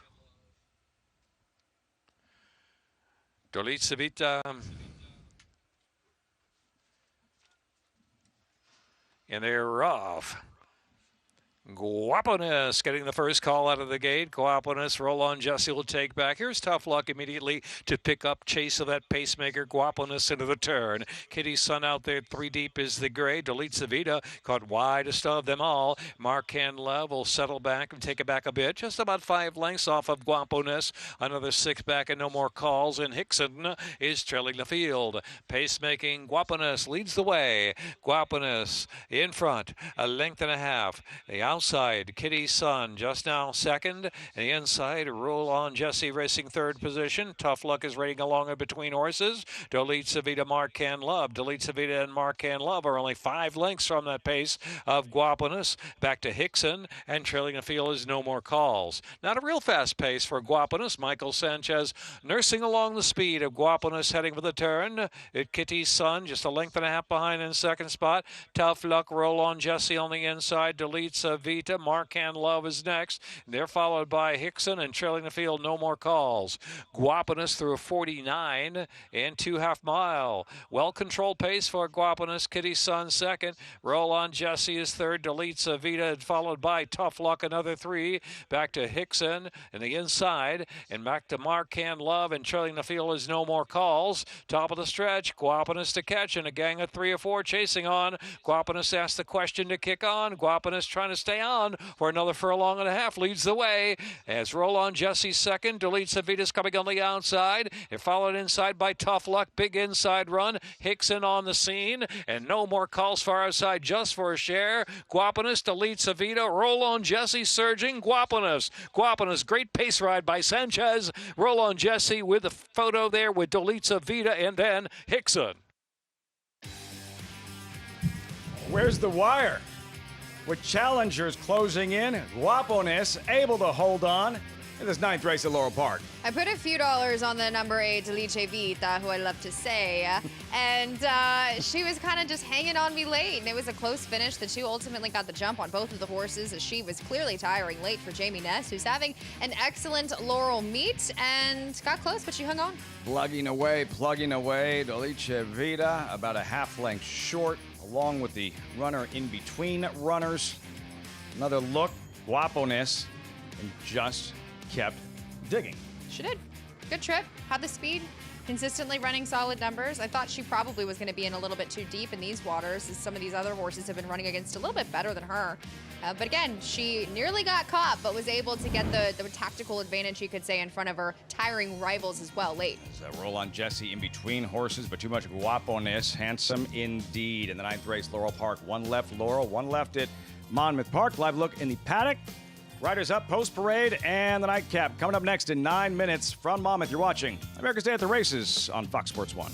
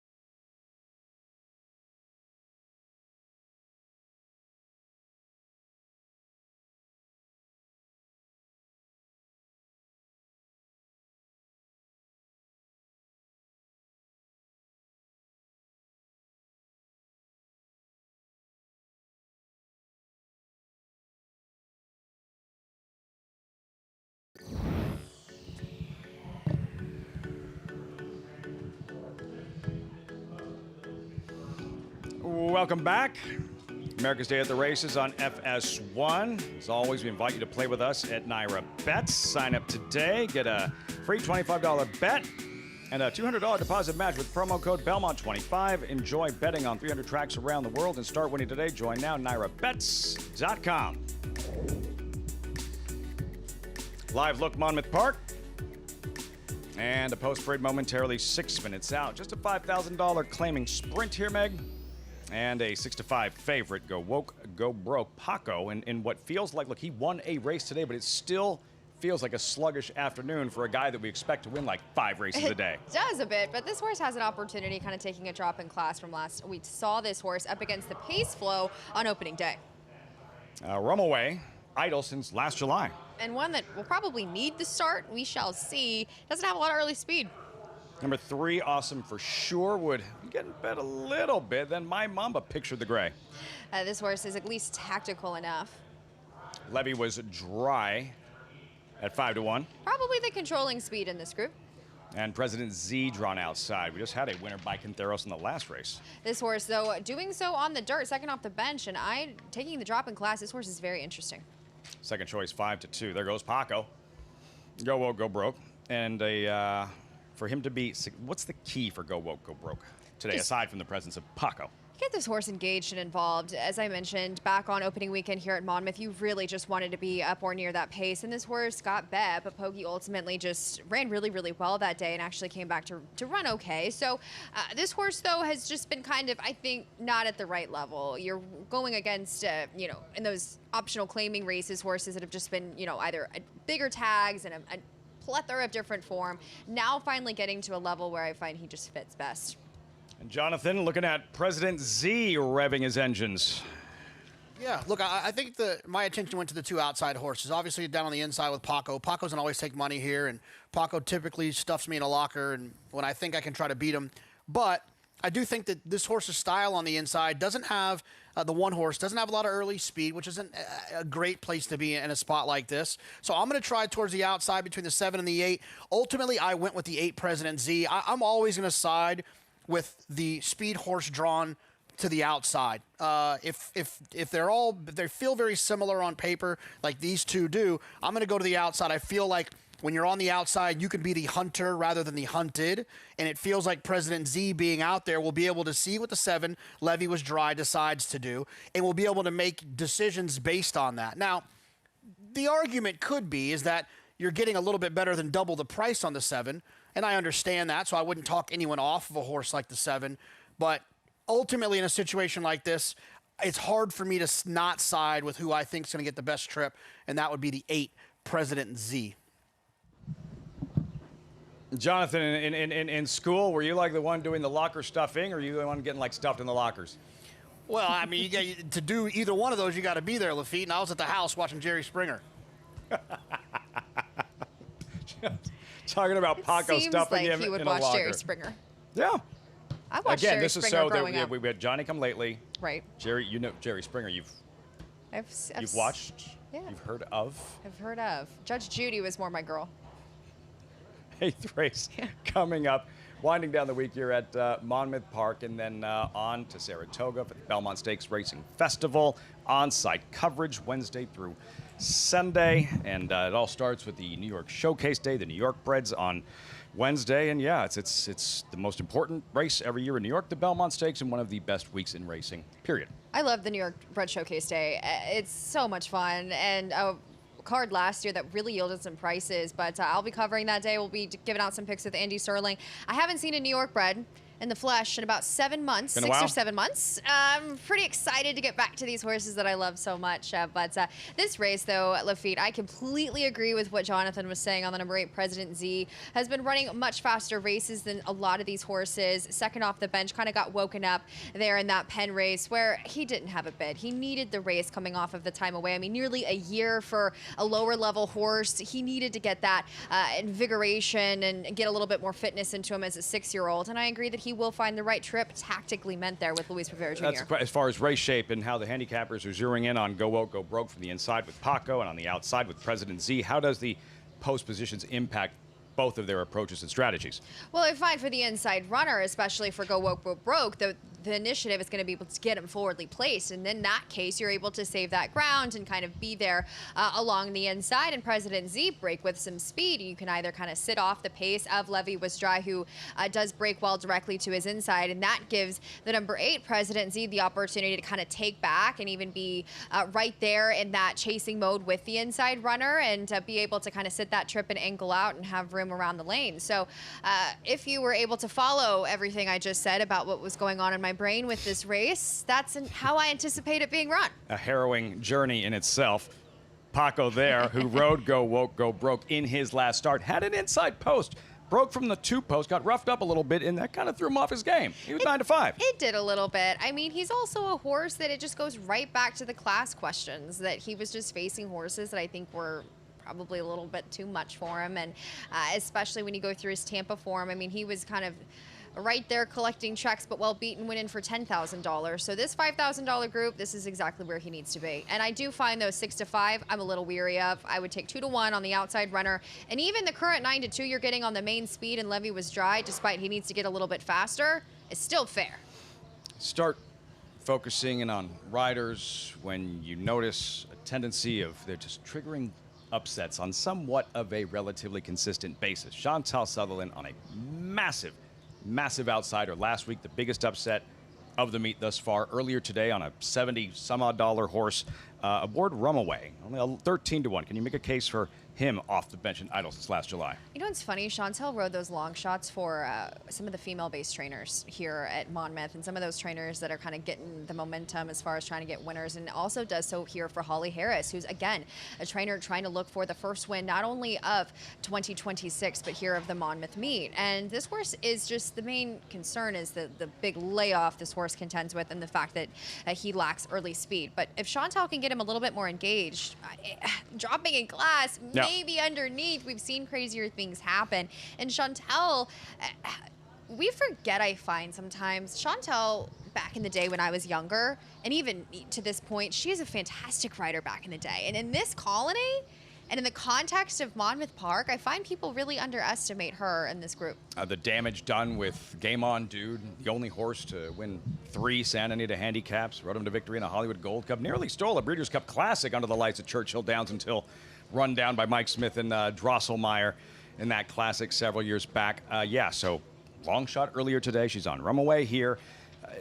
This level a little goes a long way. You look at My Mama, for example, who's currently 6 to 1. Does he fit? Sure. His issue is in his recent races, so one-geared, so one-paced. When the real running starts, he just doesn't recently have that knockout punch to offer. The problem with him is he's a 6-year-old that I find has lost the zest for racing. And I feel like when they really tire like that, they have nothing to offer. And this has been dating all the way back to last August here at Monmouth. So he reads to me as a horse that maybe is just not enjoying his job as much anymore. One of my favorite catchphrases from the late, great handicapper Jeff Siegel. He would talk about fast horses that couldn't finish. He'd say they need more stick to his zip. Levy was dry, number 5 there. He needs more stick to his zip. You know he'll be involved early. It's just that typically he's been waving the white flag when the real running You starts. weren't thinking of the song? I was thinking of the song. Levy was dry. Stick to his zip. I was thinking of something different. I think it's the age gap. But as far as Levy Was Dry is concerned, the controlling speed here in this race, and sometimes in these cheaper races, that can be exactly what you need. It's just to get in front of these horses, and especially on this track, especially sprinting here at Monmouth. If you look back at the data from the last 3 years here at the Monmouth track, it was just absolutely dominated by horses that were up front. I think 5 to 1 is honestly a little low for a horse in terms of his form. He's getting bet on his tactical advantage, perhaps. A fun weekend here at Monmouth, and having the turf racing back and the 3 stakes races yesterday, and looking a little bit more like what we expect to see on a weekend at the Shore's greatest stretch on this beautiful last day of May. I have loved being here in New Jersey. I've actually just really enjoyed, I was at Oaklawn for the winter down south. I was able to travel up here with you and Maggie and Paul. I'm just so grateful to be able to do that and to go experience my first Belmont week. I have not been able to. I've been waking up early like a kid on Christmas, just so excited about it as we're all going to get in our cars and drive to Saratoga this afternoon, and I'm pretty thrilled. It's a fun drive because of what's on the horizon, and one of the biggest weeks in racing up at Saratoga for the 3rd and final time. Belmont Stakes Racing Festival at the Spa. And here at Monmouth, this nightcap, these $5,000 claimers, and go woke, go broke, even money with Paco Lopez, who's won 1 million riding titles here at Monmouth, looking for a 2nd win on the afternoon aboard the favorite. What else is new? Go woke, go broke, steps forward. Matt Dinneman, one final time on this Sunday afternoon with a call, the nightcap from Monmouth Park.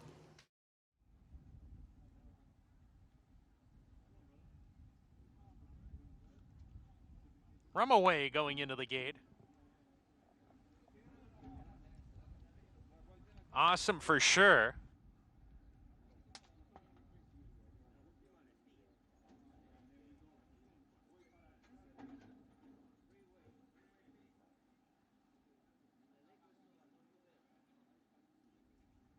My Mamba goes into the gate as well. 2 back. Levy Was Dry. And to the outside, President Z.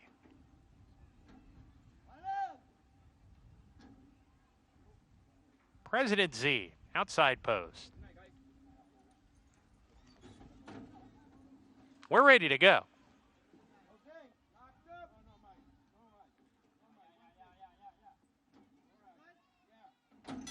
And they're off in the finale. My Mamba leapt in the air at the start, drops to the back.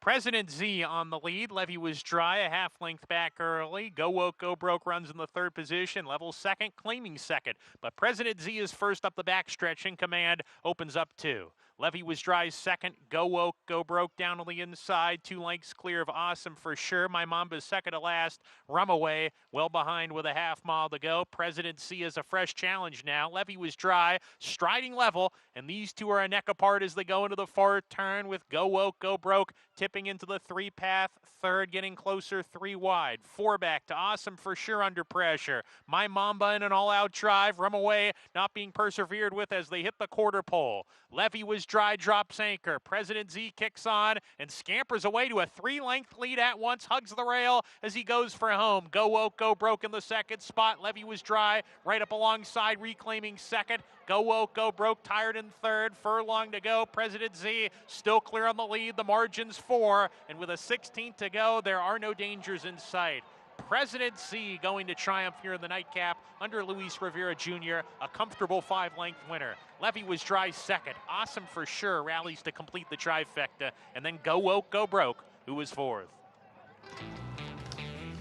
Comfortable winner is right, and going away, President Z at 9-5, second choice in the 8th race. The final at Monmouth. And he had the tactical advantage. He got to the lead. He showed speed. Luis Rivera Jr. aggressive with his horse, who hasn't led at the first call of his races in a long time. But this aggression really was the key for this horse, as nobody was getting around him. As I mentioned earlier on, sometimes in these cheaper races, especially sprinting at Monmouth, you want to be on or near that lead. Paco, Go Woke, Go Broke. ¿Qué pasó? What happened? As far as maybe this horse just isn't comfortable from the inside, I'm not sure. Also a horse that I just feel like has been continually outrun and didn't have the form as of late to really, other than the Paco effect, warrant being the favorite in this spot. He did drop in class, but ultimately just wasn't getting it done today.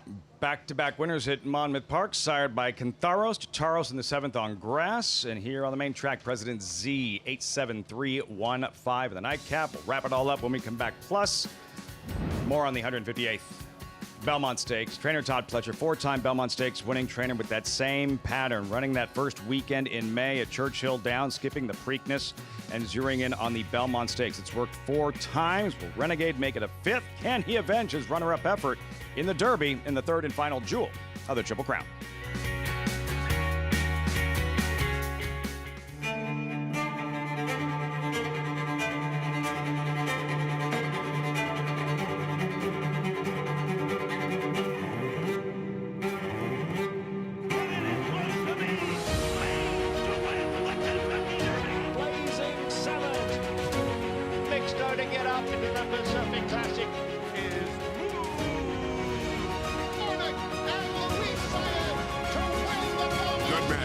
The classic sire. This is where it all begins. These are the recruits for next year. They're going to be part of our roster, part of our team. The pavilion, it was jam-packed. It has remained jam-packed. Phenomenal feeling in the pavilion, on the grounds, in the back ring. You have a chance to make 5, 10, 100x. Big sale with a lot of quantity, but they're going to sell over 4,000 horses here. We had quality racehorses today, I believe, that will go on and we'll be reading about in years to come. Keeneland sale, you got to be here.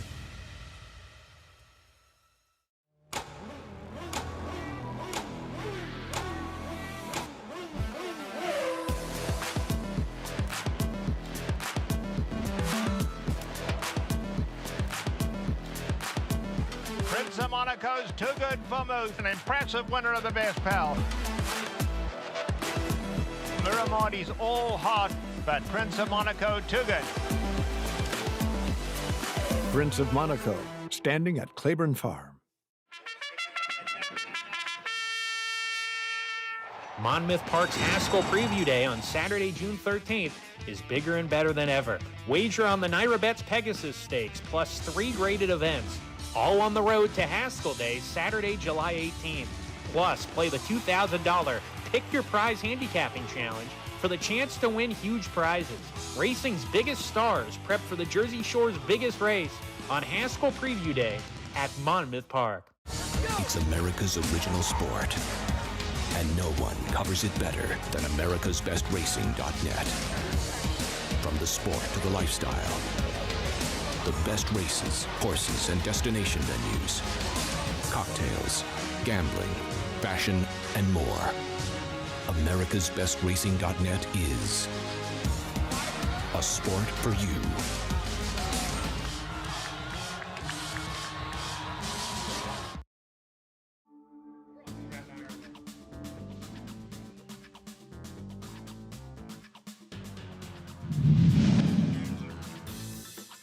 Mo Donegal now makes his move on the outside. Here comes Mo Donegal up to challenge for the lead. And it is Mo Donegal, the Wood winner, who has taken over with 1/8 of a mile to the finish. It's Mo Donegal in front. Nest has moved into second. Mo Donegal drifting out a bit, but in front and clear. And it will be Mo Donegal to win the Test of the Champion, the Belmont Stakes. Mike Rapoli, Todd Pletcher exact in the Belmont Stakes. Mo Donegal and Nest 1-2. That familiar pattern, Megan, for Todd Pletcher. It's run the first weekend in May, not necessarily the Derby. It worked for Rags to Riches from the Oaks to the Belmont Stakes. Pirate up Arad Ortiz. Can he pull it off once again in the Belmont with Renegade? He could. He really, really could. Now it's funny. Todd Pletcher has run 2 horses in the Belmont, I believe 15 times. I believe the last 13 times he's run 2 different horses in the Belmont. I remember cheering for Nest pretty hard, though, in that one we just saw. It was a pretty awesome race. Similarities don't end there. Mo Donegal had the rail in the Derby defeated, came back to win the Belmont Stakes. A Renegade drew the rail in the Derby, just missed in the Kentucky Derby. What'll he do in the Belmont Stakes? Acacia with Todd Pletcher yesterday at the Spa. Pleased to be joined by trainer Todd Pletcher. As yesterday, Friday morning, we saw Belmont contenders Renegade and Power Shift work together. What did you see from them? They both seem to be traveling really well. Yeah, I was very happy with the breeze. They got a good run at the pole, a good half-mile breeze in 48 and change, and did it the right way. Galloped out with energy and came back in good shape. I know as far as on-track accomplishments, thus far, Renegade is the more accomplished one, but they've actually been workmates for a while. They have, and Power Shift's always been a very impressive horse in the mornings. We've always had high hopes for him, and hopefully he's coming around to his best effort. Renegade coming out of that second place finish in the Kentucky Derby. What have you seen from him since then? He's settled in well here at Saratoga. Everything's gone according to plan. We wanted to have 2 breezes in between the Derby and the Belmont, and so it's gone well. He's put back on some weight, and we're happy with the way he's coming into it. And as you mentioned, Power Shift always seemed to be a horse with promise and showing some talent. Just coming off of a maiden win, what has he done to prove that he deserves a chance in this Belmont?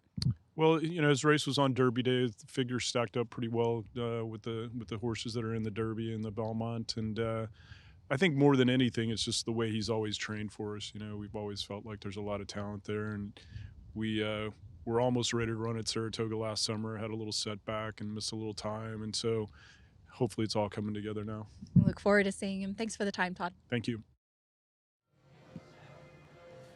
Renegade, who can flat out finish. Jonathan, a valiant second place finish in the Kentucky Derby, doing everything but win. I find that analysts and handicappers look at the start of the race in the Derby for Renegade, see it very differently and how much it actually cost him. How much did you think the start of the Derby wound up costing Renegade in the end? Yeah, it's funny you say it. It's one of those things, Lafitte, where it feels like it canceled out, right? On one hand, he did have some trouble early in the race. He was affected by that inside draw. He got banged around a little bit, and it did result in him losing a lot of ground early and kind of falling back out of the race. Now, like we talked about earlier, on the other hand, the pace was extremely fast, and horses that were far back were advantageous in that. We talked about it a little bit earlier. When you look early, the last 3 horses are 3 of the last 4 horses in this race are Oselli, Renegade, and Golden Tempo, and it finished in that order. So while I do believe that there was significant trouble, I believe it cancels out because the race fell apart, and it actually ended up working in his favor to put him a little bit further back. So it's one of those conversations that you're going to have throughout the next 6.5 days about whether or not you think this is a duplicate, he's able to duplicate this performance. And at the price he's going to be, as well as the Derby winner, I'm just not quite sure if it's going to make a lot of sense based on the setup that they received in the Kentucky Derby.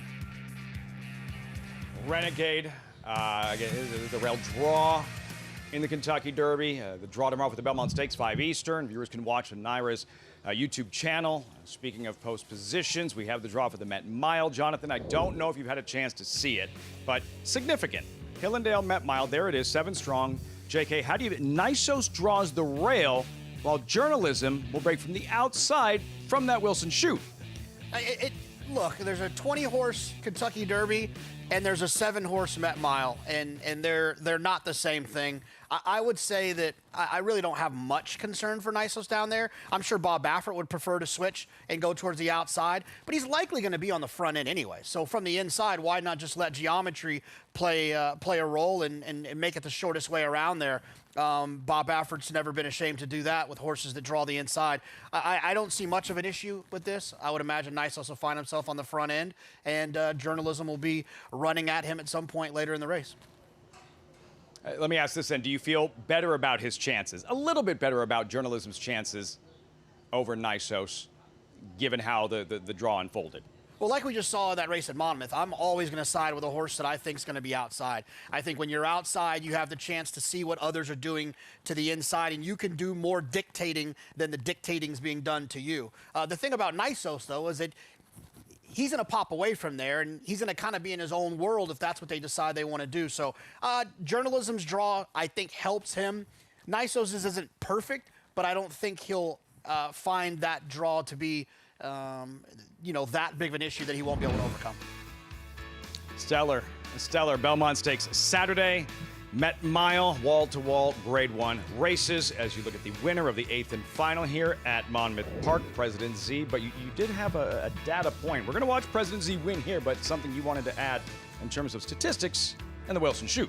Yeah, we see the K2 victor here in the last at Monmouth Park. President Z getting the job done. But as far as the Wilson chute is concerned, Lafitte, it first started being utilized in 2022. And honestly, as you talked about the stark contrast to Nysos and Journalism's post, you have to get early position. It is absolutely critical from that Wilson chute.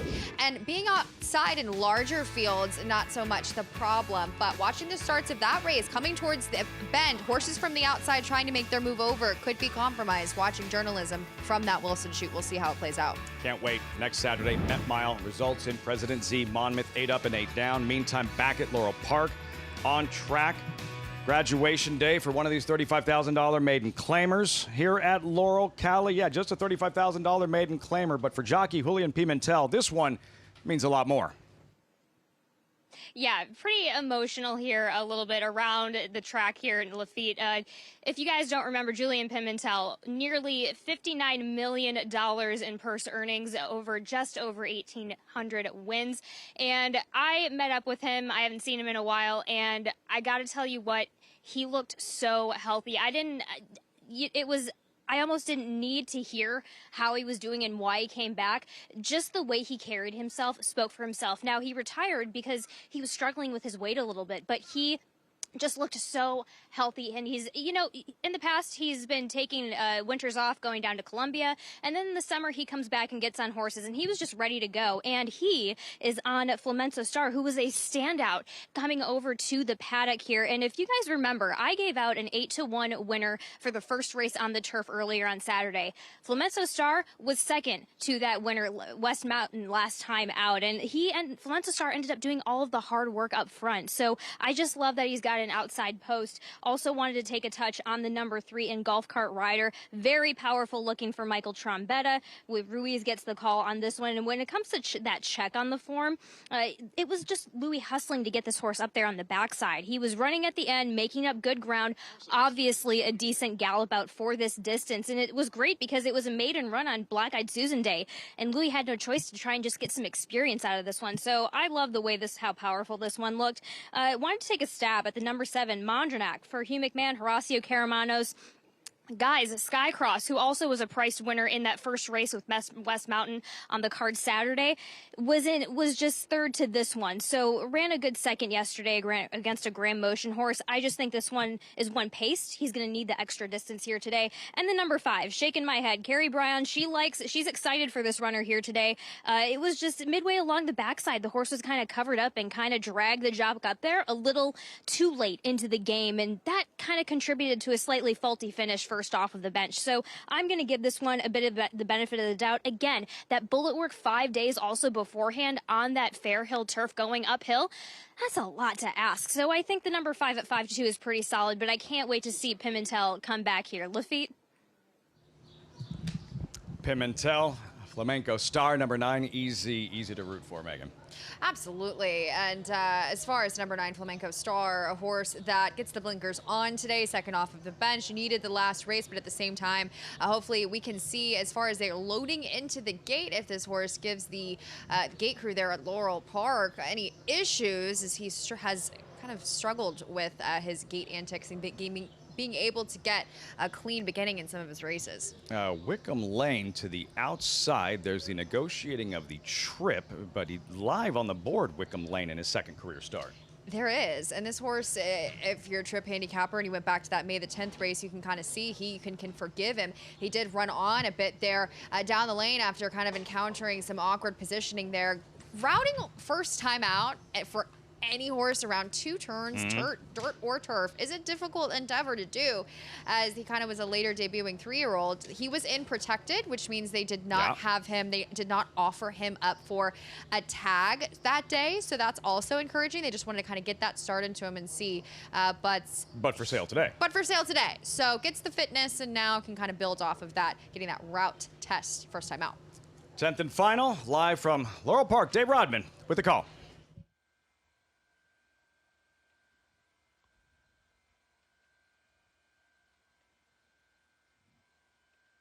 Work Smarter.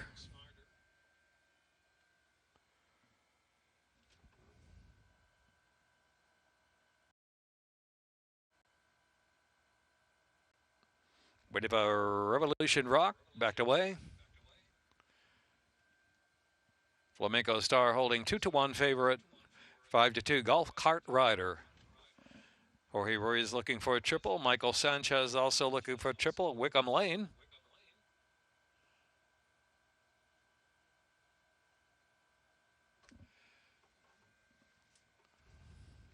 Here's Work Smarter halfway in.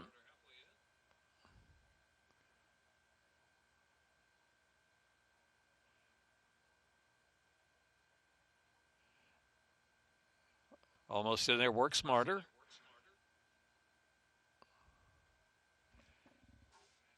Now we'll try Revolution Rock.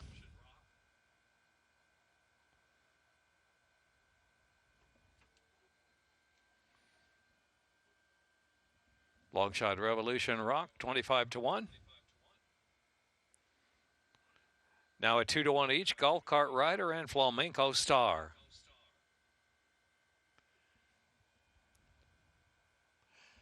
So Geron Barbosa's hopped off Revolution Rock.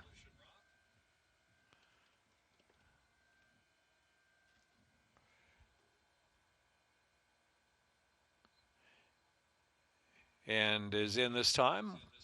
Jockey will join in the gate. Here's Flamenco Star. Going in 2-1. And Wickham Lane will be last up.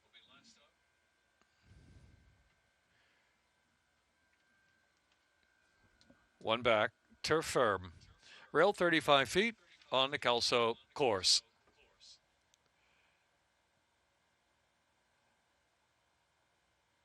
Lined up. And they're off. Silver Sabre got a good break from the inside. Flamenco Star is also right there. And Shaking My Head is up close too as they push by us now. Another 3 lengths back. And it's Golf Cart Rider traveling in 4th. Madronak is next in 5th position. And between horses, we have Revolution Rock as they round that turn. Out 3 wide is Wickham Lane, improving a spot or 2. Paid Vacation up on the inside now. And within 9 or 10 lengths of that early pacemaker. And Work Smarter has to pass them all. Work Smarter last. It's Silver Sabre out there to set that tempo from Flamenco Star in hand in 2nd spot, and then Shaking My Head is in 3rd, another 2. Golf Cart Rider well settled in 4th position, is now in between horses. Madronak on the outside of Golf Cart Rider. Paid Vacation is next. Revolution Rock and Wickham Lane, and Work Smarter has to pick it up from last position still. Not much change into the far turn run. Silver Sabre 3/4 of a length, and now Flamenco Star has to get a little closer from the second spot. Golf Cart Rider going smoothly enough on the outside. Shaking My Head is on the inside there, and Paid Vacation starts to rev up 7 lengths from that lead midway on the turn. Mondrenac has backed off a little bit, and they are followed by Wickham Lane. Out wide is Work Smarter, second to last. A Revolution Rock on the inside. They turn for home. Flamenco Star's taken over. Golf Cart Rider takes aim now, and Golf Cart Rider goes right by Flamenco Star. Paid Vacation to the center of track third. Shaking My Head is in fourth. Golf Cart Rider ridden out, rolling home from Paid Vacation second, trying to charge and make it close to the line, but it's Golf Cart Rider holding by 3 parts of a length from Paid Vacation second, Flamenco Star or Work Smarter, who came from way back in the photo for show. Golf Cart Rider holds on. In the nightcap, Laurel Park, you were saying something about liking those hard spuns on turf earlier, Megan. And there they go, right back there again, as that hard spun horse that we actually, the big long shot that ran here ran second. So they're running well, those sturdy kinds that you love to see. Just ran right by Flamenco Star, who really lost it down the lane, and he powered away best. Another win, trainer Michael Trombetta, Golf Cart Rider over Paid Vacation. Results from Laurel when we return, as our coverage continues on FS1, winding things down on America's Day at the Races.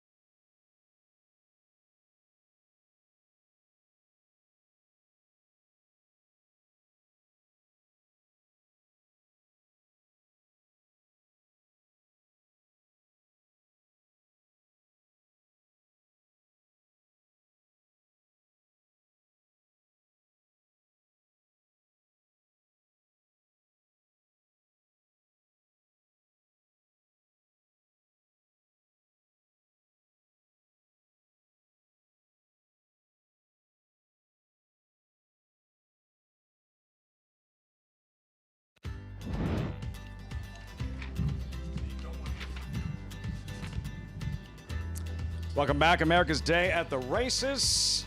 Winding things down on this Sunday afternoon. And of course, next week with the Belmont Stakes Racing Festival.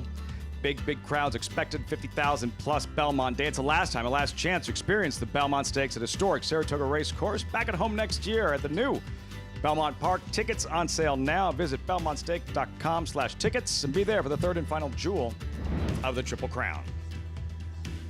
All gets started on Wednesday. Another look at the probables for the Belmont Stakes. It's 5 horses that competed in the Kentucky Derby. You'll have a chance to see in the Belmont and draw tomorrow evening, Megan, 5 Eastern. I can't wait. I'm really eager to see growth equity coming out of that Peter Pan, but moreover, just how this pace plays out and how these horses manage the dynamics and perhaps become a little bit more handy or versatile, being able to continue to develop, as that's what the Triple Crown ultimately demands. I asked this question to Richie earlier today. If any horse, for any of the contenders who he thought the draw mattered for most, who do you think the draw is most important for? I don't want to say Renegade, but you don't want to see him draw the rail again, right? I mean, he's a horse that you want to see perhaps get a little bit more to the outside. Now, I will say, Commandment's a horse I'm very interested to see how his draw perhaps unfolds. I'm also just interested in Commandment in general. I think he's going to be, I don't want to say wise guy, but quote unquote, you could, because I find he's going to be a horse that's probably looked over when the Chief Wallaby and Emerging Market's going to be right there in front of you, and Commandment with perhaps a different ride could really come up and do well in this Belmont. 27th ride for John Velasquez. He's ridden about 40 miles in the Belmont Stakes, a two-time winner, seeking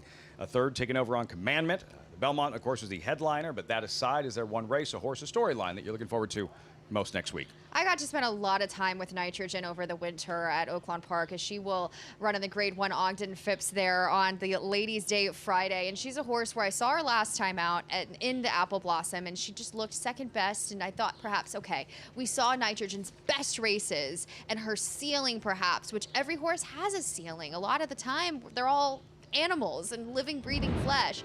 She is a horse that I thought with this Ogden Phipps compact field, she ran a co-field best by her speed figure in that Apple Blossom. She could get another Grade 1 victory next week. Her crowning achievement, the Alabama win last summer, eventually crowned champion, 3-year-old filly. Just something about seeing a champion return to Saratoga. Nitrogen, Ogden, Phipps, bound, all part of the Belmont Stakes Racing Festival. And if you can't make it to Saratoga, we have you covered. Live coverage on Fox platforms, FS1, FS2, the Belmont Stakes on the mothership. Renegade, Golden Tempo, head-to-head once again, one final time with 50,000 of our closest friends at Saratoga. We'll see you on Wednesday. Have a great night, everyone.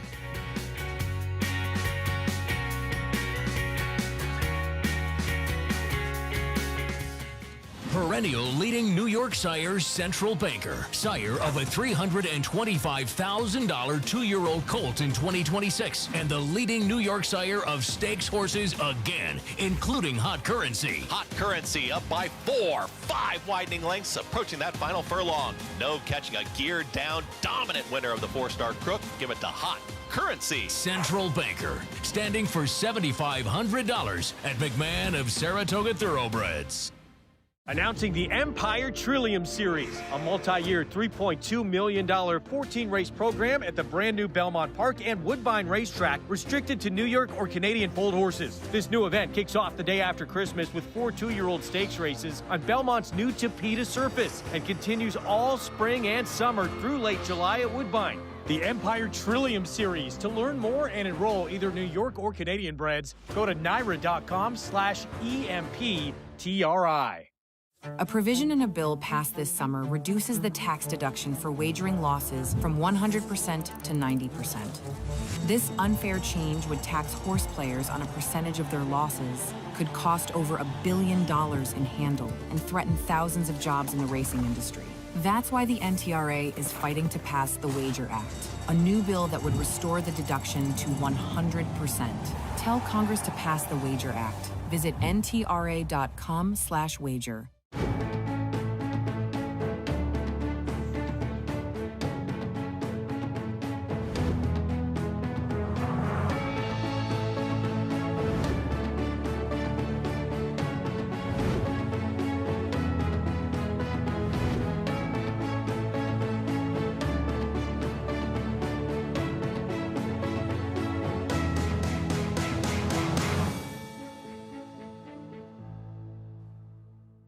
Racetrack Television Network brings you every race, from every track, on every screen, every day. With monthly packages starting as low as $5, RTN gives you great value and access to more live HD streaming and race replays than anyone. Visit RTN.tv today to sign up and watch on almost any device, including Roku and Amazon Fire. RTN has packages that start at $5 per month.